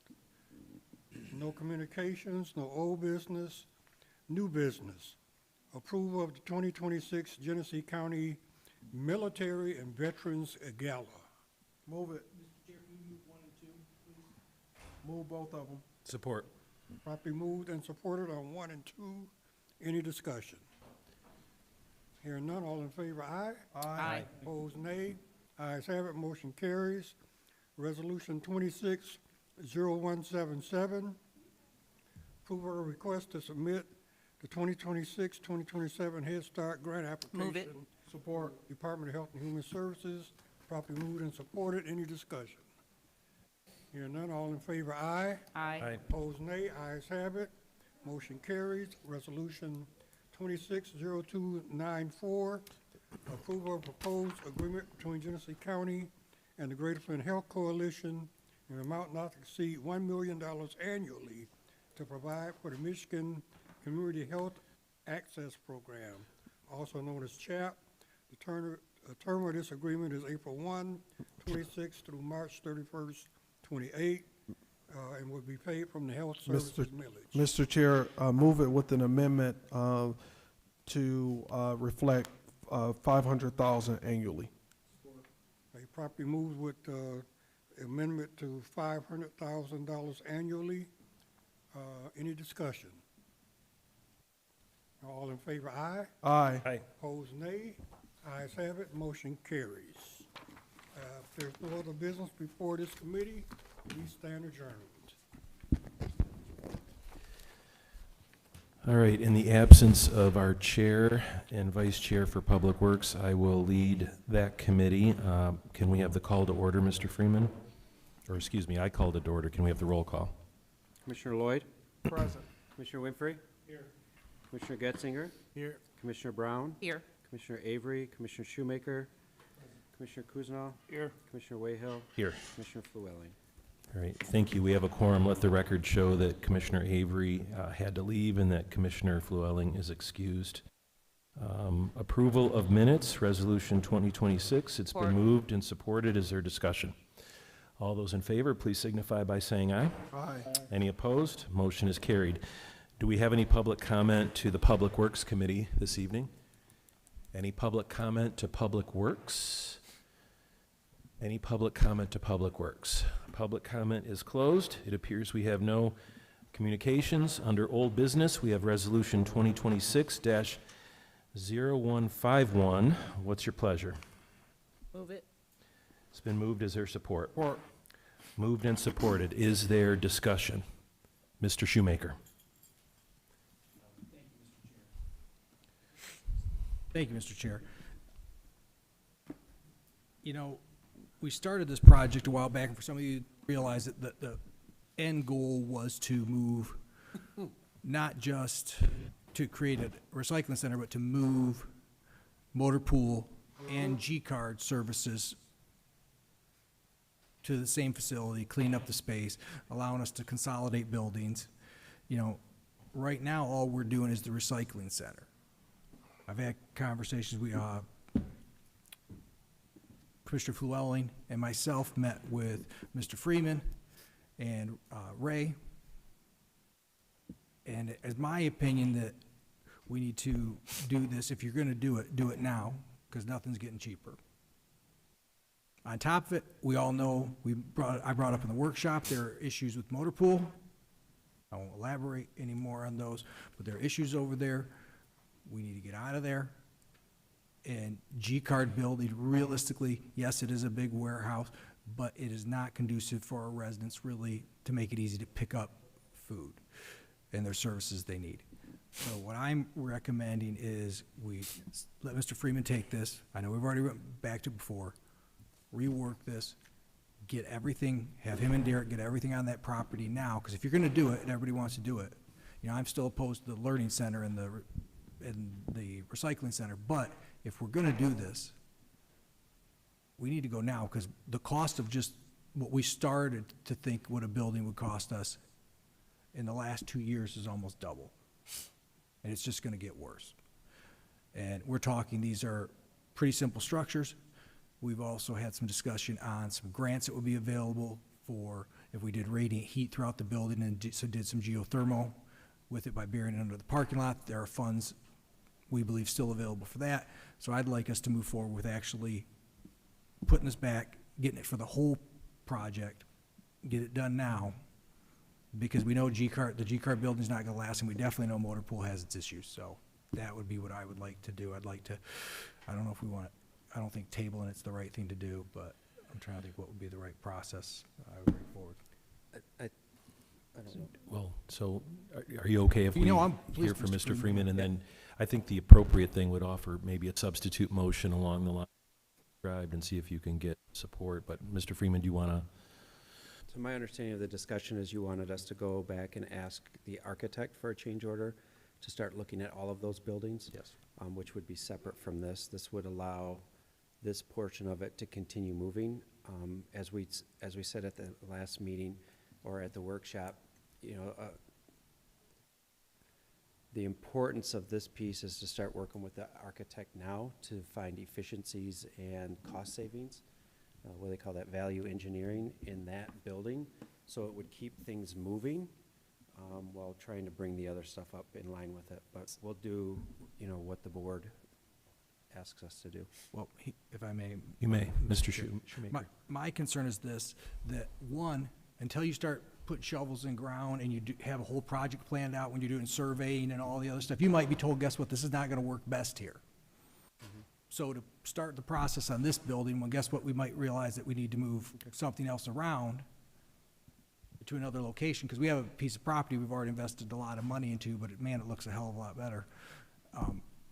Like I said, I just believe if we're gonna do this, let's rip the Band-Aid off, let's get it going, let's have everything done by the same person, same time, because if you've ever done construction and then you go back to do something else right next door to it or any other issues, things change, things happen, and hopefully we can get some economies of scale to kick in, because guess what, we're doing everything. Mr. Chair, Mr. Lloyd. to hear what Mr. Freeman thinks about what he just said. We can certainly do that if you guys want to just drop this and we'll bring back a new proposal for everything. Do you think that, if I may, You may. do you think that makes sense? What do you think? I would like to keep this portion of it moving so that we're not delayed, and then integrate the other piece into it. But if if the will of the board is to do one contract for everything, we can certainly do that as well. One more question. What do you think about the piece about, the property and what he was saying in terms of going in the ground and that kind of stuff? Yeah, and Derek can maybe jump up here. He's been more intimately involved in this than I have, but I think that we did some preliminary work on site study on that and where we would appropriately place buildings on that piece. And I think you and I looked at that property before. It's actually kind of two parcels, motor pool across the street, and then G-Card will be in the back of that property. But again, whatever the will of the board is. If you'd identify yourself for us and then offer comment. Thank you. Derek Bradshaw, Director of Genesee County Planning. Yeah, we did, before we started the project, initial massing with the concept super rough with with an architect to say, if we're going to develop this site, how would we develop the site? And that's where we identified the recycle center at the front end, the warehouse right behind it, and then across the street would be motor pool. So that was based off square footage and massing and what we would need for those properties. By far not cost estimates, not any detailed other than simply putting blocks on maps. Mr. Lloyd, you have Mr. the Chair, floor. through you to Mr. Shoemaker. So are you suggesting that am I hearing you right? You're suggesting that instead of doing a portion of the project, we just go ahead and do the whole project if we're going to commit to the whole project? Am I hearing you correctly? Yes. So, Mr. Freeman, this resolution for this company, for this contractor for the construction management services, based on that, if the board say, hey, let's just do it all, we're committing to it, we're all in, would it make sense to have a resolution to just have them look at all of it at one time? Yeah. We'll have to work with the architect to design the whole thing. And then once we have a design for the entire piece, then we'll engage a construction manager like we are now. So we need to get the other two buildings up to the same point of where we are right now with the recycle center. And then once we are there, then we can bring a construction manager on. And what you're saying is we're already down the road with the recycle center. What have we done already? We've basically got it designed. Well, and acquired the land, and Yep. There's been. Yep. Cleared the land, required the land. Yeah. Dr. Brown, oh, I'm sorry, Commissioner Cousineau. I didn't see you.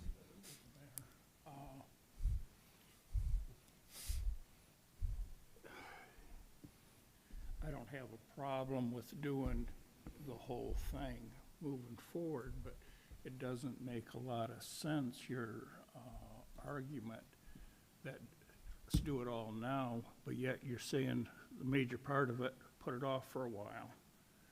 And the prices of things are gonna go up. We're ready to move forward now on this first part, correct?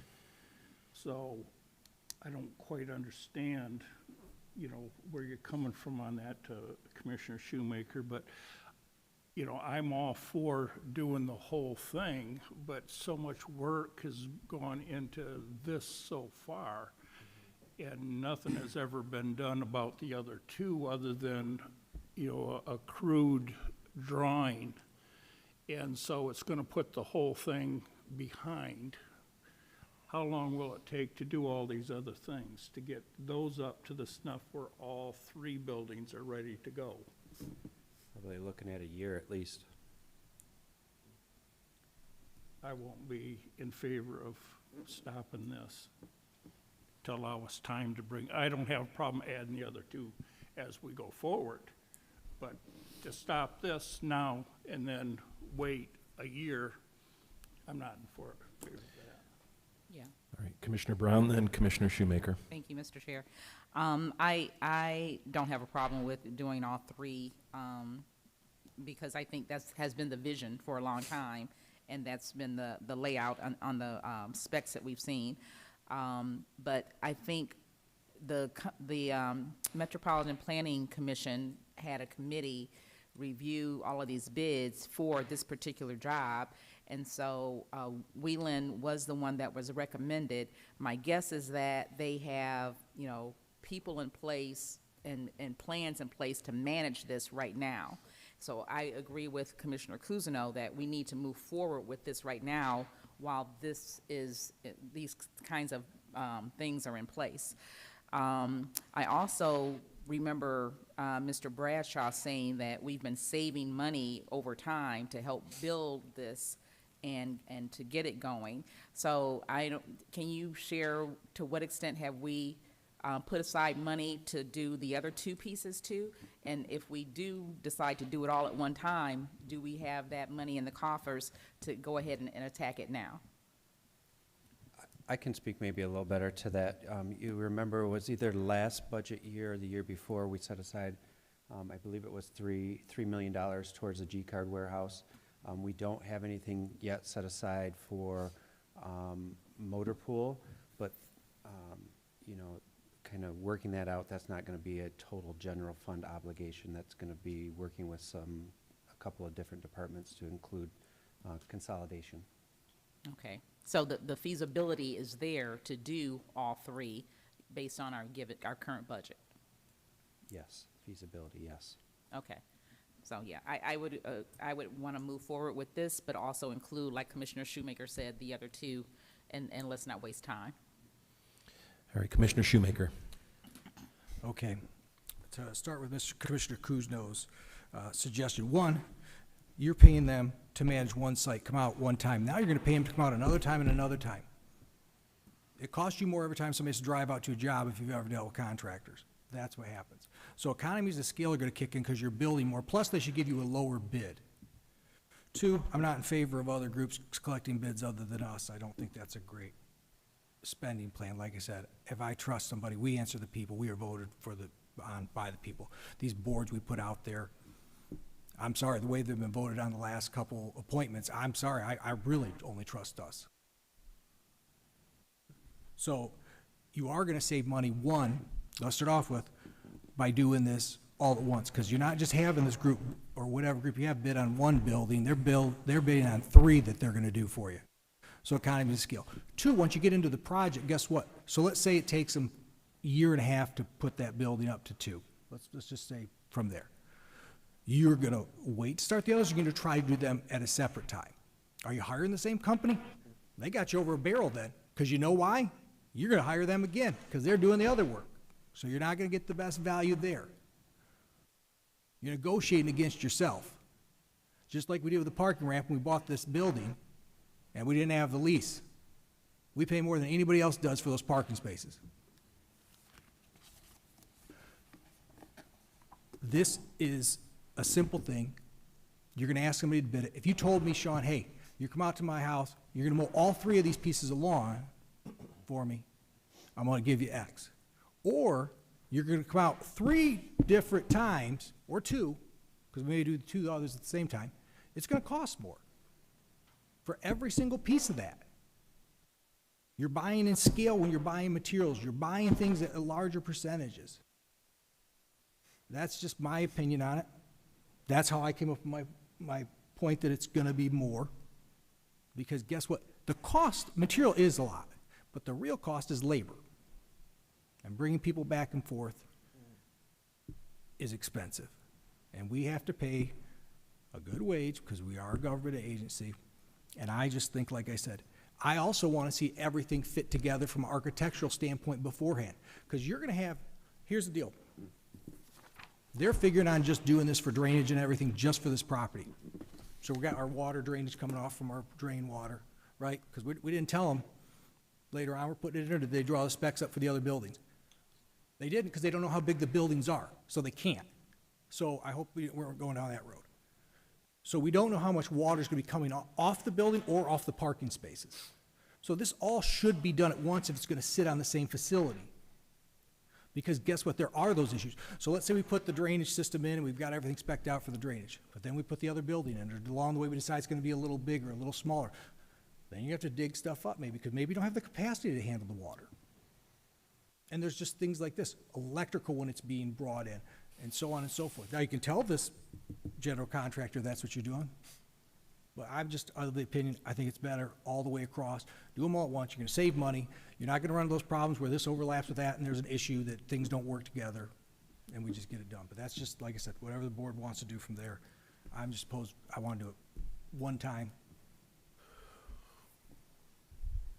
Commissioner Lloyd. Yeah, I'm sympathetic to both positions on this for different reasons. So I actually agree with both positions, but I can't vote based on both positions. I think that if there's going to be a point, because there's no doubt what you talked about in terms of cost, in terms of putting in whatever that's in the ground. If we have folks out there on one project and it's all one big project, there's no doubt that that's going to be. We're in a better position to negotiate pricing versus doing one and then coming back, because you are correct. Once we have one person do it, and then we have them bid the next one and the next one, the chances of us picking a different developer across the board is going to be probably, I would assume, because I can't speak for everybody, but I assume it's going to be very low because we're going to want symmetry. We're going to want there to be consistency throughout the project. So for me, the question becomes, you know, at what point do we pause and say, hey, we're going to do something different? I think it's earlier on. And this is, even with the work with respect to you guys and the hard work that's been done, the beautiful drawings and stuff like that, there's never going to be a point in this project that we're going to be positioned at the earliest point in the project.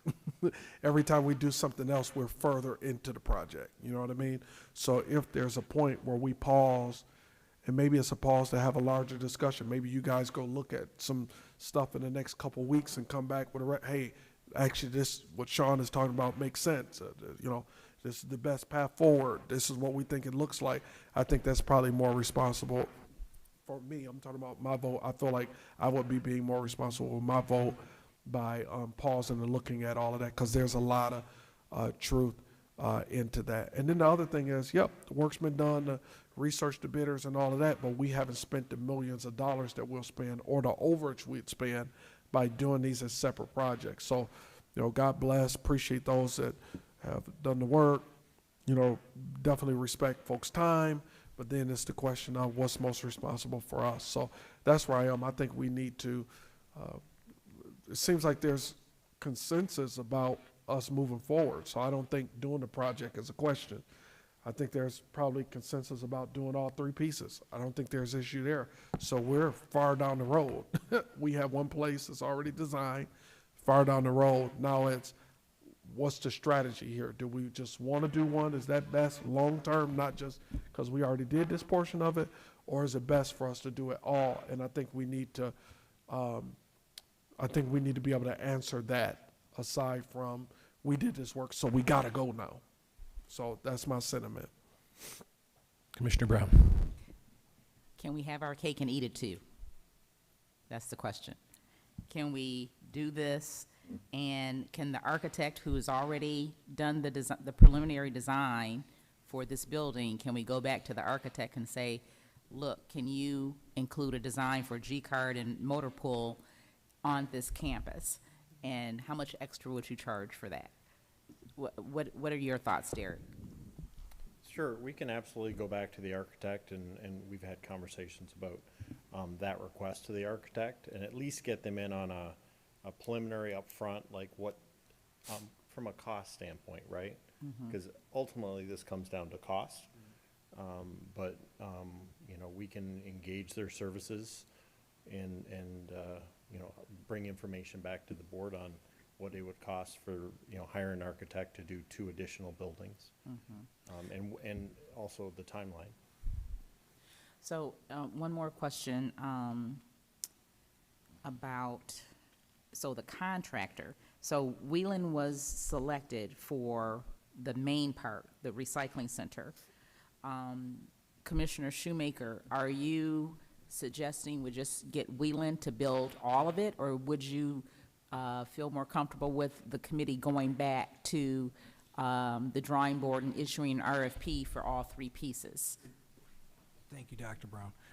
When you're saying committee, do you mean a committee of Genesee County Commissioners, or you mean the Metropolitan? I mean the Metropolitan Planning Commission, which Commissioner Cousineau and I both sit on. I understand that. How many other members are there? I don't know, 7 Okay. or so. I would feel better if we sent it out, and, because guess what? It's not the, it's, if this fails, you know who's, the Metropolitan Alliance, they're not gonna have to deal with it. You know who's gonna deal with it? This group. So when we turn the responsibility over, and then we're just gonna vote on it, when you guys took the bids, I'm never comfortable with that. We're spending a lot of taxpayer dollars, and we're letting a board bring it to us, just like tonight with that resolution for the art and cultural millage. Oh, we'll let you do it. We'll let you do it. Well, look where it gets us. We have to answer. We're responsible. We have talented people. We can send it out for bid just as easy as anybody else. I don't know why it needs to go in front of that group. So I would like to see it come in front of us. So I'd like to see it go back out for all 3. I think they'll get more competitive, because guess what, they're doing 3 at the same time. But to Derek's point, you're going to have kind of a little more to go on before you can even send that out for the other 2 buildings, correct? Yeah, so this is not for the construction of the building. This is merely to bring in the construction manager that would manage the project. They would work with the architect to finalize the cost. The bidding process, that's down the road. This is really just to have, Genesee County has a person that all they do is manage the project for us. They don't work for the contractor, they work for Genesee County to manage that project. That's what this is about. And then as far as any of the processes we do, like for this selection of this, we went through it's a Genesee County purchasing. We go through the complete Genesee County process to bring anything, whether it was the architect or anything else, back to this body. So we would have to bring in, or we can get a cost estimate from our architect for a scope of what it would cost to design 2 buildings and a timeline. We can absolutely do that. We'll work with purchasing like we do on everything to do that process, so we can bring some information back as far as what that cost would be to be able to bring them on to do the architect and piece for those other 2 buildings. Do you want to continue, Mr. Shoemaker? So Commissioner Lloyd had his hand up. No, just a quick point. If we move forward with the resolution tonight, the costing that they will bring us back would possibly be inaccurate, so we pay them to do work at that point. I'm assuming we do all 3 at one time. I'm speaking from that perspective. If we bring the project manager on, he's focused on managing the one project, he's going out bringing back the costing for one project, those numbers are going to be off, because it's possible we may not just do the one, it's the 3. So the pricing that he researches and bring back across the board, cost for the subcontractors, you know, the general contractor, all of those things, those numbers are going to be off because those numbers will be different if it's the larger project. So I'm only saying that not as a, to what you're saying. I'm saying that's another reason why we may not want to do that yet until we decide if we're going to do all three, is what I'm saying, the cost piece. So the motion on the floor is to approve resolution that ends with 0151. Is there additional discussion? Commissioner Lloyd. This was discussion. I don't want to vote it, I don't want to, I guess, I don't know if we can decide how we want to proceed and just give direction. I don't want to vote it down, right? You know what I'm saying? Because we're committed to this. Yeah, I think we've got a sense of where you want to go. We want to do a holistic approach to that campus over there. Why don't you guys just drop this here? Derek and I will work with, you know, appropriate departments here to come back to you with a change order for our architect to do the entire piece, right? Design those other two buildings. We've already got a design for the recycle center. We'll get that price back to you guys for next month's meeting, and then we'll start moving forward with it. And one additional comment. Yeah, and then I've got Commissioner Cousineau. Okay, and then hearing Commissioner Shoemaker, when you're saying us in terms of bid it, you're referring to our team, our staff. Yep. Okay. Commissioner Cousineau. You're good? All right. So there is a motion on the floor. The suggestion is to, I think, withdraw it, which is essentially dropping it. Is there, who's the maker of the motion? Commissioner Brown. Commissioner Brown, are you okay with? I'll withdraw it. All right, it's withdrawn. Reluctantly. Who supported it? Commissioner Lloyd. You're okay with that, I assume? All right. So it's withdrawn, and we will do as our Director of Administration suggests. So. Point of information though, but if the maker of a motion drops it, they don't need the support of the person who supported it. If they drop it, it's no more. Okay, thank you.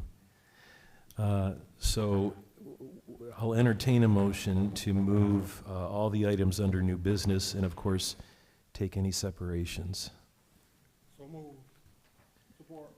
Moved and support. Do we have separations? Any of them? Dale, just 1 second, please. if I Sure. may. Thank you, Mr. Chair.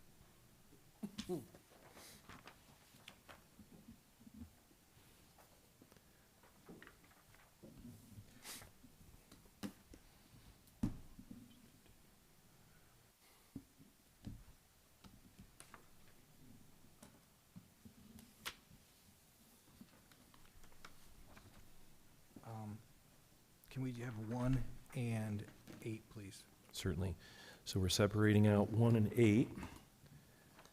Is there discussion on, any other separations? All right. Is there discussion on items 2 through 7 and 9? All those in favor, please signify by saying aye. Aye. Any opposed? The motion is carried. Can I get a motion to move Resolution 2026-0083? So moved. Support. Moved by Commissioner Brown, supported by Commissioner Winfrey. Is there discussion? If I may. Mr. Commissioner Chair. Shoemaker. My question is one, can we get some information on the barn, the pole barn, what they're purchasing here? You know, certain kits come with different items. 29,000 is a pretty good-sized pole barn, so I'm just trying to understand what's there, what they're going to use it for. Looks like Patrick's approaching. Commissioner, would you identify yourself and respond? All right, Patrick Linehan, Director of Parks and Recreation.